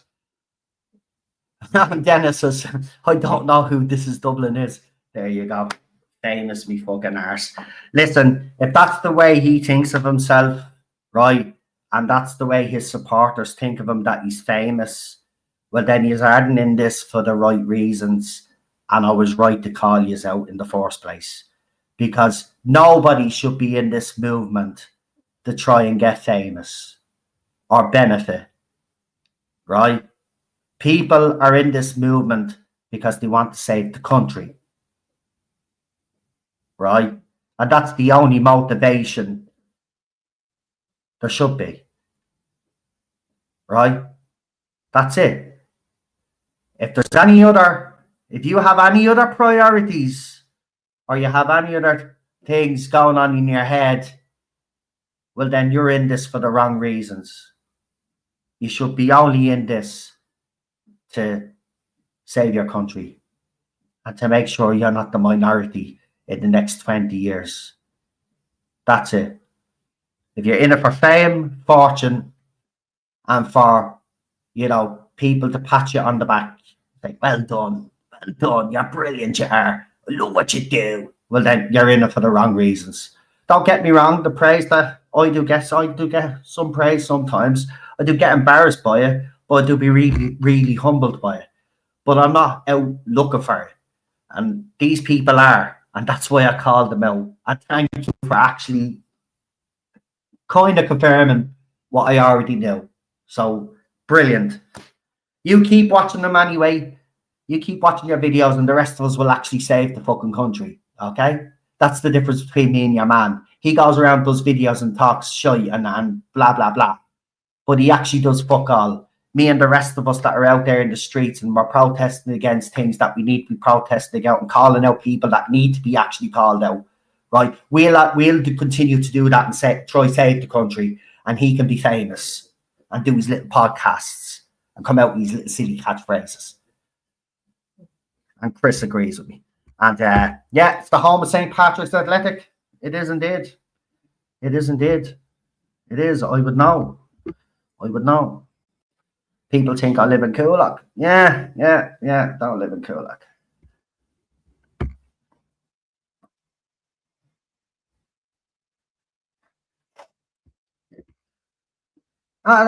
Listen, I'm not like, the thing about it is you are right? It's different to mine, yeah. Captures stuff, blah, blah, blah. But again, I would say this, he always seems to be in the right place at the right time. Nobody questions that, but shh. We can't question that in this movement. You can't have a suspicious eye on someone, you know, even though like there's plenty of evidence there that might make you suspicious of them. You can't say that. But it does seem to be very, very suspicious that he seems to be there at the right place at the right time every time. Or someone sends him a video and they happen to be in the right place at the right time. It just doesn't add up to me. And that's just me. It doesn't. St. Michael's Church.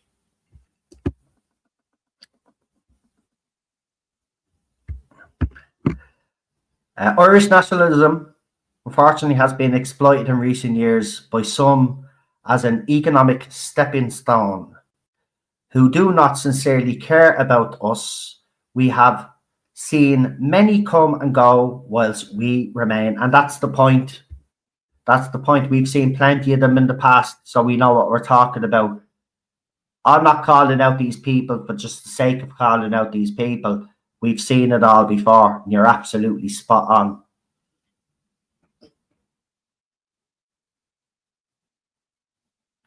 You said he's in it to be big and famous. I said he's already.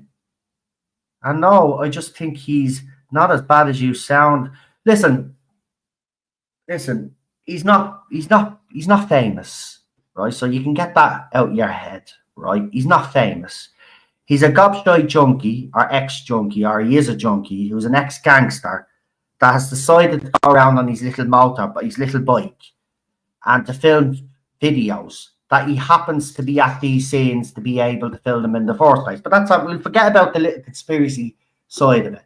But the problem that I have with him, Blue Dublin, Ireland, Blue Dubs Island, Blue Dubs Island, the problem I have with it is that he's monetized himself on X to make money, right? So any video that he throws up, he's actually making money off. Now, if we're going to hold the left accountable and the politicians accountable for benefiting off all of this immigration and filling their pockets, well then, why can't we call out some of these people that call themselves nationalists or claim to be on our side that are also doing the same thing? Okay, they're not making as much money as the left and the politicians, but they're still benefiting off the misery of our people. Right? And this all kicked off because I said that channels like his needed to appease everybody. They needed to give some of the earnings that they made from their videos into a kitty to help the nationalist movement, right? Say a nationalist need posters done up, or they needed funds to get something, right, in relation to that party. They would have money there, right? Because people like This Is Dublin are contributing. They're actually doing something, and they're also giving a little bit back to the nationalist movement because the nationalist movement is a little bit strapped for cash. Right? And I didn't just call him out. I've been calling out all of these people for years. Right? Saying, well, if they're going to benefit and make money from it, well, then they should actually give up a percentage of what they make to put into a central fund that will help the nationalist movement. And he didn't like that. He didn't like that. And most of these people don't like that, right? So the fact that they didn't like it and they come out with a negative reaction tells me one thing: they're only in it for themselves, to make money for themselves. They don't give a fuck about anybody else. Now, if he used all of that money that he made to feed the homeless and could prove that he fed the homeless, nobody'd have any problem with it.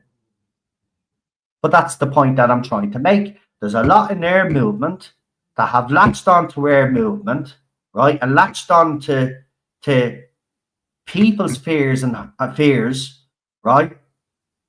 Okay? And they're making money out of it. They're benefiting from it.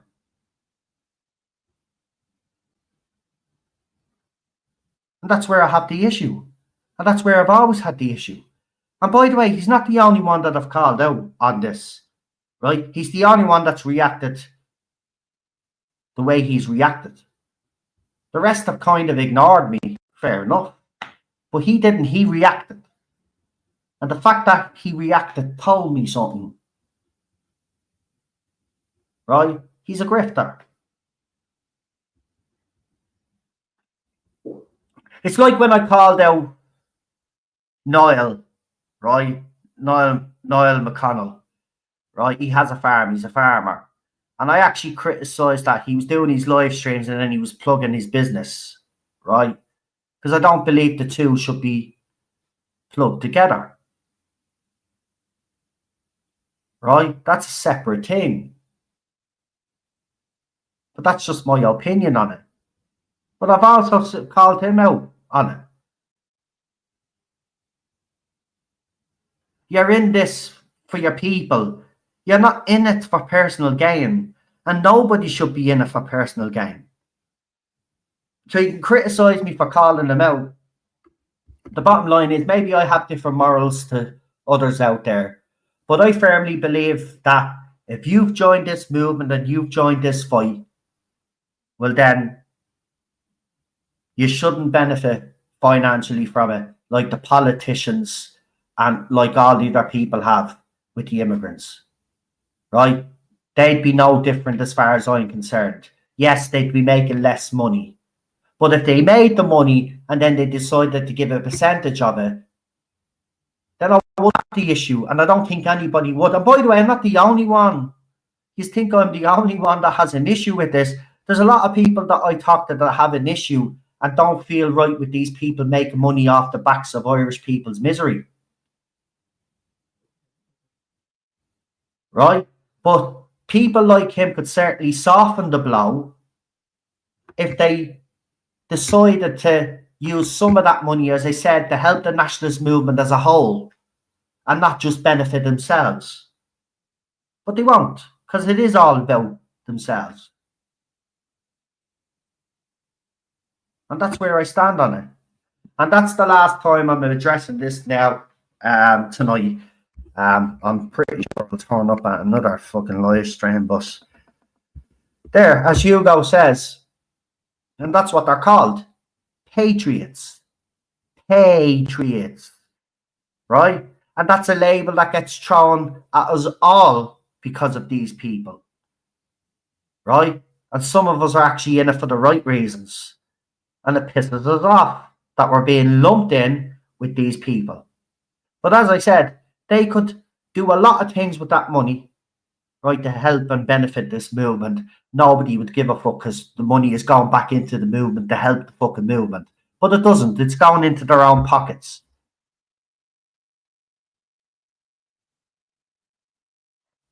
I'm not calling out, listen, I'm not calling out Niall. I said I called him out that time. That was 2 years ago or something, sheepdog. Since then, I have spoken to Niall. Niall is even following the YouTube channel. So it's all good there. It didn't sit right with me at first. But I spoke to people that I know and trust. They were saying, well, look, he is a farmer and he is being screwed over by the EU. So I understand it. I understand why Niall is doing it. Right? So that's different.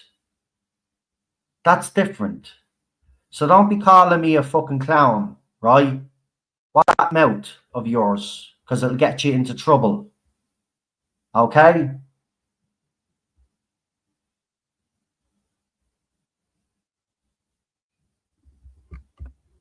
And as I said, you know, I've had this conversation. This is already gone. I just brought Niall up because I just wanted to let people know that I have called him out and other people out in the past. But I understand Niall's situation now. That's the thing. I know he's a farmer, and we all know that farmers are getting fucking screwed by the EU. So I understood why he was promoting his products on his live streams when he was doing it. So don't jump the gun, lad. Don't jump the gun. Right? It's already done. Niall is supporting this channel, and I support him. Right? I even get these fucking emails. Anytime he's fucking posting at him. Right?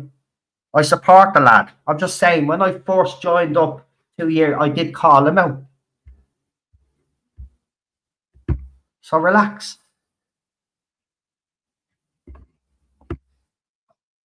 I really like the idea, put some money back into the cause and help further it every year.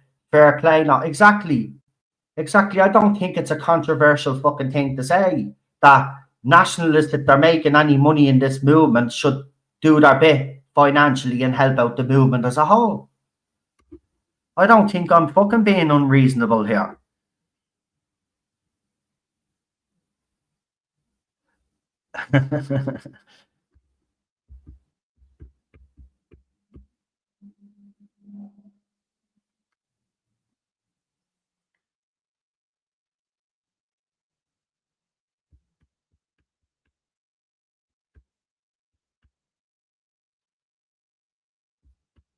I know he's doing good. Listen, I'm not having a go at Niall. Geez, I shouldn't even brought Niall up. I only brought him up because I was saying he's not that. This is Dublin's not the only person that I called out in the early days, right? I have no issue with Niall.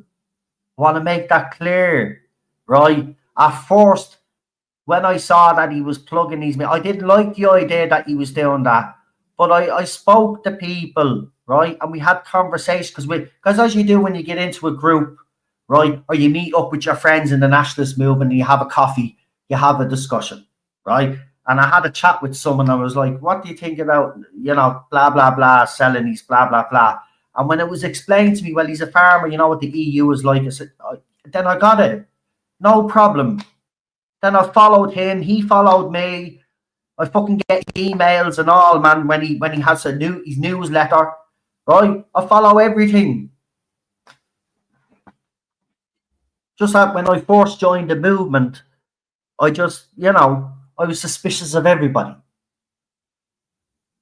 And in fairness, I was right to be suspicious of everybody because most of the people, bar him and a couple of others, have actually turned out to be decent, right? But a lot of us were very skeptical of a lot of people in this movement when we first joined it.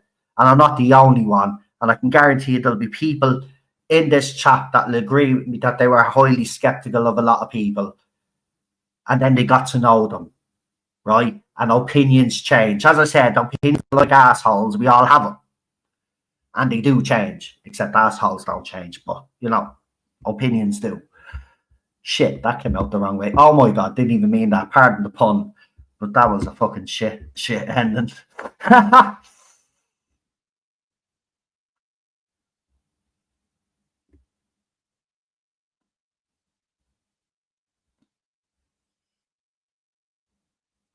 Not all farmers have. Not all farmers have, but I do have. I have always had an issue with this no farmers, no food bullshit. Because we don't need farmers, right? What nationalists need to do is they need to be buying up their own land and having their own farms, right?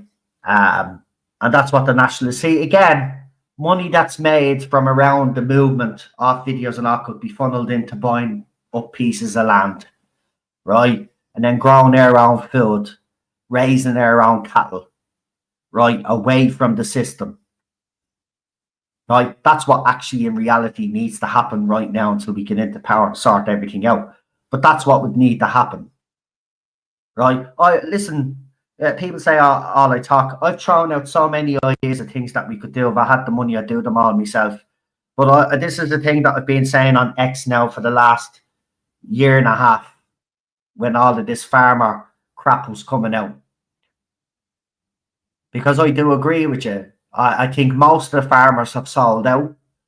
A lot of the farmers actually sold their land to companies to build solar panels and all on their farms.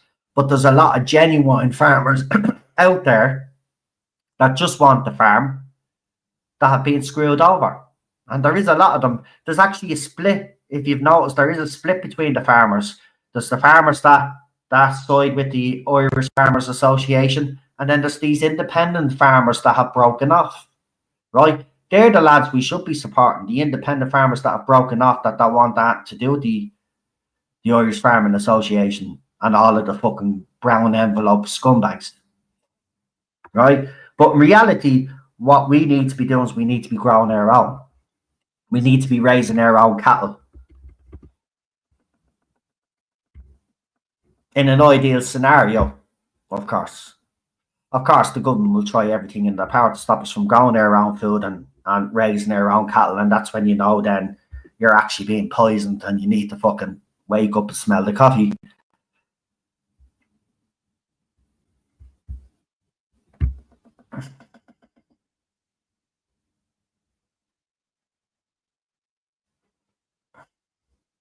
If people are producing leaflets and calendars, they will need funds. Exactly. And I think everybody, if they can, should help out, especially if they're doing videos. As I said, that's why I brought it up in the first place.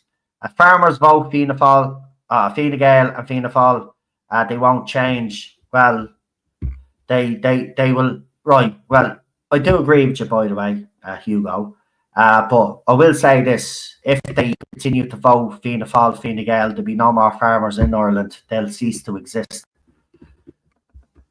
Niall has a brain. Yes, he does. Yes, he does. And I love the fact that when he's handing out the leaflets, right, he'll ask about the super mosque, and the people will give him shit, and he'll just fucking bat it off as if it's nothing. He's fucking brilliant.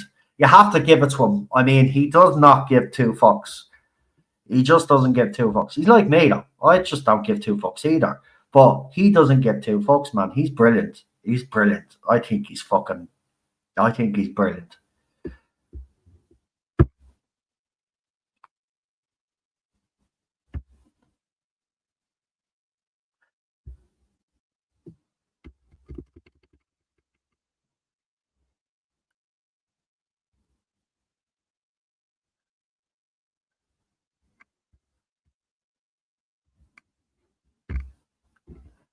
Hugo was saying, though, Niall couldn't bless himself a few years ago, and now he's ultra religious suddenly. Give me a break.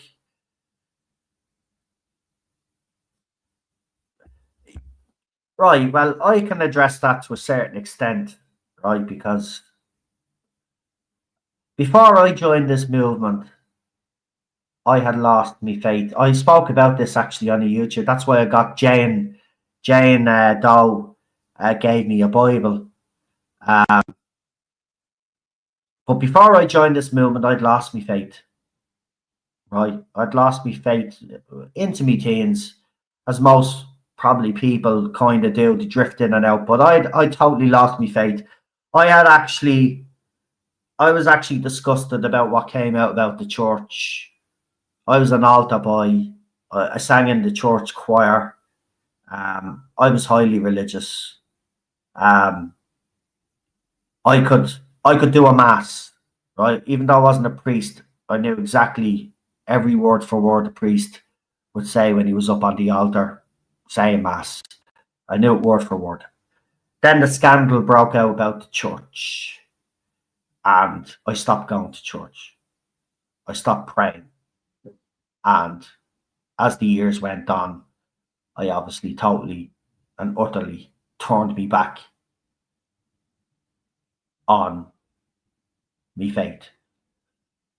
But that all changed when I joined this movement. And I've told this story. The moment it actually changed for me was when I went to the very first Wake Up Era meet up. And I was so moved because I was one of these people that was coming out criticizing people for taking the vaccine, and I'd call them all the names. I think most of us did that. Anybody that was pro-vax or pro-this vax, we gave them a bit of stick and stuff. And I was one of those people, and I'd say, you're a fucking idiot. You know, you are fucking bullied and fucking coerced into taking you're nothing but a fucking low IQ, blah, blah, blah, blah, blah. And then I went to the first Wake Up Era meet up.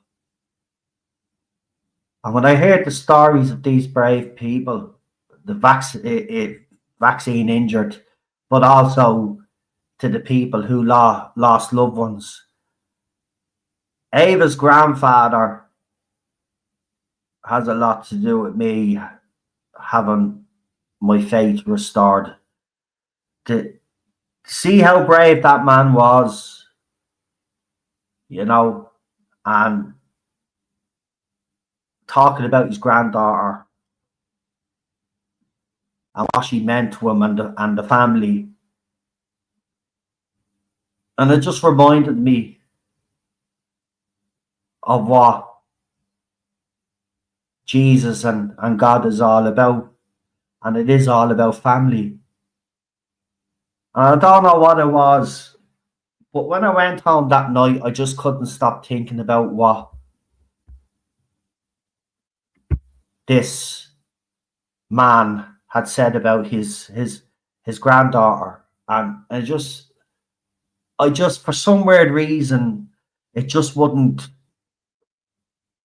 leave me brain. So the first time that night, I'm not telling you a word of a lie, I had a bit of a cry. And the reason why it is because I never took the vaccine, but my wife did. So I sit here every day terrified that something will happen to her. Right? But I prayed.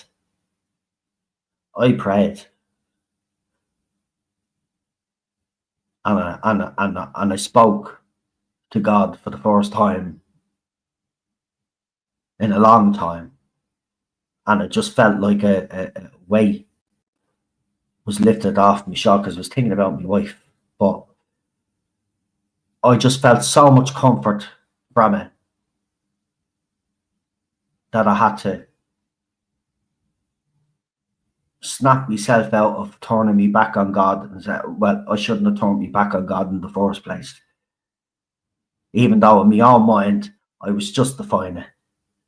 But there is no justification for turning your back on God, in fairness. He does test us. And trust me, he has tested us quite a fucking lot. But I spoke about this and then I was saying I need to get a Bible. And Jane Doe, who was in the chat earlier, says, I'll give you one. I have one for you. And then when we went to Miss Eireann, she handed me the Bible. But why am I telling you all this? Because, Hugo, people do lose their faith. But it isn't inconceivable that people can make their way back to God. And maybe that's what happened with Niall. I don't know Niall's personal story, you know, but some people do make themselves back, do make their way back to God. So, you know, I wouldn't be quick to criticize anybody that has found God or has maybe found God for the first time. It could be a wonderful, truly wonderful thing.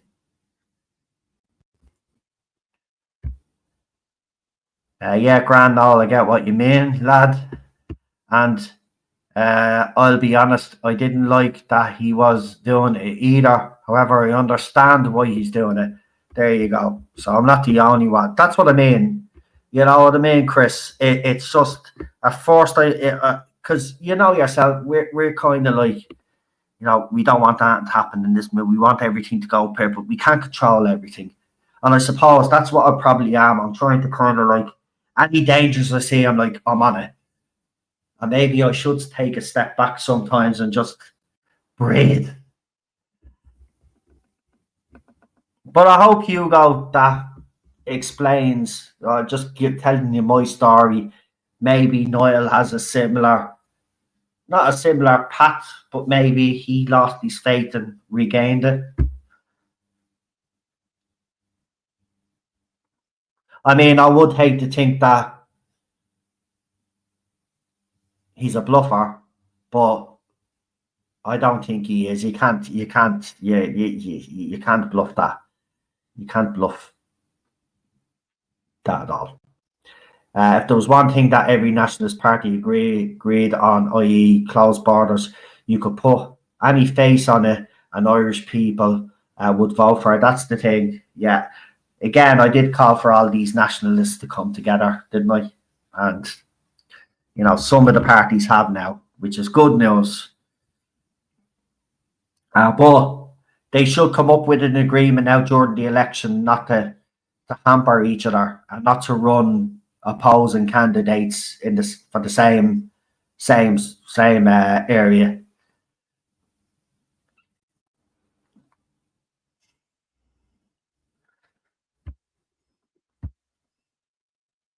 And Niall is indeed a good lad, and course of the fact that the EU shafts everyone, including Niall, I understand why he sells it and such. Yeah, that's what I mean. At first I didn't, but you know yourself, there are people like that is his livelihood, and he's putting his time and effort into exposing what's happening in this country. So,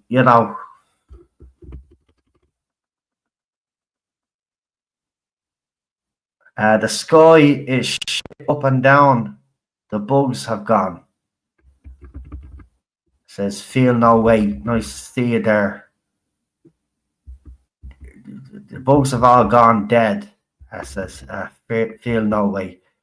I never begrudge people making money or getting money if they put a good video together on a subject that took time. It's support and journalism.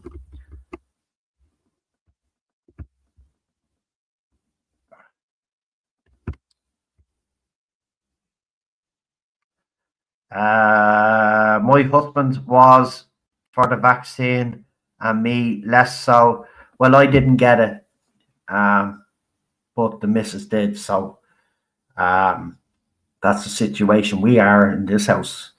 One idea, close borders, all in agreement, and it works exactly.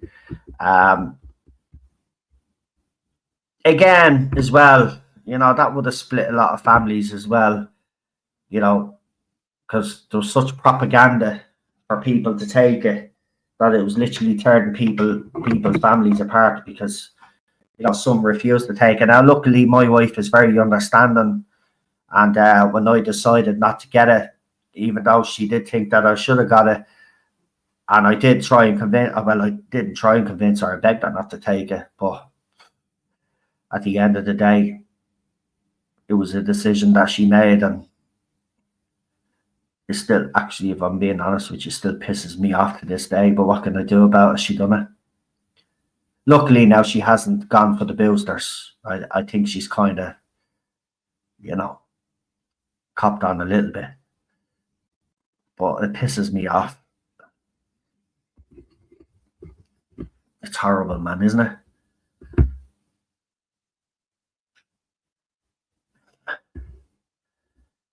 Housing and mass immigration are intertwined, and both the two largest social issues.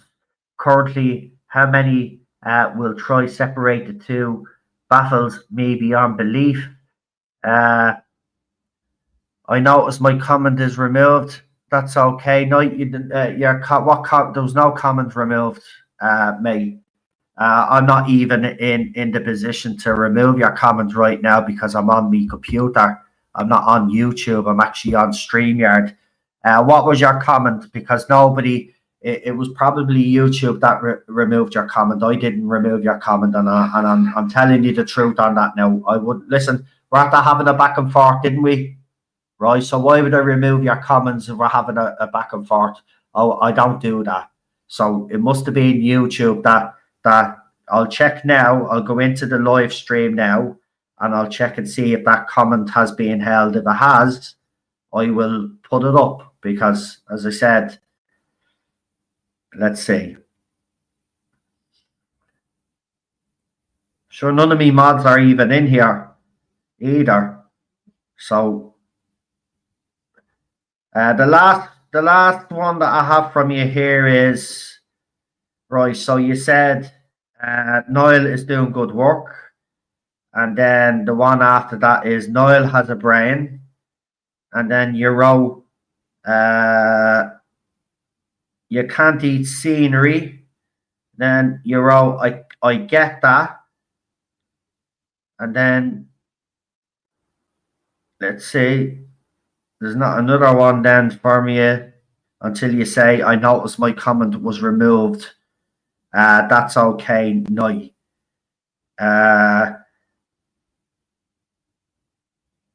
But I don't see any comment that was removed. They're the only comments there. And Sheepdog, listen, that's not my. People will tell you that's not my thing. I have no problem with anybody talking freely on my channel. So I wrote the synopsis in between, LOL. I didn't get, I'm telling you now, it hasn't come up. So it has to be YouTube because everybody will tell you, I don't do that here. We don't censor comments on here. Obviously, if threats are being made and stuff like that, then that's a different story. But there is no other message. There is no other post there. And again, none of me mods are actually here because they probably don't even know I'm fucking streaming. But none of me mods are actually here either, so it wasn't a mod either. I don't know. Did you say any words that YouTube mightn't like? You know what YouTube is like in Google. You have to be careful what you say, you know, or word it in a different way so you don't get yourself into trouble. But I didn't remove your comment. Look at, we're after having a nice little debate there, didn't we? Right? Okay. I honestly don't give a shit, mate. You know what I mean? As far as I'm concerned, even what we spoke about tonight, it's done. It's under the water, bridge under the water. Do you know what I mean? You have very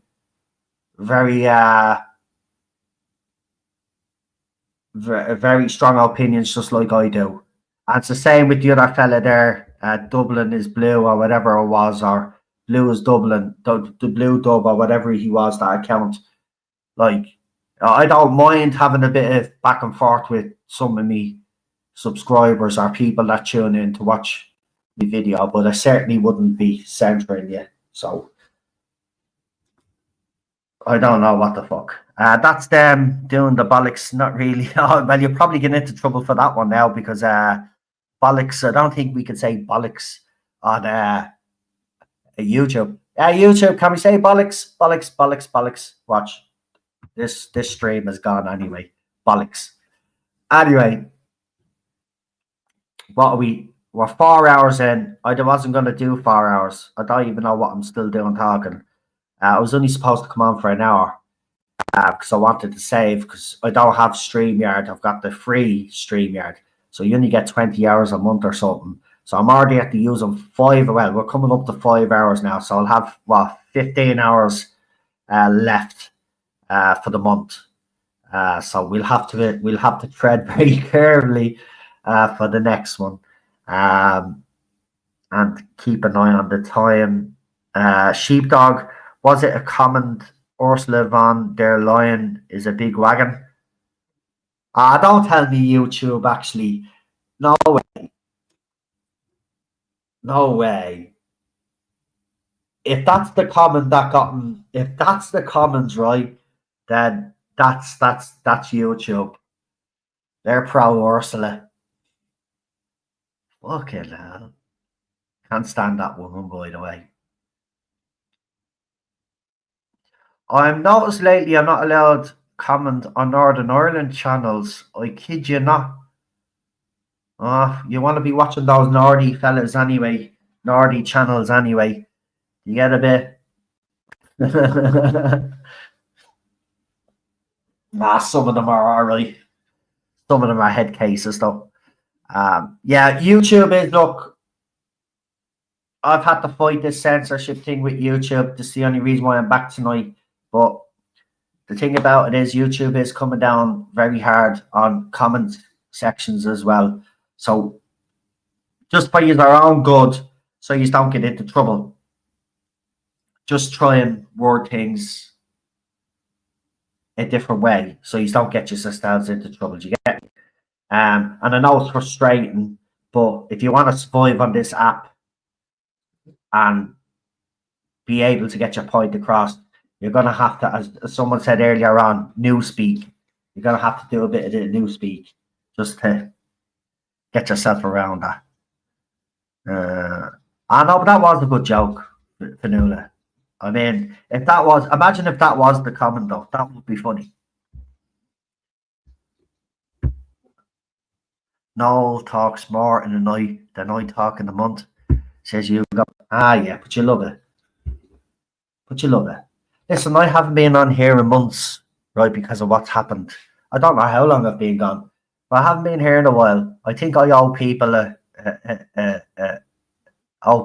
this stream, you know. But for the people that were telling me to take the stream down after it's done, so I don't get into trouble, it's probably going to be taken down anyway with the stuff that I've said here tonight with YouTube, because I have mentioned words that I shouldn't have mentioned that would probably get me into trouble. I have receipts on YouTube, picture before and after match. God bless everyone, says Feel No Way. And with that, I think I will just say, listen, thank you all for tuning in tonight. As I said, I didn't plan on going on for nearly 5 hours, but there you go. It's what happens when you're having fun, as they say. And my little doggy here, Ted. Oh, Ted is still here, by the way. He's still around. Ted wants to go for his nightly you know yourself, his nightly poo. You want to go out? Yeah, of course you do, you little shit. Wait for a minute. Just give me a second. Just sit there like a good little mouse, right? So I'll say goodbye to everybody. Right. Okay. He's a Jack Russell. Come here, Ted. Oh, you little prick, you're getting heavy. He wants his daddy to pick him up. Oh, okay, buddy. We go out now. Can I take a photograph to show all the people? Can I take a photograph to show all the subscribers? Can I? You gonna let me take a photograph again so to show everybody so you can say hello? No? Okay, you little prick. Right. Anyway, did I get that? Hello, Ted. Some people still remember Ted. Oh my God! But fair enough, though. Sheepdog. I thought you were talking. I don't have a sheepdog, and I forgot the sheepdog is actually in the fucking chat. See, I need to stop now. My brain has ran out of batteries now, so I need to stop. But thank you to everybody. It's great to have you back again, Noel. Take care of yourself. No, you all take care of yourselves. It's been an absolute pleasure.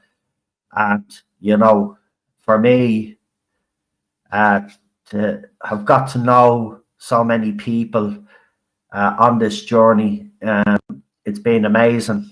But, you know, remember, we have We have a long way to go. We still have a lot of things to do. And, you know, we need to just focus on that now. There is a Tussle protest coming up. I will put the poster up.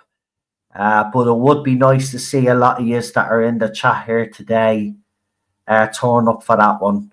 It's not until April the 1st. And no, it's not an April Fools. It is on April the 1st.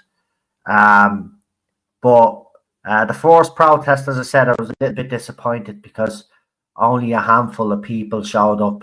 I think there was about 20 of us that showed up. But the second one, a lot more people showed up.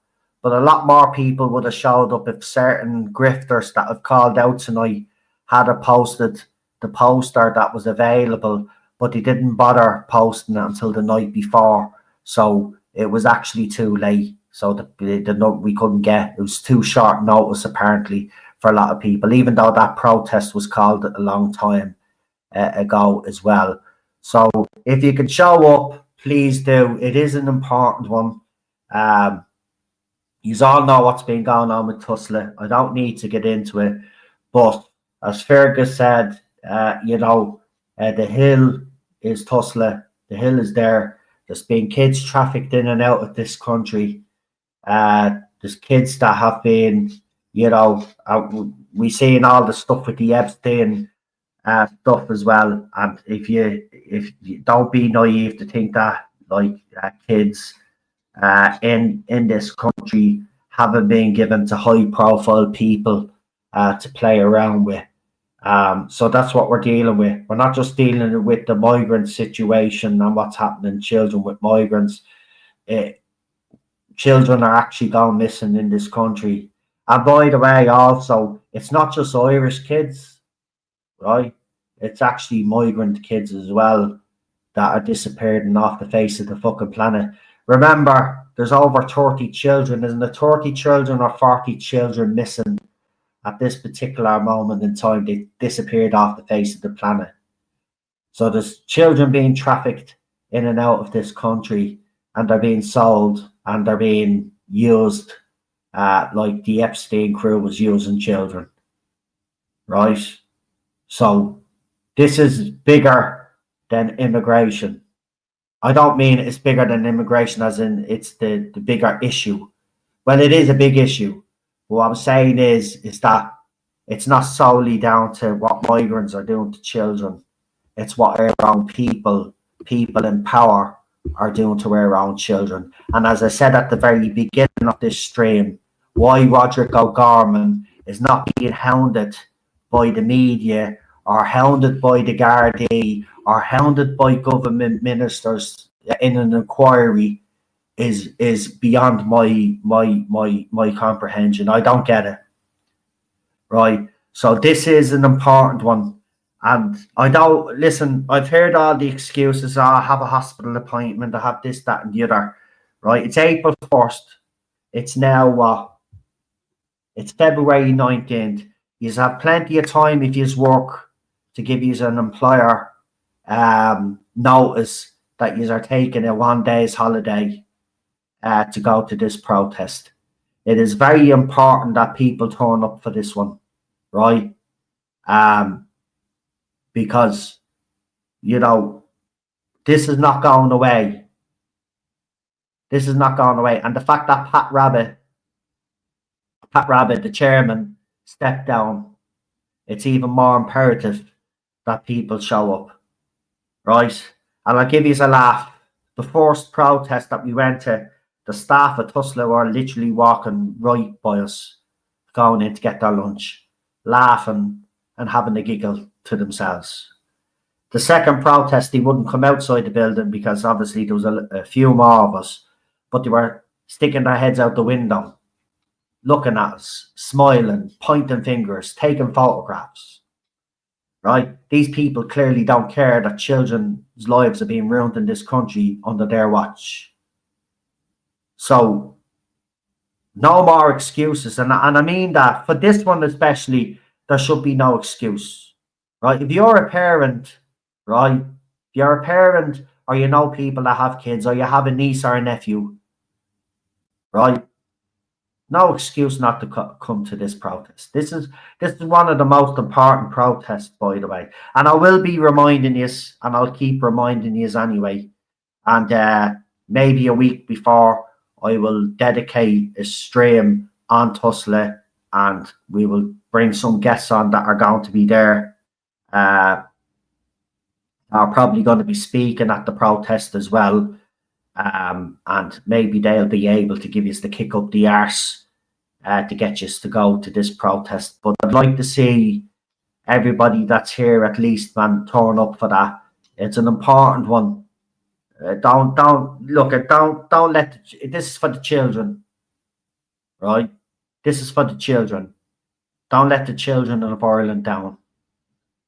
Be there, please. That's all I'll say. Right, I don't normally beg and stuff like that, right? And I'm not normally this way. I'm normally the opposite way, and I call people out and say, you better be fucking there, right? But you have to be there. This is for the kids, right? And think about those kids that are missing at the moment that haven't been found. And just think about about everything that's been going on the last couple of weeks worldwide. And then think about those children and think of what position those children could be in as we're speaking here tonight. Right? It's a horrible thought. But that's the reality. Yes, yeah, I'm glad you brought them up because obviously Ciara and Fergus have been the ones behind this. And this is why I believe that the other people have sabotaged this, right? And this is why I was giving out, and this is why I went on my rant about all these people in the first place. You know, they've tried to sabotage these protests, and some of them haven't even turned up. But Fergus and Ciara there called people to go to Tussla. I turned up at the first one. There was about 20 of us. The second one, as I say there was about 100 people there, maybe more, but the crowd was a little bit bigger, right? But it would have been a lot bigger if the so-called Real News era, Nick Delahanty, all of these other people that people were advocating for. I'll give you a laugh. Michael McCarthy, you know the fella Michael McCarthy that does the videos, he sits on his arse and does the videos and gives his commentary. Well, he was sent an email with that poster, right? And he didn't post it. He didn't respond, right? These people get sent as well. They get sent the poster. They get sent emails. Could you share that for us and give us a leg up there? We're trying to get people to go to this protest.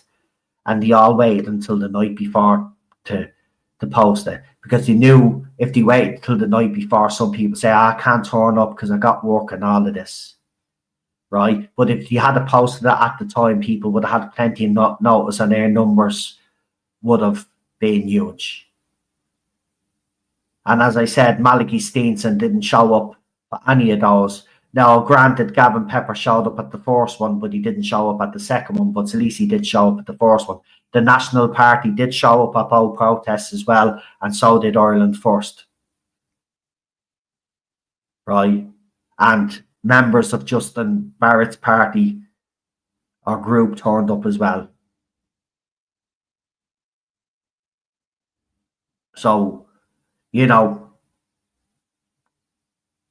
if those people had posted the shit beforehand, we would have had a lot more people. But it was deliberately sabotaged. Because as I said, some of these people are only in it for themselves. They don't give a fuck about the children.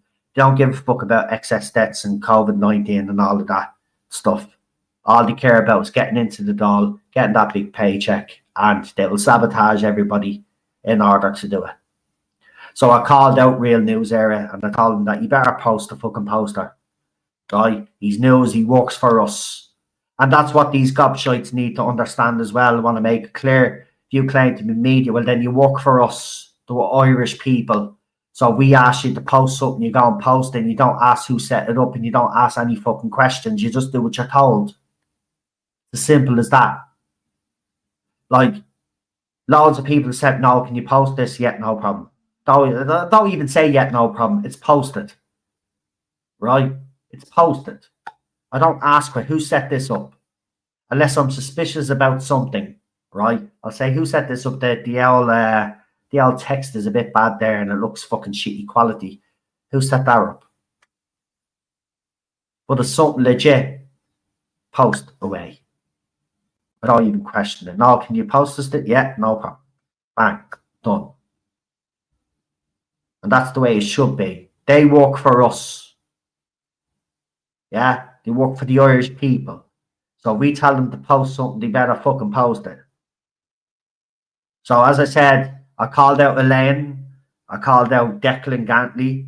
You know, these are all the spoiled of folk gobshites. Nick Delahanty, Michael McCarthy, Real News Era. As I said, I've called them all out. As I said, I don't give a shit who you are. If we need something and we need your help, you're going to do it because you're part of this movement. If not, get the fuck out. You're not part of the movement. So I'll be very interested to see if he posts it. As of today, he hasn't posted it. And I don't think he will. But I'm going to keep on it anyway until all of these gobshites post it. Because people need to be at this one. And please come and show your support for the children of Ireland. Because that's what it's all about. It's to show Tussla that we're not going away. Right? Because they think they can sweep things under the carpet, like the abuse of children and old people in this country. Remember, that was all swept under the carpet. It's not getting swept under the carpet anymore. Us as Irish people need to face this and tackle this head on. And that's exactly what we're going to do. Anyway, with that said, if you haven't subscribed to the channel, please do. If you have, you can leave a comment in the comment section after this stream goes up. There is a post in the community post right now in relation to the latest bus Eireann incident. If you want to give your opinion on DEI, you can, and let me know what you think of it. Do you think it's responsible for the deaths of people? Remember, we've had our first victim of DEI. Thanks to a bus Eireann hiring a driver that they shouldn't have hired. An Irishman is now dead. So I want to know from you guys, do you think DEI is dangerous and why you think it's dangerous? And if there's any other topics that I've discussed that you want to give your opinion on, you're more than welcome to do so in the comment section. But before I leave, I just want to thank you all for sticking with me and not going. A lot of you stayed, and I really do appreciate it. I appreciate your patience and your understanding. It's meant the world to me, and all the support that I've gotten over these last couple of years has been absolutely amazing, and I really appreciate you all. And I want to thank you all for being there. I was thinking it was nearly deliberate again. The bus today couldn't be a coincidence. Do you know what? Brain? It's actually weird, because I was like thinking the same thing as well in the back of my head. Like, what are the chances that two buses from the same company go down the same? Nah, you're right on. It is weird.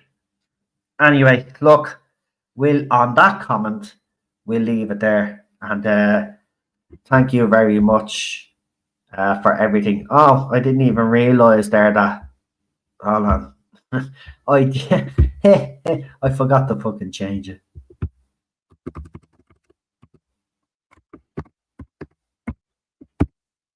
Jesus, has that been there the whole time?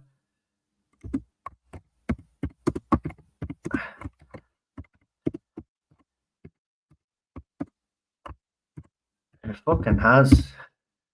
Really, I didn't even realize that it should be saying the Eurozone, get it off your chest, but it was saying the Tarda Zone, which is me other entertainment channel, which I haven't streamed on in a few weeks as well. Jesus, I'm always in trouble. Anyway, I will talk to you soon.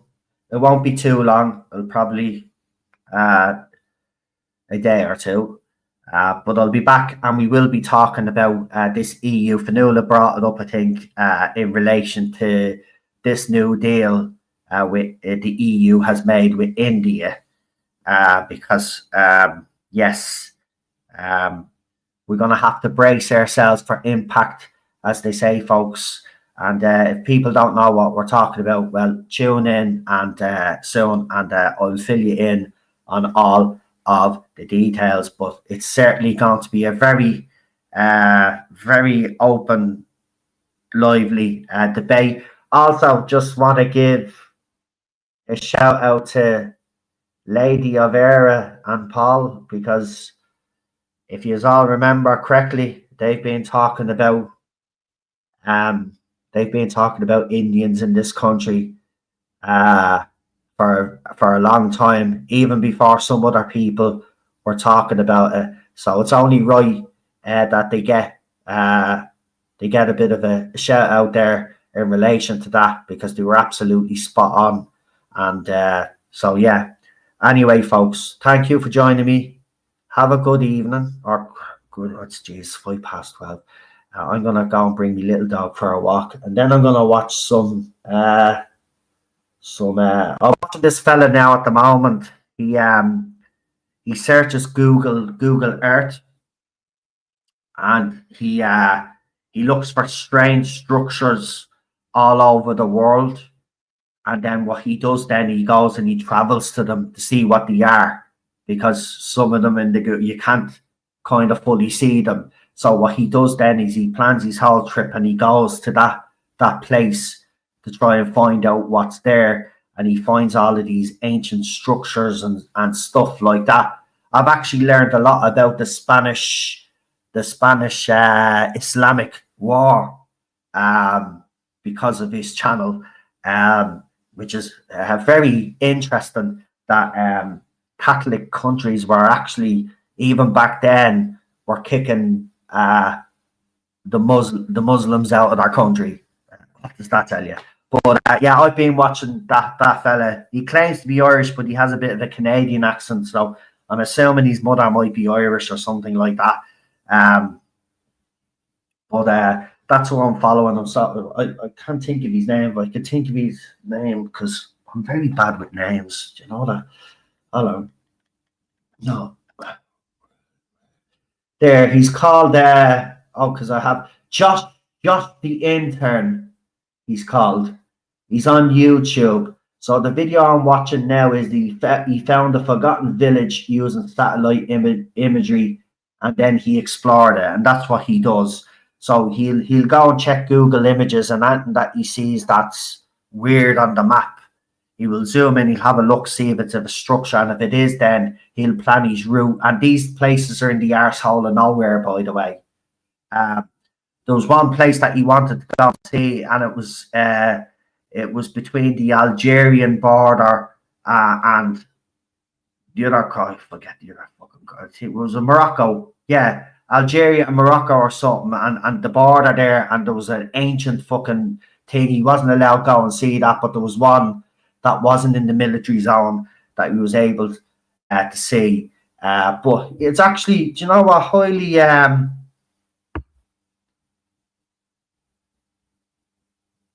Oh, one of me mods just says handle that. Oh, one of me mods in here.